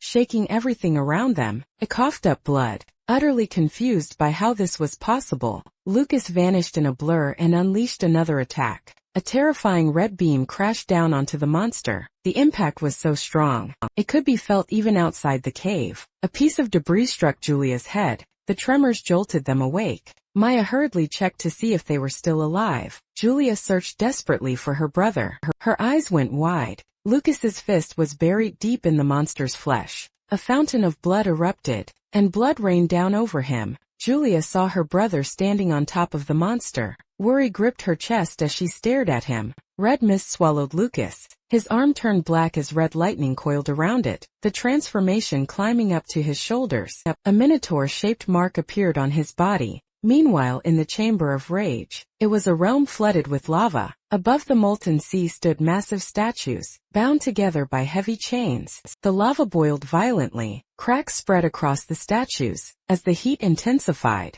a hand suddenly rose from the lava. The creature fully emerged, its silhouette, revealing massive wings and towering horns. It was a colossal bull-like demon, its body packed with thick corded muscles, dark red skin split apart by glowing cracks of heat, massive curved horns, a fanged gaping maw and blazing crimson eyes. Flames and embers rolled endlessly from its body, like a living furnace born from pure wrath. It laughed, pleased to finally return to this filthy, defiled world. It called out to the war god. This being was Varsaba, the demon lord of wrath. He swore to tear the war god apart limb by limb. A woman sat calmly on one of the chains. She had green hair, and a green snake coiled lazily around her arm. She was Varshita, the demon lord of jealousy. She told him that he had awakened, because of the rage of the key they had chosen. He scoffed. He asked whether that vessel truly had potential. As he settled onto a throne, she scoffed back. The surface of the lava shifted,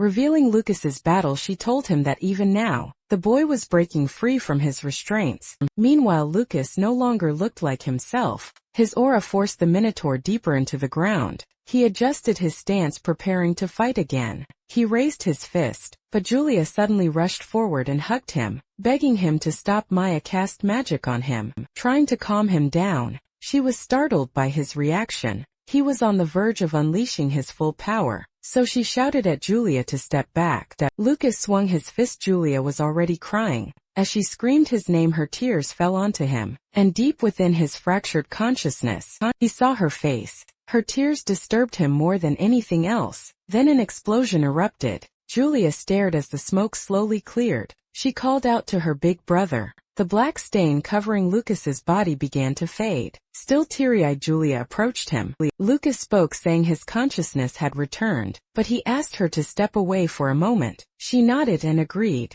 He took a deep breath. Golden aura flooded his entire body. Even his eyes glowed with gold. The golden aura shot up to the ceiling. The mark on his back slowly began to fade. Maya approached him. Julia ran straight to him, asking if he was okay. Lucas smiled faintly and told her he was fine. She broke down crying. As she yelled that he had scared her terribly, Lucas apologized and promised her that he would never let something like that happen again. Just then, a message came through from Kai. He had already brought reinforcements, and was on his way far away. Varsaba was left speechless. Varshita calmly told him there was no need to rush. The key still needed to pass several trials. One of those trials, she said, was losing one's family, and her gaze settled on Julia. The scene then shifted. When someone was shaking Lucas awake, he wondered who it was. When he opened his eyes, he saw his father, his mother, and Julia. Julia's face lit up the moment she saw him wake. He sat up and asked where he was.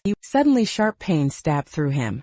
Before he realized it, he swung his fist at them. Lucas froze. His body was moving on its own again. Panic flooded him as he called out to his father, his mother, and Julia. Someone groaned and shouted, "What the hell?" Lucas jolted awake. He was at the Allen Magic Academy. Apparently he had punched Kai in his sleep. Kai yelled at him, complaining that he just got beaten up. While already injured, Lucas immediately apologized. Kai stormed off, muttering about how much it hurt. Lucas lay back, confused by the dream. He suspected the strange power from the cave was affecting him. The feeling was familiar. It reminded him of when the dead bandit had turned into a monster. He thought about how he lost control again, and this time when Julia and Maya tried to stop him, he had already lost his sanity. When he fought the Minotaur, that power had clearly been eroding his consciousness. All he remembered was pure anger. That realization unsettled him. Maybe his mind had been corrupted, because he let anger take control. But could he really suppress his anger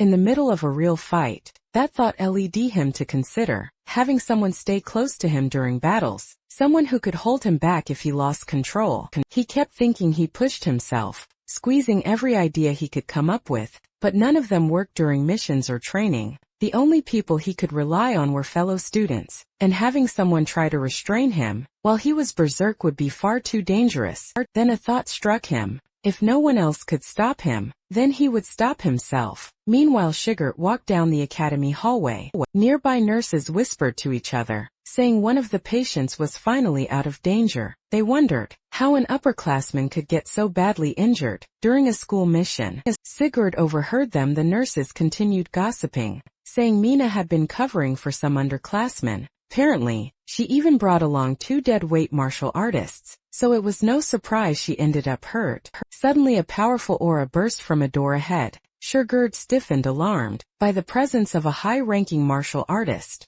The nurses gasped, confused as a strong wind swept through the hallway. Even though all the windows were closed, Sigurd vanished without a trace, leaving only his liquor bottle behind on the floor. Back to RMC, Lucas stayed focused on his aura. By the time he relaxed, he looked completely drained. Still, he felt relieved his clone technique had worked. He examined it carefully. According to an old book he had read in the library, a clone could possess, at most, half of the original strength. If he created 3 clones, that power would be split evenly. Each one would only have 1/6 of his full strength. He dismissed the clone. It was too weak to restrain him if he went berserk. At best they could buy him enough time to escape. Suddenly he sensed someone nearby. Professor Sigurd. Sigurd spoke calmly, saying that from the entrance exam to the training tournament, and even the magical beast mission, strange incidents always seemed to follow Lucas. Then he asked him bluntly, what was he really and why had he come to their school?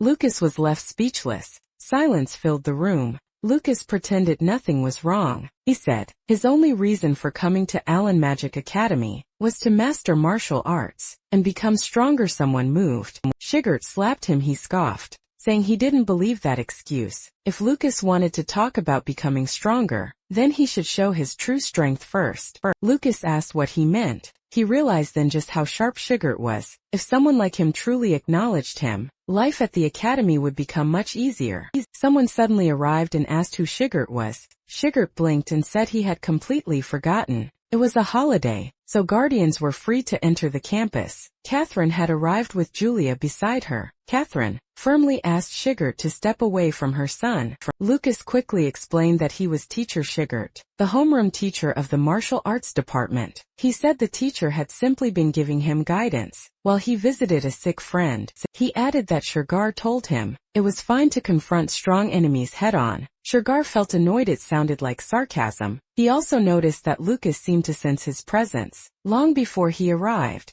Catherine nodded in understanding. She knew it was Sigurd's day off and expected him to be resting instead. Sigurd understood the message. She was telling him to leave. He sighed since Lucas hadn't caused any serious trouble, and as long as he remained his homeroom teacher, Sigurd would make sure he didn't cause any in the future either. With that he excused himself. Then Catherine gently told Lucas not to be stubborn and anger his teacher. She then explained that, while they were trapped in the dungeon, she had stayed at the Miranda residence and waited until everything settled. She wanted to see them as soon as possible. Julia was shocked. She hadn't realized her mother had been nearby for days. Julia's eyes welled up as she said she wanted to see her sooner too. She started pouting and throwing a small tantrum, telling Lucas to do something. Lucas asked if their father was with her. Catherine shook her head. She said the front lines weren't going well, so he sent her to the Mirandas for safety before returning to the war. Lucas understood the Miranda family accepted his mother, but they still refused to acknowledge his father. Truly a stubborn family of wizards. Catherine then smiled and said she had a gift from their father. She congratulated Lucas for taking first place in the entrance exam. Lucas was stunned. She revealed the gift. The Ryan family's treasured holy sword. It had been damaged decades ago during the war against the Beastmen army and was too difficult to fully repair. Even so, it remained a priceless family heirloom. She told him that his father had high hopes for him. Lucas stared in awe. He promised that he would not disappoint him. Julia crossed her arms, muttering that he was so lucky. Catherine noticed her reaction. She sighed, then burst out laughing. Julia looked confused as both Catherine and Lucas laughed together. Lucas patted Julia's head and told her that their mother loved her the most. Catherine smiled and said she had a present for her too. She handed Julia beast-shaped candy, and on top of that she had baked sweets just for her. Julia immediately started drooling. She jumped in excitement and screamed, "I love you," as she hugged her tightly. Then she happily started eating the sweets. After that, Catherine remembered something. She said they needed to deliver an item to Jeremy later. Apparently their father had prepared a beast core as a gift for him since Jessica wasn't around today. Catherine was holding on to it for now. Julia frowned. She didn't like Jeremy, but she still agreed to give it to him. Catherine praised her for being such a good girl. Julia puffed out her chest, looking extremely proud at the boys' dormitory. Jeremy was informed that he had a visitor. He went out and met Julia. Several students nearby noticed them and immediately started gossiping. They recognized Julia and grew curious about why she had come to see him. One of them overheard her introducing herself as his sister. They were stunned. They couldn't believe a genius like her was related to him. When Jeremy returned, one of his classmates joked that he should bring Julia along on missions. Someday. Jeremy slapped his hand away. Then he pointed vines at him in warning. The others were confused by his reaction. Jeremy felt bitter inside. His parents had never come to visit him, and now Lucas had been given a holy sword just for placing first in the entrance exam. To Jeremy, Lucas was nothing but trash. So, he couldn't understand why everyone adored him so much. His jealousy twisted into hatred, and in his heart, he swore to take everything back from him. A few hours later, Catherine waved goodbye to them. The warm reunion passed in the blink of an eye, and their mother returned to the Miranda estate. However, she will be staying in Dakutown for a while. Even if they couldn't meet every day, just knowing their mother was nearby made both Lucas and Julia happy. As for Mina, who had suffered severe injuries, Lucas refined a new medicinal pill for her. When it was presented as a gift from the Miranda family, even its unbelievable effects were accepted without question. Everyone simply regarded it as another miracle of noble magic medicine. Mina herself was deeply impressed. Half a month passed in no time. They gathered at the Allen Tower. Everyone stared in awe. Kai commented that it was no surprise. It was called the symbol of the school, since it shone just like him. Lucas said their reaction was a bit exaggerated, considering they had already seen the tower. Since enrolling, the three of them laughed it off. Someone suddenly cleared their throat. All three stiffened. Sugar told them to quiet down. He hadn't brought them there for fun. He ordered everyone to sit in their assigned seats. Some students were clearly unhappy that so many from the martial arts department had shown up. They whispered among themselves, mocking that only a few martial artists had any real skill yet. They were dreaming far beyond their status. Kai clenched his fists. He could hear them belittling the martial arts department again. Lucas quietly told him to calm down. Ever since the Allen Tower was announced, the martial arts department had become an obvious target to the other students. They were just people who had luckily secured 20 entry slots. Some first-year magic instructors had even protested to the principal, claiming that martial artists were useless to the empire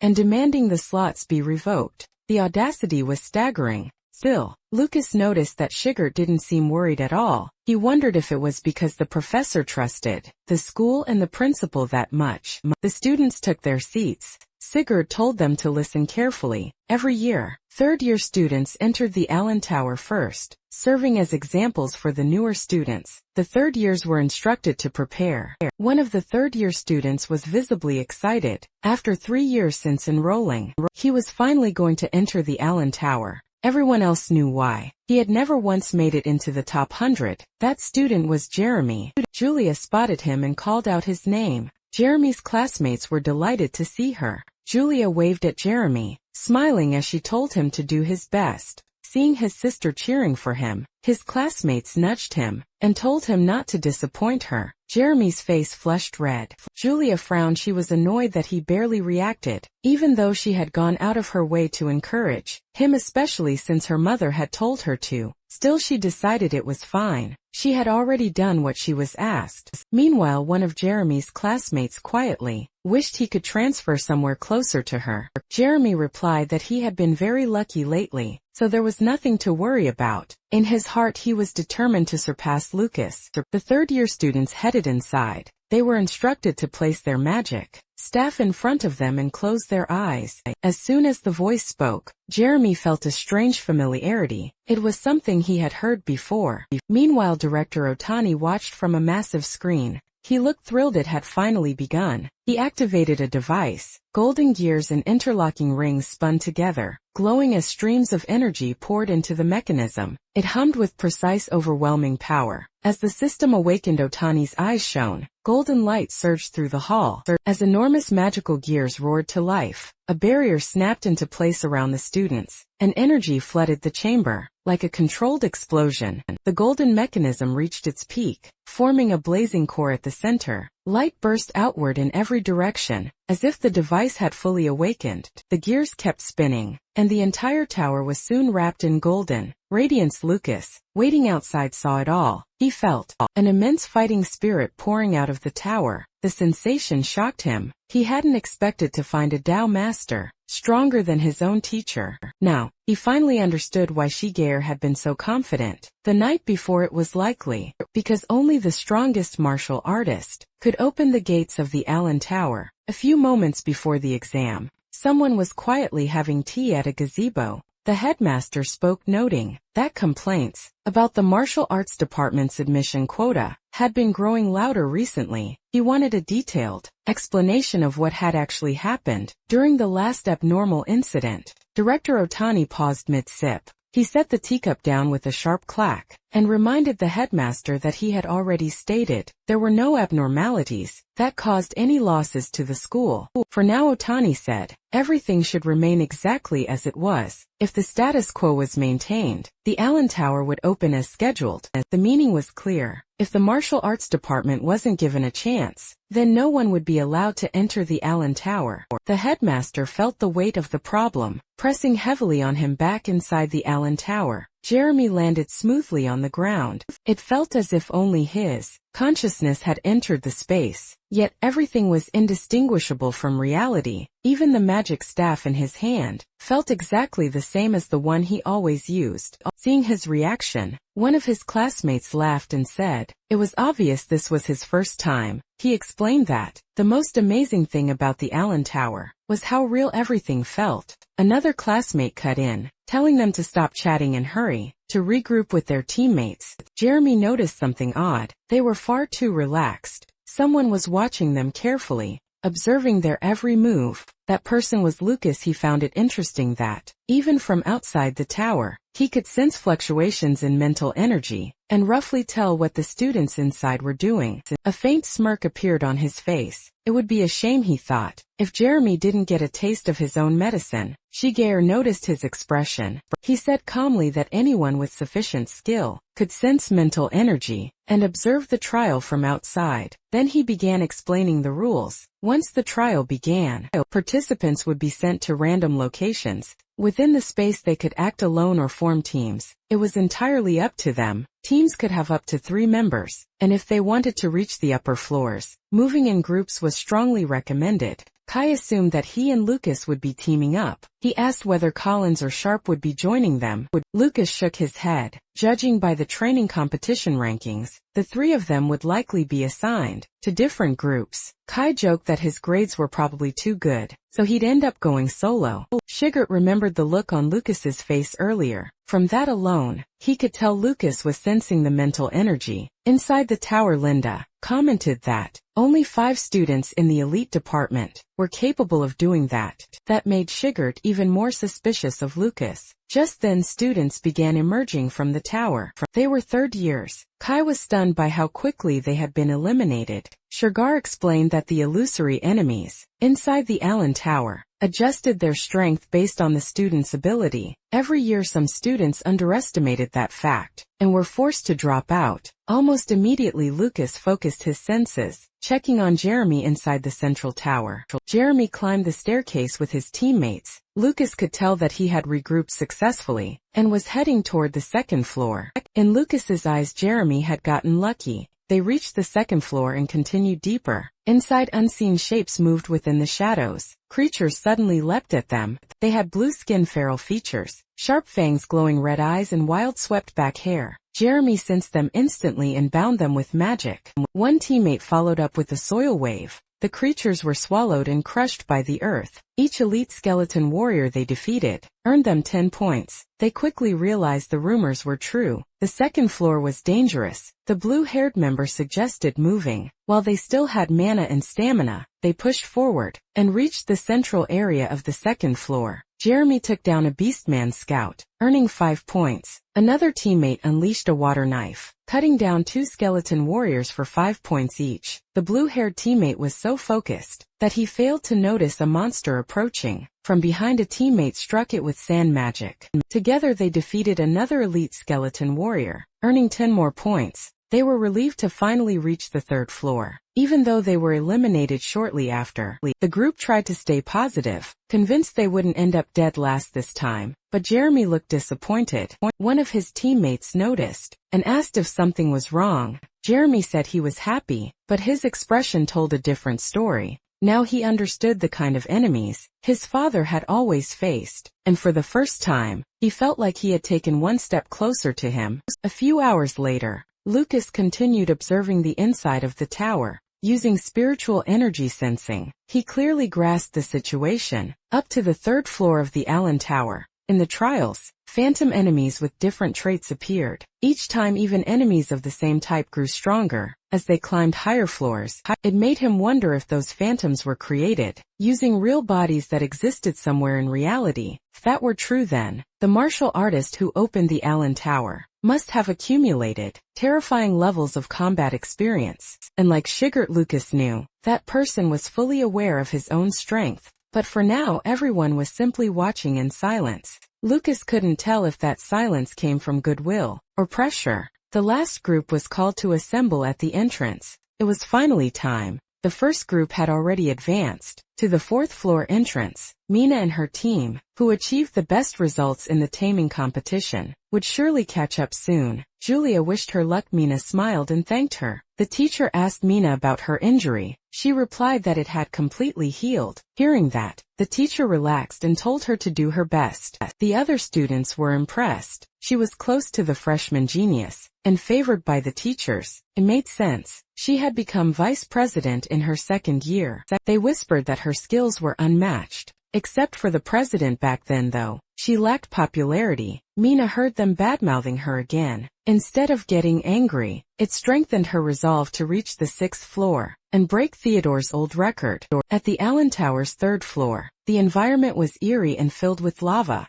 A hulking, pink-skinned monster stood there with an oversized, rock-hard arm raised to strike. Its twisted face bulged with veins, hollow yellow eyes staring ahead. Jagged fangs exposed. Mina dove forward, over the lava, twisting midair. As blue energy streamed behind her, monsters below were knocked back, scrambling as her path cut cleanly through the chaos. She ordered her teammates to avoid unnecessary fights and use acceleration magic to reach the fourth floor as fast as possible. They moved without hesitation. They reached the fourth floor in under 30 minutes, just as expected of the strongest group of third years. Kai, who was casually chewing on bread, noticed Lucas's serious expression and offered him some. Mina's team finally arrived. On the fourth floor of the Allen Tower, two massive purple-skinned brutes towered over Mina. One rested a huge club on its shoulder, while the other stood close behind. Their red eyes glowed in the darkness as they blocked her path, making the danger immediate.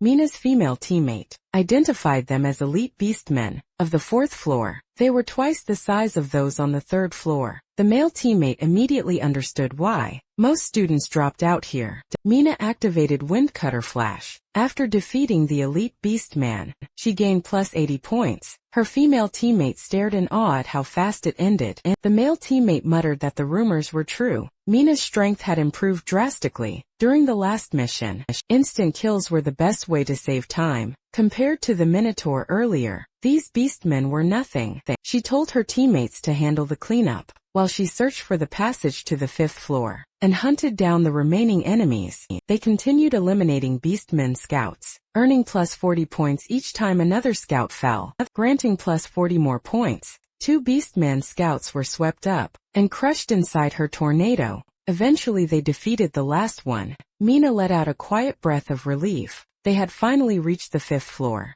Someone outside the Allen Tower was monitoring the status. Sigurd announced that 3 people had reached the 5th floor. It was already better than last year. Kai wondered aloud if he would ever make it there himself. Sigurd told him there was no need to rush. For a first year, reaching the 3rd floor was already more than enough, and if they steadily improved their skills, the enemies on the 5th floor wouldn't seem so frightening anymore. Lucas realized then that Sigurd had entered the Allen Tower before. Suddenly both of them tensed. Lucas guessed that Sigurd must have attempted something inside the tower in the past. At that moment someone emerged from the entrance. It was Mina and her team. The students waiting outside immediately gathered around and asked how it went. Lucas could tell she hadn't reached her goal. Her eyes were red, tears barely held back. Meanwhile, inside an office, Theodore watched everything through a floating globe. He spoke calmly, almost coldly. Now Mina finally understood that surpassing a true genius was never easy. Few moments later, we see Julia set off a few small fireworks.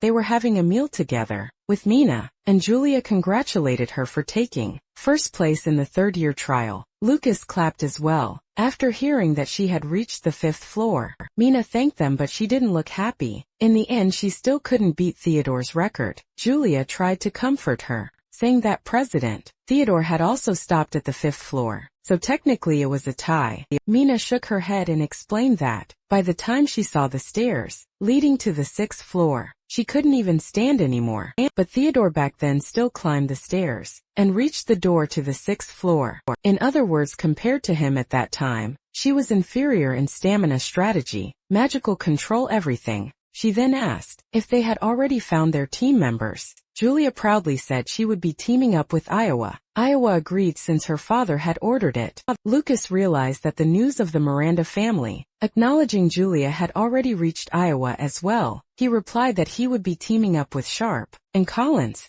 Julia was surprised. She asked about Kai and whether they had fought. Lucas explained that their rankings were completely different, so they were placed in separate groups. Earlier in the classroom, Kai had been clinging to Lucas's leg, shouting that he abandoned him. He called him heartless, and made such a scene that everyone was staring. He was crying because he had no one to team up with. That was when Tichy invited him to join her group. They were looking for a strong tank, and they would be happy to have him. Kai immediately stood up and cleared his throat. He put on a cool expression, and said he would team up with them, since they insisted. Lucas was impressed by how quickly he switched attitudes, just like always at the training grounds. Sigurd observed that everyone had found a partner. He raised his voice and told them to get fired up, especially knowing what others were saying behind their backs. Many students expected them to drop out immediately, laughing just at the thought of it. The martial arts students clenched their fists in anger.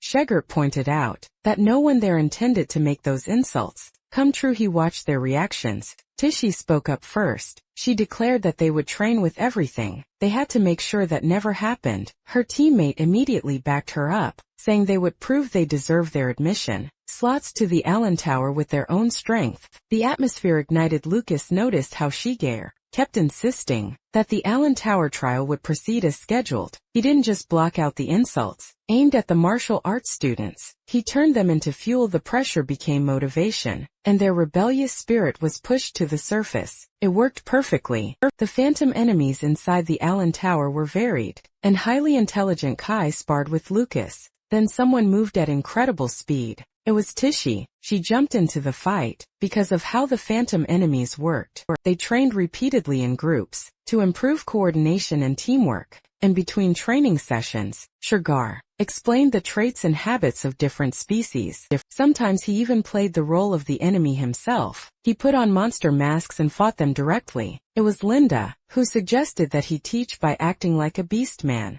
Every day was brutally exhausting, yet not a single student complained. Kai in particular was fired up. He swore to climb to the top of the Allen Tower and make a name for himself. Then the day of the freshman trial finally arrived. A notice was posted on the bulletin board. It stated that the martial arts department's results in the magical beast taming tournament were valid, and their right to participate in the Allen Tower trial was officially confirmed. The students stepped forward. They did so with confidence. Shigeru instructed them that once inside, they were to regroup with their teams. At the central staircase when they ran, they were to run without hesitation, and if they couldn't run, They were to fight like their lives depended on it, and take down at least one enemy. Off to the side, some students whispered among themselves. They mocked that even the martial arts department's homeroom teacher didn't truly trust his students' abilities. They eagerly waited for the entertaining sight of martial artists facing magical beasts with their so-called true strength.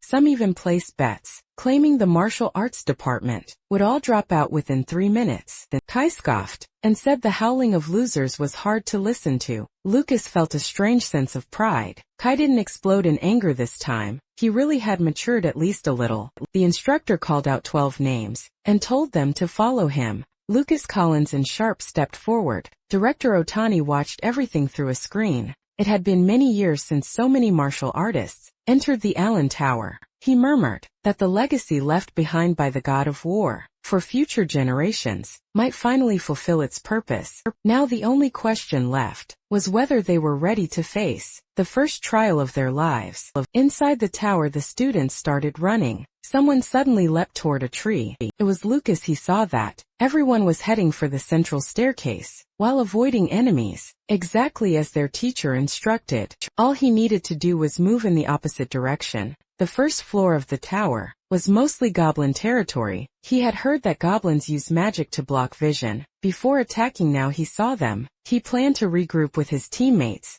As soon as he finished testing something, a creature lurked behind him. A goblin locked onto Lucas as he ran. Lucas thought quickly. When his clones killed enemies, no point notification appeared. At the same time, he felt a strange sense of familiarity from the phantom energy forming the enemies inside the Allen Tower. Then he realized it was the same energy used to create his clones. That meant the phantom enemies were likely created by the same martial artist who opened the Allen Tower. If his clones shared the same energy nature as the phantoms, they shouldn't be detected. Even if he used his cloning skill, he could have his clones protect his teammates while his real body pushed upward through the tower. In his mind, the plan was flawless. Then another idea struck him. If the energy was truly the same, he could alter his clone's appearance into that of magical beasts. He tested it and confirmed he could change their forms at will. With that, Lucas could now move freely inside the tower.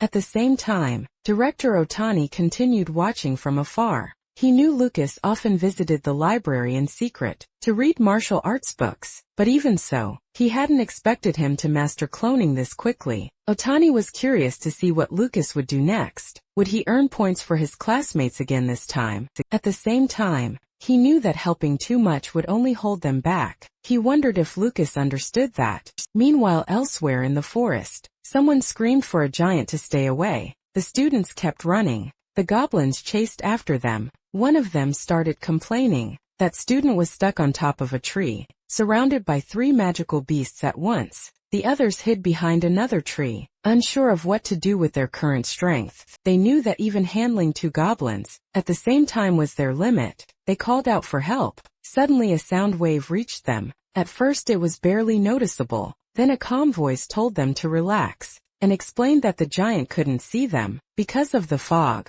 The message came from a fellow student nearby. He explained that the giants on the first floor were slow and had low intelligence. He told them to keep their distance from the giant and focus on dealing with the goblins instead. They ran soon after. They were forced into a fight with the goblins. One of them was driven backward. A goblin shoved its sword down toward him. At that moment, someone rushed in and swung their blade. The strike severed the goblin's leg. The student who had been pushed down seized the opening and stabbed it. The goblin grabbed his sword mid-thrust. It flung the weapon aside. Then it lunged at him. His teammate stepped in and shouted for him to dodge. The goblin's sharp claws had already broken through. He ducked and stabbed again. The goblin was sent flying to the side. The student stared in disbelief. He had killed it. He finally understood what their teacher meant. If the 3 of them worked together, they could clear the first floor. Confidence surged through them. As they turned to face the remaining goblin, Lucas watched from afar. He knew that victory wasn't only about raw strength. Calm judgment and courage mattered just as much.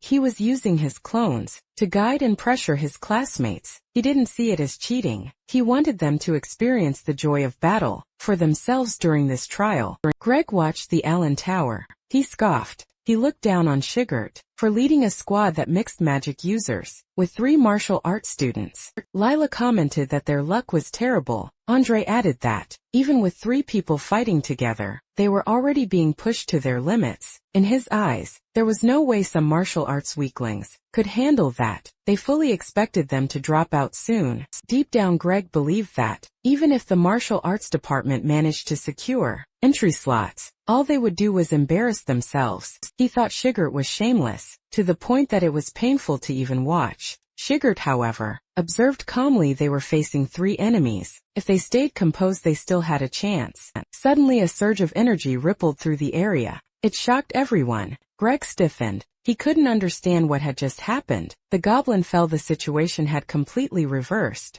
The students were now the ones hunting the goblins. One goblin suddenly inhaled deeply. The sight terrified the students. It released thick fog trying to escape. One of the students chased after it. He activated piercing peak thrust. His dagger pierced straight through the goblin's arm. The force knocked it off balance. The violet-haired student followed up immediately. With spiral slash, the goblin staggered back, barely staying upright. The student, wielding a long wooden staff, stepped forward. He took his stance, then unleashed breath-severing lightning. The goblin scout collapsed. They earned 10 points. Greg was stunned and irritated. The martial arts department had defeated 2 high-level goblins far faster than he expected. Shigert smiled. He praised them for their clean execution. Turning to the class, Shigert announced that one team had already taken down 2 enemies. If they fought the way he taught them, the enemies inside the Allen Tower were nothing to fear. The class erupted into cheers. Seeing proof in front of them, their confidence soared. They were fired up and ready to give everything they had.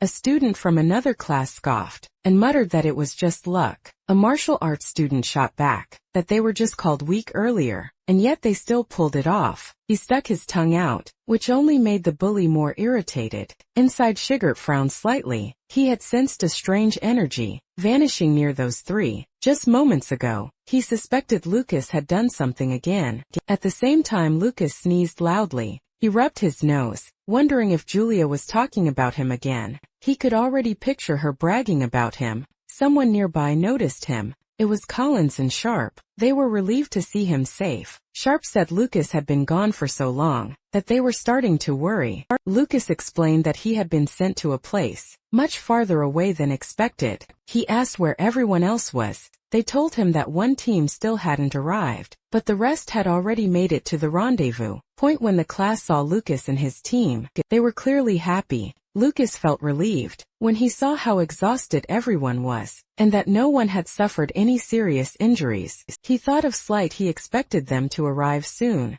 Collins noticed the change in his expression and asked, "What was wrong?" Lucas smiled and replied that it was nothing. Once everyone arrived, they would move on to the second floor. Meanwhile, outside, the students were discussing how not a single martial arts student had dropped out, yet they brushed it off, saying, "Those guys were probably just good at running away." In their minds, the martial artists were just scrambling around. In desperation, Andre asked Greg about the situation. Through clenched teeth, Greg answered that every single one of them had advanced to the second floor. Andre was stunned. He couldn't believe that all those so-called weaklings survived the first floor. Even the mage class lost students every year. On the first floor, if the martial arts department kept growing like this, they would start stealing resources from the mage class. In his eyes, they were becoming a real threat. There was a tall, muscular creature with a skull-like head, a gaping mouth filled with sharp teeth, and a long tongue that lashed out in an unnatural way.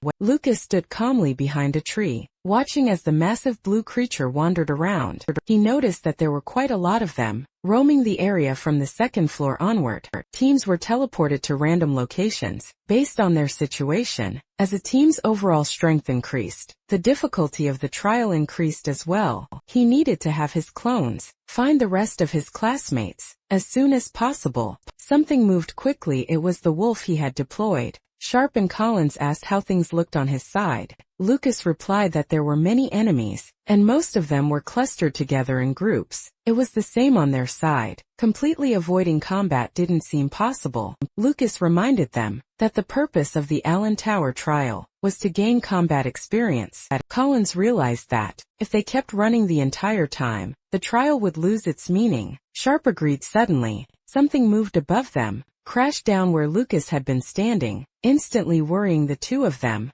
Lucas answered that he was fine. He hadn't noticed that two enemies were already closing in. Sharp commented that if it had been him, he would have been taken out long ago. Our boy became serious. Two ferocious wolves stood in front of him. One of them lunged forward, determined to tear him apart, but Lucas kept his eyes on it. As the other wolf charged, another wolf suddenly appeared behind it. Lucas immediately blasted it away. Then he grabbed the leg of the wolf closest to him. He noticed that this wolf had used a feint, and immediately called for allies. It was surprisingly crafty. He had already defeated the raccoon, Beastman Scout in the back, earning plus 10 points. Lucas told his teammates that they had to take that one down quickly. It was a vanguard and more enemies would soon swarm in. Sharp had no idea what had just happened. Collins was confused. When he realized his dagger was gone, he didn't say it out loud, but Lucas had grabbed it in a hurry earlier, and accidentally thrown it away. Then Lucas noticed something.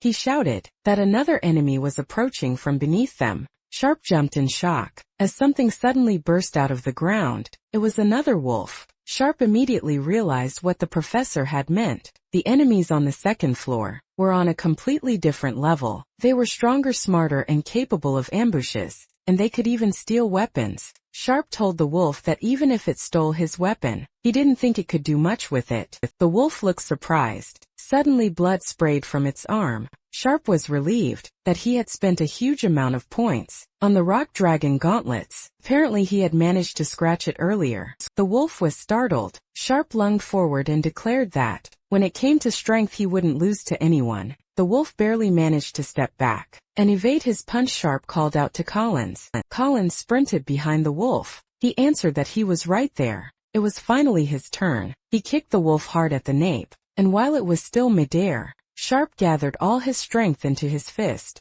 He pulled his arm back ready to strike. He unleashed Rock Dragon Strike, defeating the raccoon. Beastman Scout earned them plus 10 points. Lucas praised them for their excellent coordination, but when Collins turned to look at him, his face went pale. The wolf's head was buried deep into the wall. Lucas told them they couldn't stop now. For the sake of their department, they had to keep moving. Greg was growing impatient. It showed in the way his foot tapped against the ground. Without him realizing it, it had been a while. Yet not a single student from the martial arts department had dropped out. Most of the spectators expected that, with their abilities, they would have been surrounded and killed. The moment they reached the second floor, Andre began to wonder if the difficulty of the Allen Tower had been lowered, because the martial arts department was simply too weak. But if that were true, the teachers would have protested long ago. Greg's brows knit together. By now he was even biting his nails. He stared at the scene without blinking. Meanwhile, on the second floor of the Allen Tower,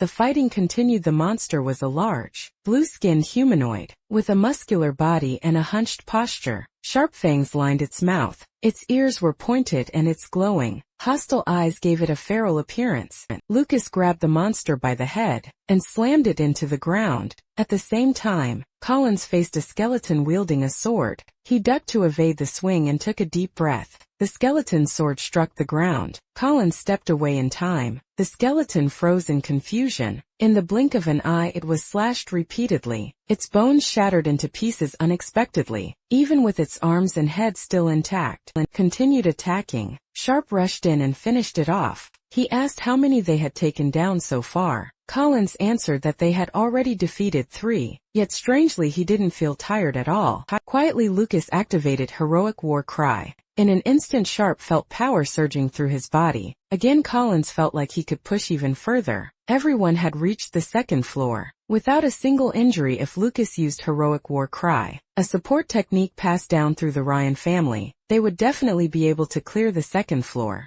Elsewhere, the team in Area B was under attack by 3 wolves, one of them carrying a rider. The students prepared for battle. Then something sparkled behind them. They charged forward. Just as an arrow pierced the approaching wolf, their archer teammate was hidden among the rocks, providing support from the rear. They defeated several Gale Wolves, earning plus 10 points for each monster. In Area C, another team brought down a giant. Defeating the one-eyed giant earned them plus 25 points. In Area D, a team defeated a Goblin Scout, earning plus 10 points, and then a Goblin Vanguard for plus 15 points. Slight cheered in celebration. He hadn't expected them to defeat those enemies. Hope surged within him that they could reach the third floor at this pace. From a distance, Lucas's wolf quietly observed them. The wolf saw that they had defeated 2 Beastman scouts, earning plus 15 points for each monster. Lucas continued observing through the wolf's eyes. Meanwhile, those outside kept monitoring the situation.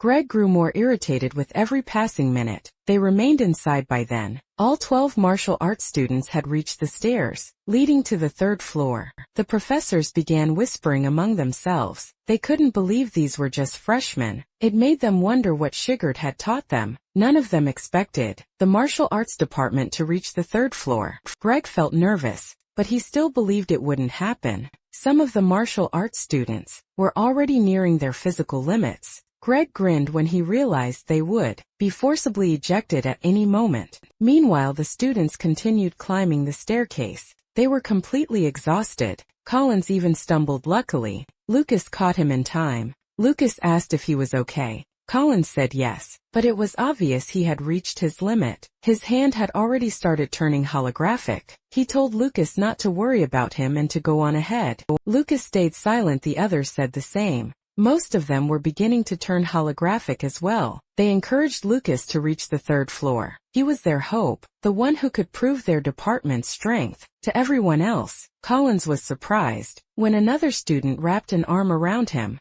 It was Sharp. Even with exhaustion written all over his face, he urged them to at least reach the third floor. Since they had already come this far, Lucas agreed they were a team. He wanted them to work together and cross the threshold to the third floor as one. Everyone gathered what little strength they had left and continued climbing. Outside the tower, an announcement rang out. The number of people who had reached the third floor of the Allen Tower was 12. They stepped onto a floor covered in flowing lava. The third floor overwhelmed them instantly. Slight suddenly sensed something. 3 massive lizards crawled toward them. The monsters had sharp beast-like faces, purple skin, and glowing yellow eyes filled with killing intent. Their expressions were tense and aggressive, fangs slightly exposed as crackling energy, and sparks danced around their faces. One of them attacked with its long tongue. In an instant, a hand was severed and fell to the ground. Without any pause, all 3 lizards charged at once. That was what forced them out of the tower. Outside, they talked about how brutal the third floor was. They hadn't even been able to tell how many enemies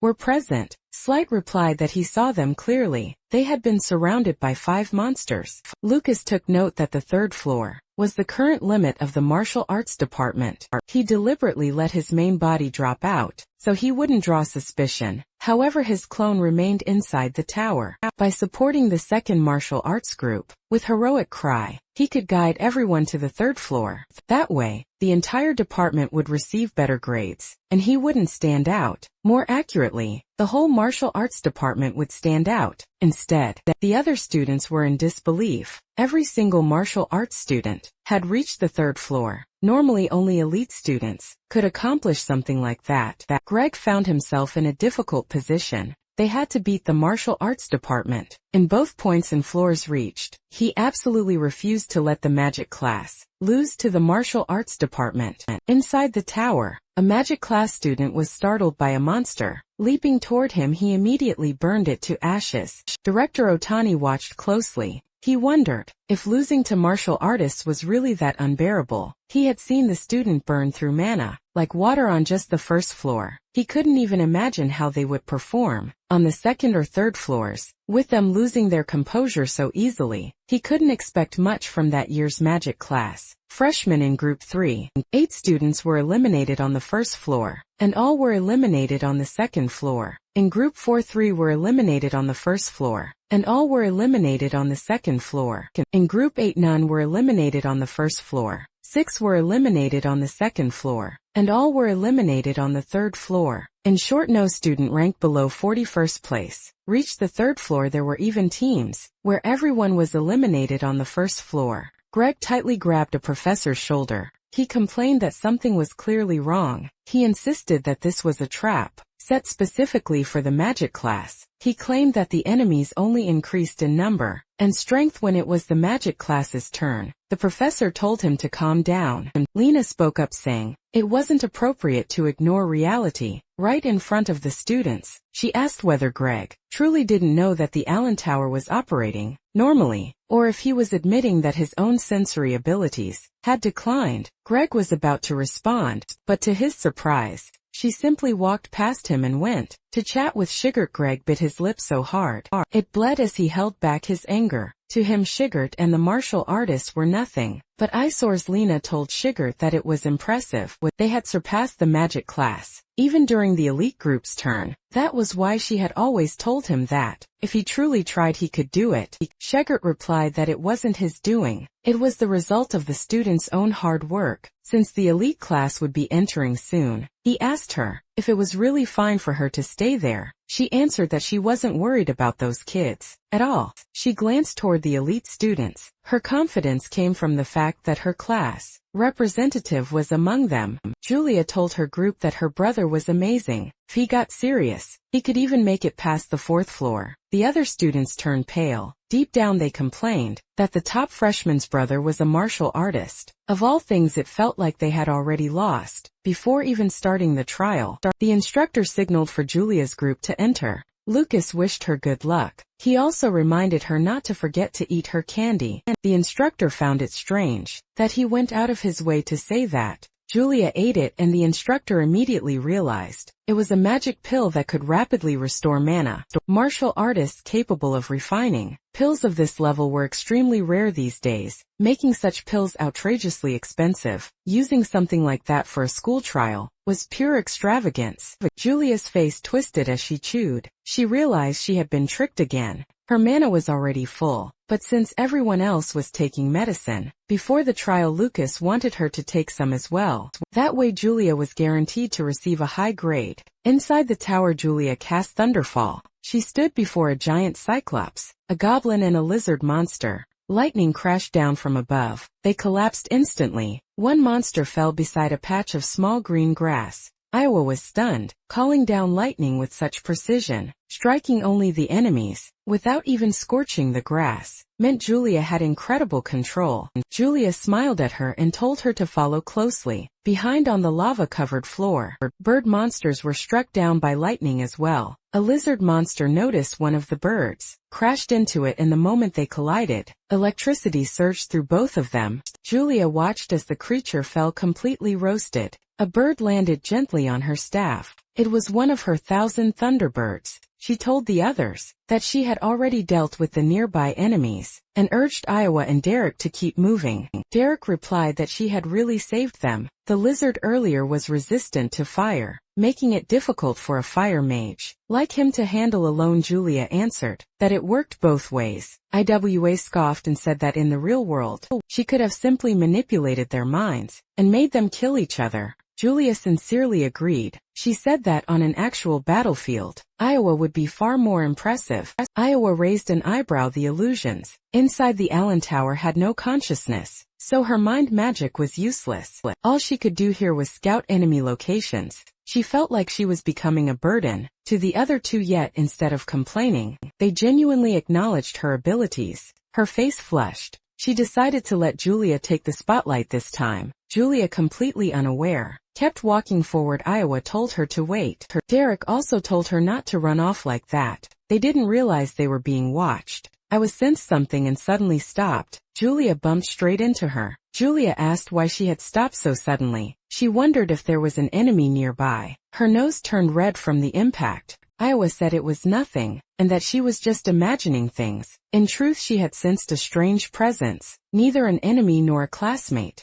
Julia told her that if they reached the fourth floor, She should quickly find a route with the fewest enemies. Outside the tower an announcement rang out. 3 students had reached the 4th floor. Lucas was nearly exposed. He realized just how sharp mind mages really were. A female professor told Lena that it was incredible for 3 freshmen to reach the 4th floor. She said it was proof that Lena's teaching methods were outstanding. Lena replied that it was all thanks to the students' hard work. Achievements like this hadn't appeared in the psychic department for 30 years. Lucas overheard the conversation and wore a satisfied smile. In his mind it was only natural. Julia was exceptional. The mana pill only increased mana capacity. How far they climbed depended entirely on Julia's skill and the abilities of her teammates. All Lucas had to do was quietly watch over his little sister's growth. That was his role, supporting her from the safety of the Allen Tower. Meanwhile Julia continued moving forward. Iowa suddenly warned her to be careful.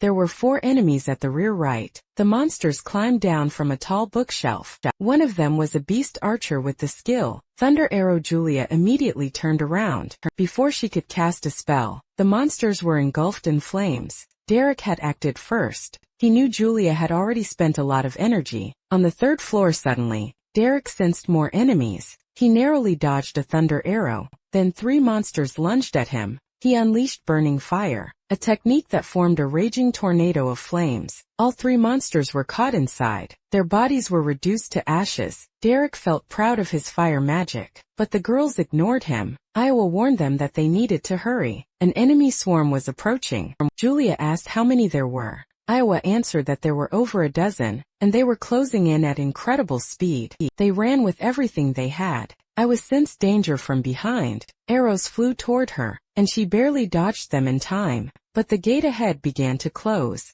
They were trapped then. A massive, bipedal pig monster with a horn stepped forward. The large orc and its wolf pet snarled at them, and then more appeared. They were surrounded. Only a metal barrier user could break through the gate. Iowa punched the metal bar. She said there was no other way. The orcs swiped at them, but Julia raised a lightning barrier. Electricity crawled along the wolf's claws, and shocked it hard. The wolf was thrown to the ground. Iowa said that even high temperature fire could melt metal. Julia decided they would hold off the enemies, and while Derek worked on breaking the gate, the orc let out a thunderous roar. Several wolves charged forward. Julia kept the barrier up as the orcs and wolves rushed them. At the same time they struck together. Julia struggled to hold on. Iowa shouted that the 4th one on the left was the fastest and the weakest. Julia shifted her focus and zapped it. She noticed Iowa was doing something strange, and got curious, but Iowa had no time to explain. She quickly told her. There were 3 on the left and 2 on the right. Julia understood. She struck again and left them charred. Iowa continued using her power. If these enemies had been from the 3rd floor or below, they would have been blown apart already. She realized the monsters on the 4th floor were on a completely different level. She told Julia to take out the one on the right first. Julia followed her lead, but her mana was running low. She admitted she could only restrain the giant's movement for now. Iowa knew they were in trouble. She told Julia to look for an opening and take down the wolf. Deep down, Iowa felt Julia had already done more than enough, and that she was the one who should be apologizing. Julia struck the wolves with lightning, and that finished them. They collapsed to the ground. By then cracks had spread across the barrier. Julia said they had beaten them all. The giant was still restrained, so they were safe for now. She grinned at Iowa and asked if she could brag about protecting a classmate like a proper class rep. Once they got out, Iowa told her not to get carried away, and Julia just laughed. Suddenly Iowa sensed something. She shoved Julia away. The barrier shattered and Iowa took the hit instead. She couldn't believe it. She had made a mistake. She hadn't sensed the new wave of monsters approaching. Her body began to fade with her last strength. She told Julia to run now. Julia's eyes widened as she saw Iowa slammed into the ground. She screamed no, as tears poured down her face. Derek incinerated the monster. He told Julia he could only open a gap small enough for her to squeeze through, and ordered her to go immediately. But she refused. She wanted to fight together. She wanted to keep going. Derek yelled at her not to waste her remaining mana. The giant punched him. He shielded himself in flames. Then he formed a massive flame construct. Standing at its core, he screamed at Julia to run. Then the explosion came. It was already night outside the tower. An announcement rang out. 2 students had dropped out, leaving only 1 person still on the 4th floor. No one expected the original 3 to make it any farther than that. Derek said that in that moment, they had acted on instinct. They protected Julia, the only one with a real chance to keep going. He believed they did well.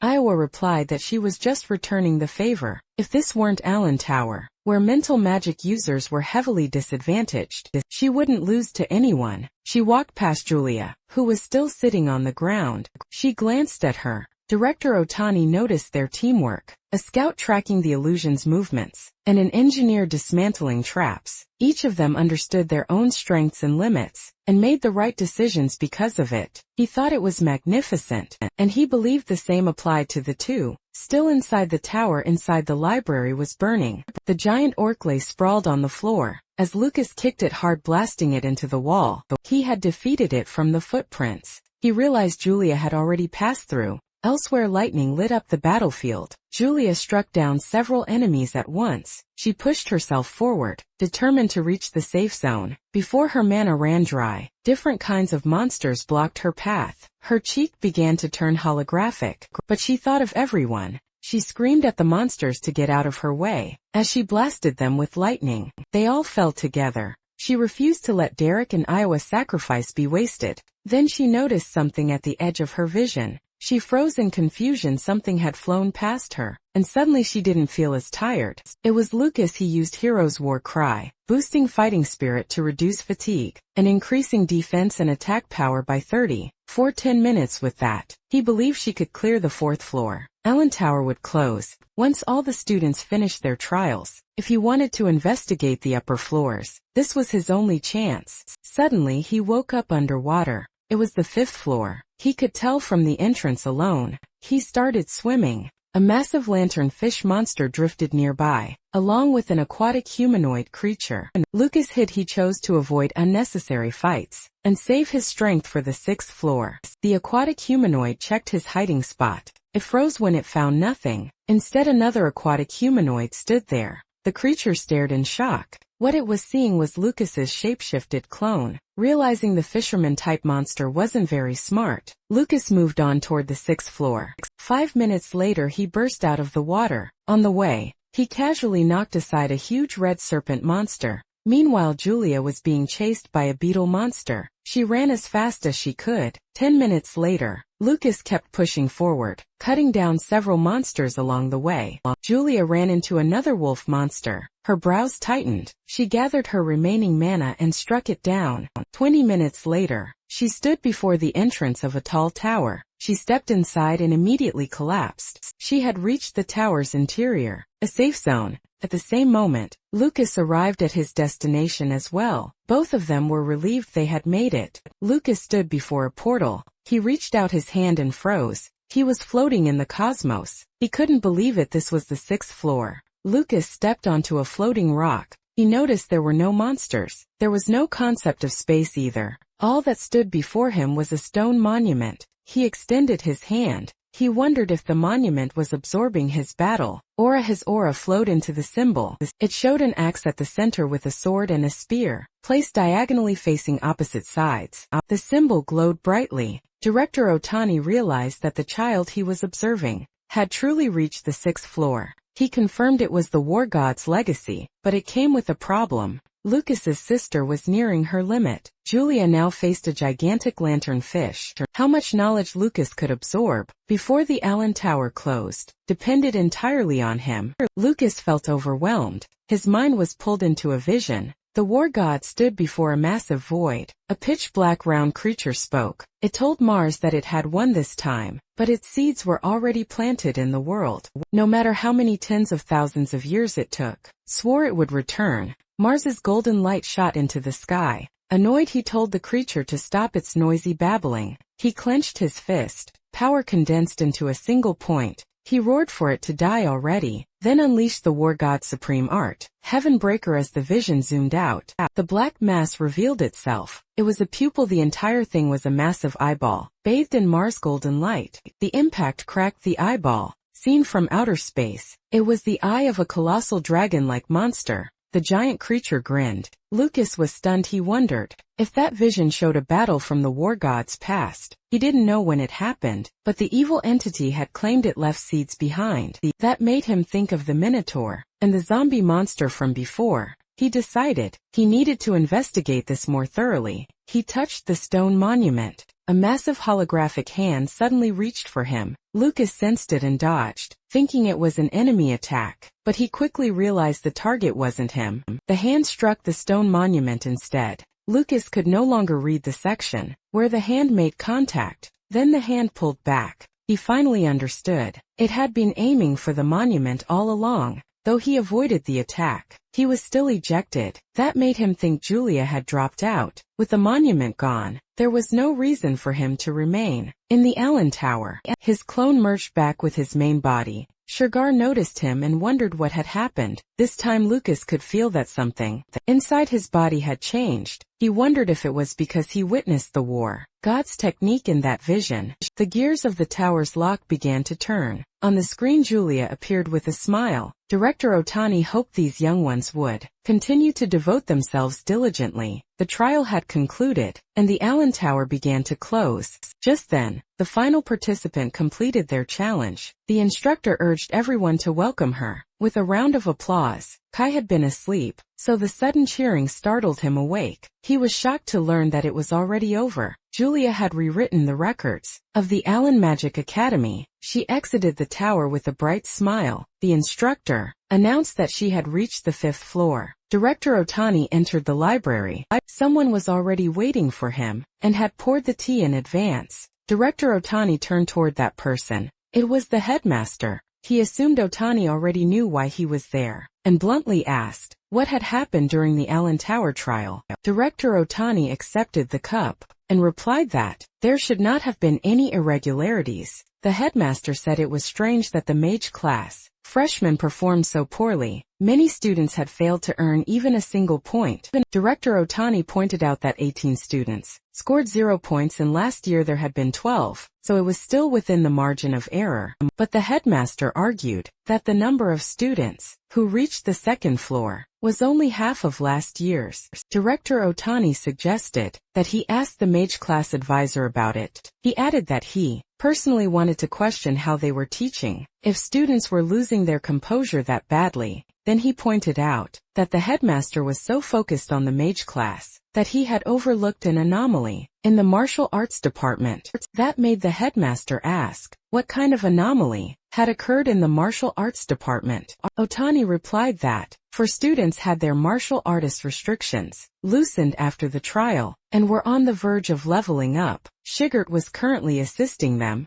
The headmaster was shocked. He asked if that meant the Allen Tower might accelerate a martial artist's growth. He knew it would be disastrous if that information became public. The world was full of martial artists, desperate to level up. Both he and Director Otani were growing old. He had no intention of holding the Allen Tower trial again except to find a strong martial artist candidate to become the next caretaker. He instructed Otani not to speak of it until the information could be verified. Director Otani replied that he understood. He added that a genius of the century had appeared this year, so the headmaster should be happier. Meanwhile, the mage students were chatting excitedly about how a mage had set a new record. They exclaimed that Julia was truly a genius mage. They also said it was a shame that she had such an incompetent martial artist. For a brother, they envied that man. Jeremy overheard them and felt his anger rise. Even if he and Julia had different mothers, she was still his sister. Yet Lucas received all the attention, and he couldn't understand why a useless person like Lucas had to be Julia's biological brother.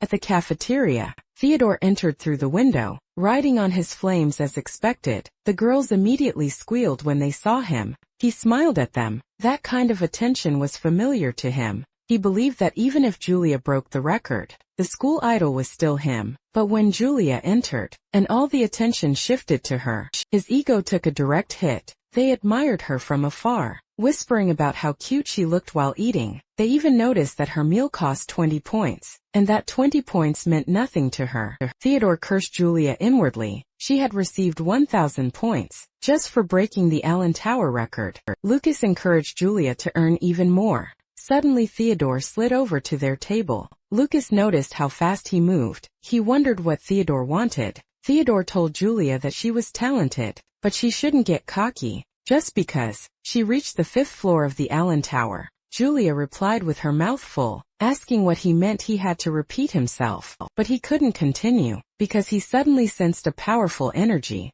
He noticed her magical energy surging. If she lost control, it could damage his reputation, so he hurried away, warning her that she would regret it. He made a dramatic exit by riding his flames. Once again, Julia wondered what was wrong with him. Lucas told her to ignore him and keep eating. Internally, Lucas made sure Theodore would understand that he was wrong to think he could intimidate Julia. He activated Hero's War Cry, boosting her fighting spirit and reducing fatigue. Her attack and defense increased by 30 for 10 minutes. Mina approached them and remarked that it was rare for Theodore to leave without saying his usual line, "You cannot surpass the school's #1. She congratulated Julia, admitting that she was more talented than she had expected. But Julia replied that it was all thanks to her 2 teammates, lending her their strength. That made Mina wonder if those 2 would also be useful. During the goddess's requiem, Lucas asked what that was. Mina realized they hadn't heard of it, so she explained that along with their school,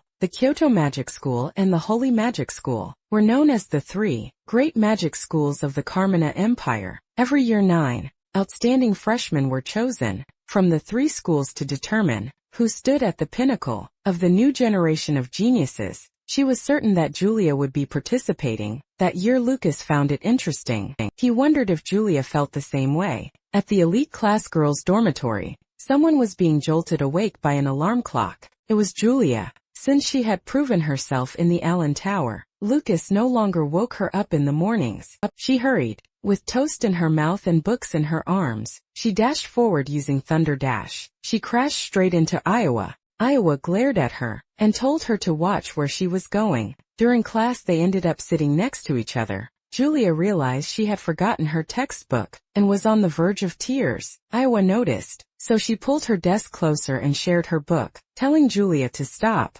making that face since she could look at hers. Later in the library, Julia struggled to reach a book on a high shelf. Someone grabbed it for her. It was Iowa. Julia thanked her, but Iowa had already walked away. At the cafeteria, Lucas noticed Julia was deep in thought. She imagined an angel version of Iowa and a devil version of her. Lucas told her that if she really wanted to know what IWA thought of her, she had to figure it out herself. They headed to class after that. In one lesson, the headmaster demonstrated magic by creating birds made of water. He explained that mastering delicate mana control was useful even in daily life. The students were amazed. Iowa watched from a distance. Julia secretly watched her. She clenched her fist. Then she created a bird made of thunder. She showed it to Iowa, but she used a bit too much mana and ended up zapping Iowa in the face. Iowa stared straight at Julia, her eyes glowing with a cold, terrifying intensity. Julia went pale and ran away. That night Iowa walked down the hallway holding a book. When she entered her room, she found Julia sitting there fast asleep and drooling.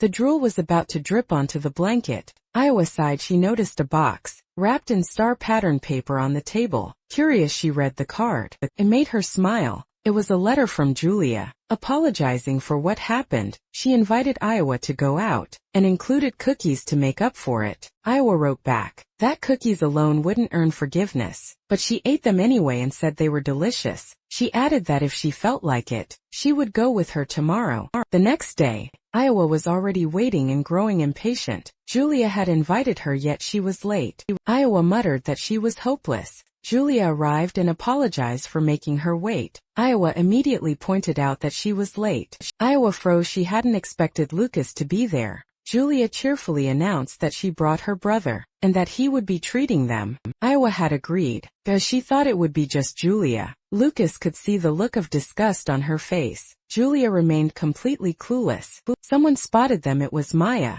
She asked the siblings if they were going out. Julia hugged her and asked if she wanted to come along. Maya asked if Lucas was going with them. Her face instantly turned red. She blushed so hard, it looked like smoke might come out of her ears. She accepted the invitation. Iowa grew even more irritated. She didn't even know who Maya was. Julia grabbed both of their hands as they started walking and announced that they were heading to the food district in Deku Town. Lucas hadn't expected things to turn out like this. Now he was paying for all three of them. Alright, that's it for today's story. If you want the weekly chapter updates for this series, those will now be uploaded on my second channel, Manhwa Updater. So if you don't want to miss what happens next, make sure to check it out and join the update gang. Thanks for watching. Stay cool, stay awesome, and I'll see you in the next one.